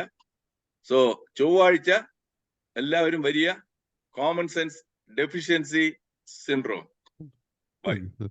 സാറേ ഒരു ചോദ്യം ചോദിച്ചോട്ടെ? സാറ് മഹേഷ് ജ്യോതിയുടെ ആരെങ്കിലും ആണോ? ഏതാണ് മഹേഷ് ജ്യോതി? മഹേഷ് ജ്യോതി. ആ, ചവറ ടൈറ്റാനിയത്തിൽ ജോലി ചെയ്തിരുന്ന, ചവറയില് ടൈറ്റാനിയത്തിൽ ജോലി ചെയ്തിരുന്ന മഹേഷ് ജ്യോതി. എനിക്ക് അറിഞ്ഞുകൂടാ. പക്ഷെ ചില റെഡ്ഡിയാർ ഞങ്ങളുടെ കമ്മ്യൂണിറ്റിയിൽ കുറച്ചു പേരൊക്കെ മറ്റേ ഹിന്ദുസ്ഥാൻ ലാറ്റക്സിൽ വർക്ക് ചെയ്തിട്ടുണ്ട്, ISROയിൽ വർക്ക് ചെയ്തിട്ടുണ്ട്. സോ ആയിരിക്കാം, എനിക്ക് വലിയ പിടിയില്ല.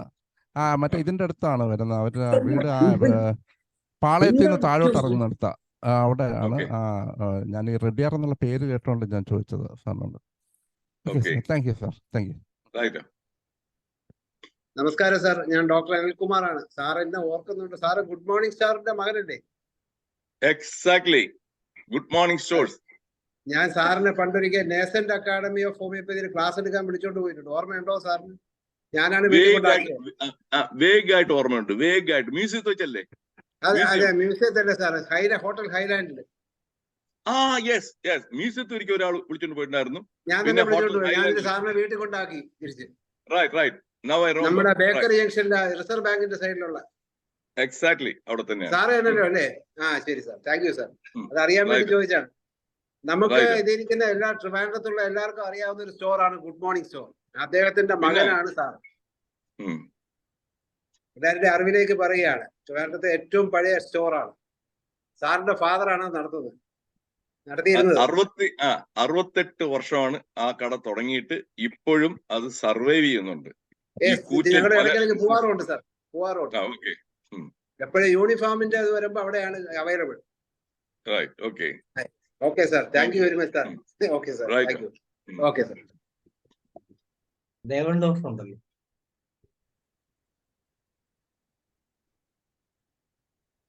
ദേവൻ ഡോക്ടർ അൺമ്യൂട്ട് ചെയ്യാം. നമസ്കാരം സാറിന്റെ ക്ലാസ് ഞാൻ ഇന്നലെ കേട്ടിരുന്നു. വളരെ നല്ല ക്ലാസ്സാണ്. വ്യത്യസ്തമായ ഒരു കാഴ്ചപ്പാട് മുന്നോട്ട് വെച്ച് ആരെങ്കിലുമൊക്കെ എന്തായാലും ഇത്തരം അന്ന് ഇന്നലെ ഒന്നും പറയാൻ കഴിഞ്ഞില്ല. എന്തായാലും വളരെ നല്ല ക്ലാസ്സാണ്. ഞാൻ പറയാൻ ഉദ്ദേശിച്ചത്, ഇപ്പോൾ നേരത്തെ മറിയാമ്മ ഡോക്ടർ വിളിച്ചിരുന്നു, ഇപ്പോൾ കയറാൻ പറ്റിയില്ല. അതുകൊണ്ട് മാത്രം ഇപ്പൊ കയറിയതാണ്. പിന്നെ വ്യത്യസ്തമായ ഒരു അഭിപ്രായം എനിക്ക് പറയാനുള്ളത്, ഈ ബുലീമിയ ഞങ്ങൾക്ക് ഹോമിയോപ്പതി രീതിയിൽ ബുലീമിയക്ക് മെഡിസിൻസ് ഉണ്ട്.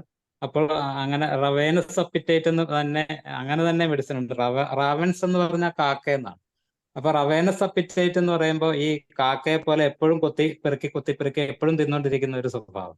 അപ്പൊ അങ്ങനെ റവേനസ് അപ്പിറ്റേറ്റിന് അങ്ങനെ എന്നിട്ട് ഈ ഇപ്പോ ഒബേസിറ്റി എല്ലാം കുറയ്ക്കാമെന്നോ അല്ലെങ്കിൽ ഒബേസിറ്റി കുറച്ച എനിക്ക് വലിയ അനുഭവങ്ങൾ വളരെ കുറച്ചേ ഉള്ളൂ. ഹൈപ്പോതൈറോയിഡിസം ഉള്ള ചില കേസുകളിൽ ഹൈപ്പോതൈറോയിഡിസത്തിന്റെ മരുന്നിനോടൊപ്പം ഫ്യൂക്കസ് കൂടി കൊടുക്കുമ്പോൾ ചില കേസുകളിലൊക്കെ കുറയാറുണ്ട്. വളരെ കുറച്ച് കേസുകളിൽ അങ്ങനത്തെ ഒരു റിസൾട്ട് ഉണ്ട്. അതുകൊണ്ട് തന്നെയാണ് കയറാതിരുന്നത്. ഇപ്പോ നേരത്തെ മറിയാം ഡോക്ടറൊക്കെ വിളിച്ചപ്പോൾ കയറാതിരുന്നു എന്ന് തോന്നാതിരിക്കാൻ വേണ്ടി കയറിയതാണ്. അതുപോലെ ചില PCOD കേസുകളിലും അവരുടെ ടോട്ടൽ, അതായത് അവരുടെ കോൺസ്റ്റിറ്റ്യൂഷണൽ ടോട്ടൽ സിംറ്റം എടുത്തിട്ട് മെഡിസിൻ പ്രിസ്ക്രൈബ് ചെയ്യുമ്പോൾ ഈ അസുഖം കുറയുന്നതിനോടൊപ്പം PCOD കുറയുന്നതിനോടൊപ്പം പലർക്കും ഈ പൊണ്ണത്തടി കുറയാറുണ്ട്. അല്ലാതെ പിന്നെ ഇൻസാനിറ്റി ആയിട്ട് ബന്ധപ്പെട്ട് വരുന്ന ചില മാനസിക പ്രശ്നങ്ങൾ വരുമ്പോൾ അമിതമായി ഭക്ഷണം കഴിക്കുന്നതിന് ഹയോസിയാമസ് എന്നൊക്കെയുള്ള മെഡിസിൻസ് ഒക്കെ അങ്ങനെയൊക്കെ അപൂർവം ചില കേസുകളിൽ ഫലപ്രദമായിട്ട് കണ്ടിട്ടുണ്ട്. അത് എന്തായാലും ബുലീമിയക്ക് ഹോമിയോപ്പതിയിൽ ധാരാളം മെഡിസിൻ ഉണ്ട്. അങ്ങനെ ഈ അമിതമായിട്ടുള്ള ഭക്ഷണം കഴിക്കാൻ തോന്നുന്ന ആ ആഗ്രഹത്തെ ഹോമിയോപ്പതി ഒരു രോഗമായിട്ടാണ് കാണുന്നത്. അതുകൊണ്ട് തന്നെ അതിനെ ചികിത്സിക്കുവാനുള്ള മരുന്നുകളുമുണ്ട്. അതിന് നമ്മൾക്ക് റിസൾട്ട് കിട്ടാറുമുണ്ട്. പിന്നെ കുട്ടികളിലൊക്കെ സിന എന്ന് പറയുന്ന വളരെ കോമൺ ആയിട്ടുള്ള മരുന്നാണ്. കുട്ടികൾ ഇങ്ങനെ വളരെ അധികം ഭക്ഷണം കഴിക്കുമ്പോൾ അവർ വയറ് വീർത്ത് വരുമ്പോൾ അത് സിന കൊടുക്കാറുണ്ട്. സിനയുടെ വയർ ഒരു പ്രത്യേക രീതിയിൽ പൊക്കിൾ ചൂണ്ടി പണ്ടുള്ളവർ പറയും. പിന്നെ ഇത് പൈപ്പർ നൈഗ്രം, പ്രായമായവരുടെ കുടവയറിന് പൈപ്പർ നൈഗ്രം എനിക്ക് അത്ര വലിയ റിസൾട്ട് കിട്ടിയിട്ടില്ലെങ്കിലും അങ്ങനെ അതിന് നമ്മുടെ കുരുമുളകിൽ നിന്നുള്ള ഹോമിയോപ്പതിക് പ്രിപ്പറേഷൻ വരുമ്പോൾ കുരുമുളകിന്റെ ആക്ഷൻ അല്ല വരുന്നത്, അതിന് മെഡിസിനൽ ആക്ഷൻ, അതിന്റെ മെഡിസിനൽ ആക്ഷൻ വ്യത്യസ്തമാണ്. അങ്ങനെ അത് ഫലപ്രദമായിട്ട് ചില കേസുകൾ കണ്ടിട്ടുണ്ട്. എന്നാലും വളരെ കുറച്ച് അനുഭവങ്ങളേ ഉള്ളൂ. അതുകൊണ്ട് തന്നെയാണ് ആദ്യം കൈ ഉയർത്താതിരുന്നതും കയറാതിരുന്നതും. പേര് വിളിച്ചത് കൊണ്ട് മാത്രം ആദ്യ തുടക്കത്തിലാണ് വിളിച്ചത്, കയറിയെന്നേ ഉള്ളൂ. എന്തായാലും സാറിന്റെ ഇന്നലത്തെ ക്ലാസ്സിന് ഒരിക്കൽ കൂടി അഭിനന്ദനങ്ങളും. രാജാവ് നഗ്ന എന്ന് പറയാൻ ആരെങ്കിലും ഒക്കെ വേണമല്ലോ, അതുകൊണ്ട് അത് തീർച്ചയായിട്ടും വളരെ നന്ദി. ഞാൻ ഇന്നലത്തെ 1-2 പോയിന്റ് കൂടെ ഞാൻ പറഞ്ഞേക്കാം. നമ്പർ 1, അൺഎത്തിക്കൽ ആയിട്ടുള്ള പ്രാക്ടീസ് ചെയ്യുന്ന ഡോക്ടേഴ്സിന്റെ മോഡേൺ മെഡിസിനിൽ എല്ലാ പ്രൊഫഷനിലും ഉണ്ട്. ഹോമിയോയിലും കാണും. ഹോമിയോയിൽ ഞാൻ നമ്മുടെ നാട്ടിൽ ചിലർ ഹോമിയോ എന്ന് പറഞ്ഞിട്ട് ഒരു സ്റ്റീറോയിഡ് ഗുളിയ മെഡിക്കൽ സ്റ്റോറിൽ നിന്ന് വാങ്ങിച്ചിട്ട് അതിനെ പൊടിച്ചിട്ട് കൊച്ച് ഈ പല്ലിയുടെ മുട്ട പോലെ കൊടുക്കുന്ന അങ്ങനെയുള്ള കുറെ ഹോമിയോ ഡോക്ടേഴ്സും ഉണ്ട്. അപ്പൊ അതേപോലെ അൺഎത്തിക്കലായിട്ട് ഗ്രീഡാണ്. ആൻഡ് ഈ പറയുന്ന ഇവിടുത്തെ ഈ മോഡേൺ മെഡിസിനിലെ ടോപ്പ് ഇതൊക്കെ ഇതിനെല്ലാം ഗൈഡ് ലൈൻസ്, അതായത് ഗൈഡ് ലൈൻസ് എന്ന് പറഞ്ഞാല് നിങ്ങളിപ്പം ബ്ലഡ് പ്രഷറിന്റെ എത്രയാണ് 140 അല്ലെങ്കിൽ 90 ഈ ഗൈഡ് ലൈൻസ് ഒരു കമ്മിറ്റി ഓഫ് എക്സ്പേർട്സ് ആണ് അവസാനം പറയുന്നത്. അതുപോലെ കൊളസ്ട്രോളിന്റെയും ഗൈഡ് ലൈൻസ്, അതായത് മറ്റേ HDL 40 മുകളിലായിരിക്കണം, മറ്റേ ഇതിന് LDL ഇത്രയും താഴെ ആയിരിക്കണം, ട്രൈഗ്ലിസറൈഡ്. ആ എക്സ്പെർട്ട് കമ്മിറ്റി, ഇത് ഒരു 10-18 വർഷത്തിന് മുമ്പ് ഞാൻ ഒരു ക്ലീവ്ലൻഡ് ക്ലിനിക് ജേണൽ അതിൽ ഞാൻ വായിച്ചാണ്. അതിനുശേഷം ഞാൻ വേറെടുത്തും വായിച്ചിട്ടുമില്ല. അപ്പൊ ഈ എക്സ്പെർട്ട് കമ്മിറ്റി ഒരു 7 അംഗ കമ്മിറ്റി. ഈ 7 അംഗ കമ്മിറ്റിയിൽ 5 പേർക്ക് ഈ ഡിഫറെന്റ് ഫാർമ കമ്പനിയുമായിട്ട് അവർക്ക് ടൈപ്പ് ഉണ്ട്, ഫിനാൻഷ്യൽ. അതായത് അവരുടെ പേറോൾ അല്ലെങ്കിൽ അവരുടെ ആയിട്ടുള്ള സ്പീക്കറായിട്ട് പലതിനും പോകുമ്പോൾ they get paid by these pharma companies who are manufacturing all these ഈ സ്റ്റാറ്റിൻ ഇങ്ങനെയുള്ള മരുന്നുകൾ. അപ്പൊ അവിടെ എവിടെയാണ് ഇമ്പാർഷ്യാലിറ്റി വരുന്നത്? അപ്പൊ അവർക്ക് കൂടുതൽ പൈസ ഉണ്ടാക്കണം വെച്ചാല് ഈ നമ്പർ കുറയ്ക്കണം. ഞാൻ ആദ്യം ഇവിടെ വരുമ്പോൾ റെസിഡൻസി ചെയ്യുമ്പോൾ LDL 150 മുകളിലുണ്ടെങ്കിൽ ട്രീറ്റ് ചെയ്യണം. അത് കുറച്ച് വർഷം കഴിഞ്ഞുകൊണ്ട് 150, 130 കുറച്ച്. ഒരു ശരിക്കും മനസ്സിലാക്കണം എന്നുണ്ടെങ്കിൽ നമ്മുടെ നാട്ടിലെ ഇൻകം ടാക്സ് ഗവൺമെന്റിന് കൂടുതൽ വരുമാനം വരണമെന്ന് വെച്ചോളൂ. ഇൻകം ടാക്സ് ഒരു 3 ലക്ഷത്തിന് മുകളിലുള്ളവർ കൊടുക്കണം. വരുമാനം കൂടുതൽ വെച്ചാൽ 2 ലക്ഷത്തിന് മുകളിൽ കൊടുക്കണം എന്ന് പറഞ്ഞു കഴിഞ്ഞാൽ ഡോക്ടർ ഡിസിൽവ പിടികിട്ടിയോ? അപ്പം പിന്നെ ഇതാ പിടിച്ചോ, കുറെ ലക്ഷക്കണക്കിന് ആൾക്കാർക്കും ഇൻകം ടാക്സ് അടയ്ക്കണം. അത് 2 ലക്ഷത്തിൽ നിന്ന് 1 ലക്ഷം ആയിക്ക് പിന്നെയും കൂടും. അതുപോലെയാണ് ഈ LDL 150 നിന്നും 130 ആയപ്പോഴും ഇന്നാ പിടിച്ചോ, ഒരുപാട് പേർക്ക് മരുന്ന് കഴിക്കണം. അതിന്റെ കോൾ ആർക്കാണ്? ഇൻഷുറൻസ്. ഇൻഷുറൻസ് ആര്? അവർ പ്രീമിയം കൂട്ടും. Now you have hypercholesterolemia. So premium അവൻ എന്നാ പിടിച്ചോ, കഴിഞ്ഞ മാസം വരെ വാങ്ങിച്ചിരുന്ന ഒരു $50 പ്രീമിയം കൂട്ടി. അപ്പം ആരൊക്കെയാണ് കോൾ അടിക്കുന്നത്? 1 ഡ്രഗ് കമ്പനി, 2 ഈ ഇൻഷുറൻസിന്റെ. 130 പിന്നെ 100 കൊണ്ടിരുന്നു. ഇപ്പോഴും കുറെ കാർഡിയോളജിസ്റ്റെല്ലാം ചേർന്ന് 70 വേണ്ടത് LDL. ഈ പോകുന്ന പോക്കിലാണ് വെച്ചാൽ ദൈവത്തിനെ പോലെ ഇത്രയും ഒരു വിഡ്ഢി വേറെ എവിടെ ഇല്ല. ഈശ്വരനെ പോലെ ഒരു വിഡ്ഢി എന്തിനാണ് ഈ കൊളസ്ട്രോൾ തന്നെ ഉണ്ടാക്കിയെന്നാണ് ചോദ്യം അടുത്ത് വരാൻ പോകുന്നത്. It is ridiculous. ഇങ്ങനെ കുറച്ച് വരുന്നു. അൺഎത്തിക്കൽ. ഇവിടെ തന്നെ പറയുന്നുണ്ട് there should not be any conflict of interest എന്ന് പറയും. അതായത് ഒരു എക്സ്പെർട്ട് കമ്മിറ്റി ആണെങ്കിൽ they should not have any other vested interest. എല്ലാം വയലേറ്റ് കാറ്റി പുറത്താണ്. സോ ഇതാണ് നടക്കുന്നത്. അതുകൊണ്ട് ഈ മിക്ക ഗൈഡ് ലൈൻസിനെയും I don't believe in those things. I lost a trust in certain guidelines. നാട്ടിൽ എൻ്റെ അച്ഛൻ 90 വയസ്സിൽ ജീവിച്ചിരുന്നു. 80 വയസ്സായപ്പോൾ ഞാൻ നാട്ടിൽ ഇവിടെ ഉണ്ടായിരുന്നപ്പോൾ അമേരിക്കയിലുള്ളപ്പോൾ അവിടെ ഏതോ ഒരു ഡോക്ടർ തെന്നാണ്ട് അസുഖത്തിന് പോയപ്പോൾ ആസ് യൂഷ്വൽ ഉള്ള ടെസ്റ്റ് എല്ലാം ചെയ്തു. ഉള്ള കൊളസ്ട്രോൾ ഉള്ള മരുന്ന് അവിടെ എഴുതി കൊടുത്തു. അപ്പൊ അമ്മ പറഞ്ഞു ഒരു പുതിയ മരുന്ന് എഴുതുന്നു പറഞ്ഞു. ഉടനെ അമ്മയ്ക്ക് ഇംഗ്ലീഷ് ഒന്നും വായിക്കാറിഞ്ഞൂടാ. ഉടനെ ഞാൻ എൻ്റെ അവിടെ ഉണ്ടായിരുന്ന നെവിയുടെ അടുത്ത് വിളിച്ചു, അത് എന്താണെന്ന് പറയാൻ പറഞ്ഞു. ഏതാണെന്ന് പറഞ്ഞു. അമ്മനെ കൊടുക്കണ്ട നിർത്തി. അച്ഛൻ പിന്നെ 10 കൊല്ലം സുന്ദരമായിട്ട് ജീവിച്ചു. ഇന്ന് ഈ സ്റ്റാറ്റിനൊക്കെ ഓരോന്നിനുള്ള സൈഡ് എഫക്ട് എടുത്തു കഴിഞ്ഞാൽ statin can increase the blood sugar level. ഒരു ഡയബറ്റീസ് ഇല്ലാത്തവർക്ക് ഡയബറ്റീസ് ഉണ്ടാകാം. സ്മോൾ പെർസെന്റേജ് ആയിരിക്കാം. I am not saying that എല്ലാവരും അല്ല. പക്ഷേ വൈ യു ആർ പുഷിങ് ഒരു കുറച്ചു പേരെങ്കിലും അതിലോട്ട്. And memory impairment.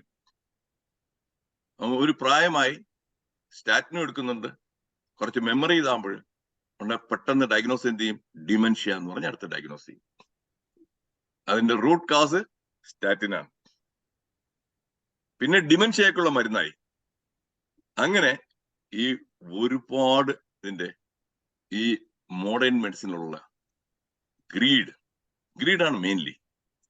അത് കഴിഞ്ഞാൽ അൺഎത്തിക്കാലിറ്റി. ഇത് കുറച്ചു പേരൊന്ന് ഫൈറ്റ് ചെയ്താൽ ഇവിടെ എത്താൻ പറ്റത്തില്ല. ഞാൻ ഇത് പറയുന്നു, ഓപ്പണായിട്ട് പറയുന്നു.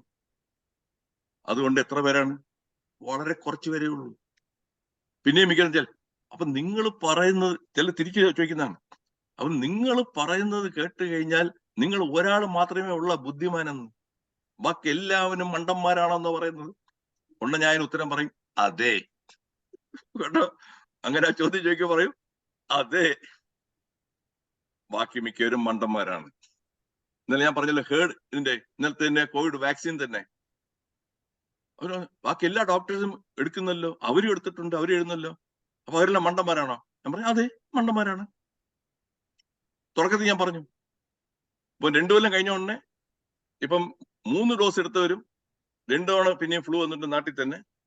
എന്റെ ഒരു ഫ്രണ്ട് പുള്ളിക്കാരൻ ENT സർജനാണ്, ട്രിവാൻഡ്രത്ത് തന്നെ ഉള്ളതാണ്, ഞാൻ പേര് പറയുന്നില്ല, ലീഡിങ് ENT സർജൻ. പുള്ളിക്കാരൻ 3 ഡോസ് എടുത്തു, 2 തവണ വന്നു. സെക്കൻഡ് ടൈം വന്നപ്പോ നല്ല കാര്യമായിട്ട് കഷ്ടപ്പെട്ടു. അതാണ് ഞാൻ പുള്ളി വിളിച്ച് ഞാൻ ചോദിച്ചു, എന്തായി നിങ്ങളുടെ? അയ്യോ വേണു, എന്നെ വേണു എന്നേ വിളിക്കത്തുള്ളൂ, വേണു വേണു എന്ന് പറഞ്ഞപ്പോൾ ഞാനൊക്കെ കളിയാക്കി കേട്ടോ. ശരിക്കും ഞാൻ അനുഭവിച്ചു കേട്ടോ, ഇത് വെറും ഒരു തട്ടിപ്പ് പരിപാടിയാണ്. അപ്പൊ അങ്ങനെ ഞാൻ ആദ്യം മുതലേ പറഞ്ഞത് സെയിം തിങ്. Don't believe. ആ കമ്മിറ്റി പറയുന്നു, ഈ കമ്മിറ്റി പറയുന്നു, അത് പറയുന്നു, അത് കാരണം ശരിയെന്നല്ല. സ്വയം ചിന്തിക്കുക. Get the facts. ഫാക്ട്സ് എടുത്തു വെച്ചിട്ട് എവിഡൻസും വെച്ചിട്ട് കുത്തിയിരുന്ന് അനലൈസ് ചെയ്യാം. അത് അനലൈസ് ചെയ്യുമ്പോൾ അപ്പോൾ പിടികിട്ടും ഇതെങ്ങനെ പൊരുത്തപ്പെടും. പൊരുത്തപ്പെടത്തില്ല. Do it. ഇത്രയേ ഉള്ളൂ ഞാൻ പറയാനായിട്ട്. ഇന്നലത്തെ ടോക്കിനെ കുറിച്ച് അപ്രീഷിയേറ്റ് ചെയ്ത കാരണമാണ് ഞാൻ ഇതും കൂടെ പറഞ്ഞത്. That's all. Thank you. നന്ദി സാർ, വളരെ ഉപകാരം. ഞങ്ങളുടെ ഈ ചർച്ച സമ്പുഷ്ടമാക്കിയ വേണുഗോപാൽ സാറിന് വളരെയധികം നന്ദി ഞങ്ങൾ അർപ്പിക്കുകയാണ്. അതുപോലെ ഇന്ന് നമുക്ക് ഇപ്പം 10:05 അടുത്ത ദിവസം സാറിന്റെ ക്ലാസ് കേട്ട് സന്തോഷിക്കാം എന്ന പ്രതീക്ഷയോടെ ഞങ്ങൾ കാത്തിരിക്കും. ഇന്നത്തെ ഈ ചർച്ചയിൽ പങ്കെടുക്കുകയും ഇത്രയധികം നല്ല രീതിയിൽ ഒരു ചർച്ച കൊണ്ടുപോവുകയും ചെയ്ത എല്ലാ ഡോക്ടർമാരെയും അഭിനന്ദിക്കുന്നു. പ്രത്യേകിച്ച് Deepaprakash doctor, Venugopal sir, Sreedharakurup sir, Hubert doctor, doctor Saleem Kumar, doctor Devan doctor, എല്ലാവരും ഇതിൽ പങ്കെടുത്തു. അതുപോലെ ഇത് കേൾക്കാനായി വന്നിരിക്കുന്ന എല്ലാവർക്കും ഒരിക്കൽ കൂടി നന്ദി അറിയിച്ചു കൊള്ളുന്നു. എന്തെങ്കിലും പറയാനുണ്ടെങ്കിൽ ധനേഷ് ഡോക്ടറെ എന്തെങ്കിലും? നമുക്ക് നാളെ ഹൈദരാബാദിൽ നിന്ന് ഡോക്ടർ വീണയാണ് മലയാള സെഷനിൽ എത്തുന്നത്. ആരോഗ്യവും ജൈവ വൈവിധ്യങ്ങളും എന്നൊരു വിഷയമാണ്. ഹെൽത്ത് ആൻഡ് അങ്ങനെ ഒരു ഡൈവേഴ്സിറ്റി, അങ്ങനെ ഒരു സബ്ജക്റ്റിൽ നേരത്തെ ഡോക്ടർ ക്ലാസ് എടുത്തിരുന്നു. അതിൻ്റെ ഒരു മലയാള അവതരണമാണ് നാളെ. ഇത്രയാണ് മലയാളത്തിൽ പറയാനുള്ളത്. എല്ലാവർക്കും 1875 ദിവസത്തെ മലയാള വെബിനാർ ഇതോടുകൂടി അവസാനിച്ചതായി അറിയിക്കുന്നു. നന്ദി, നമസ്കാരം.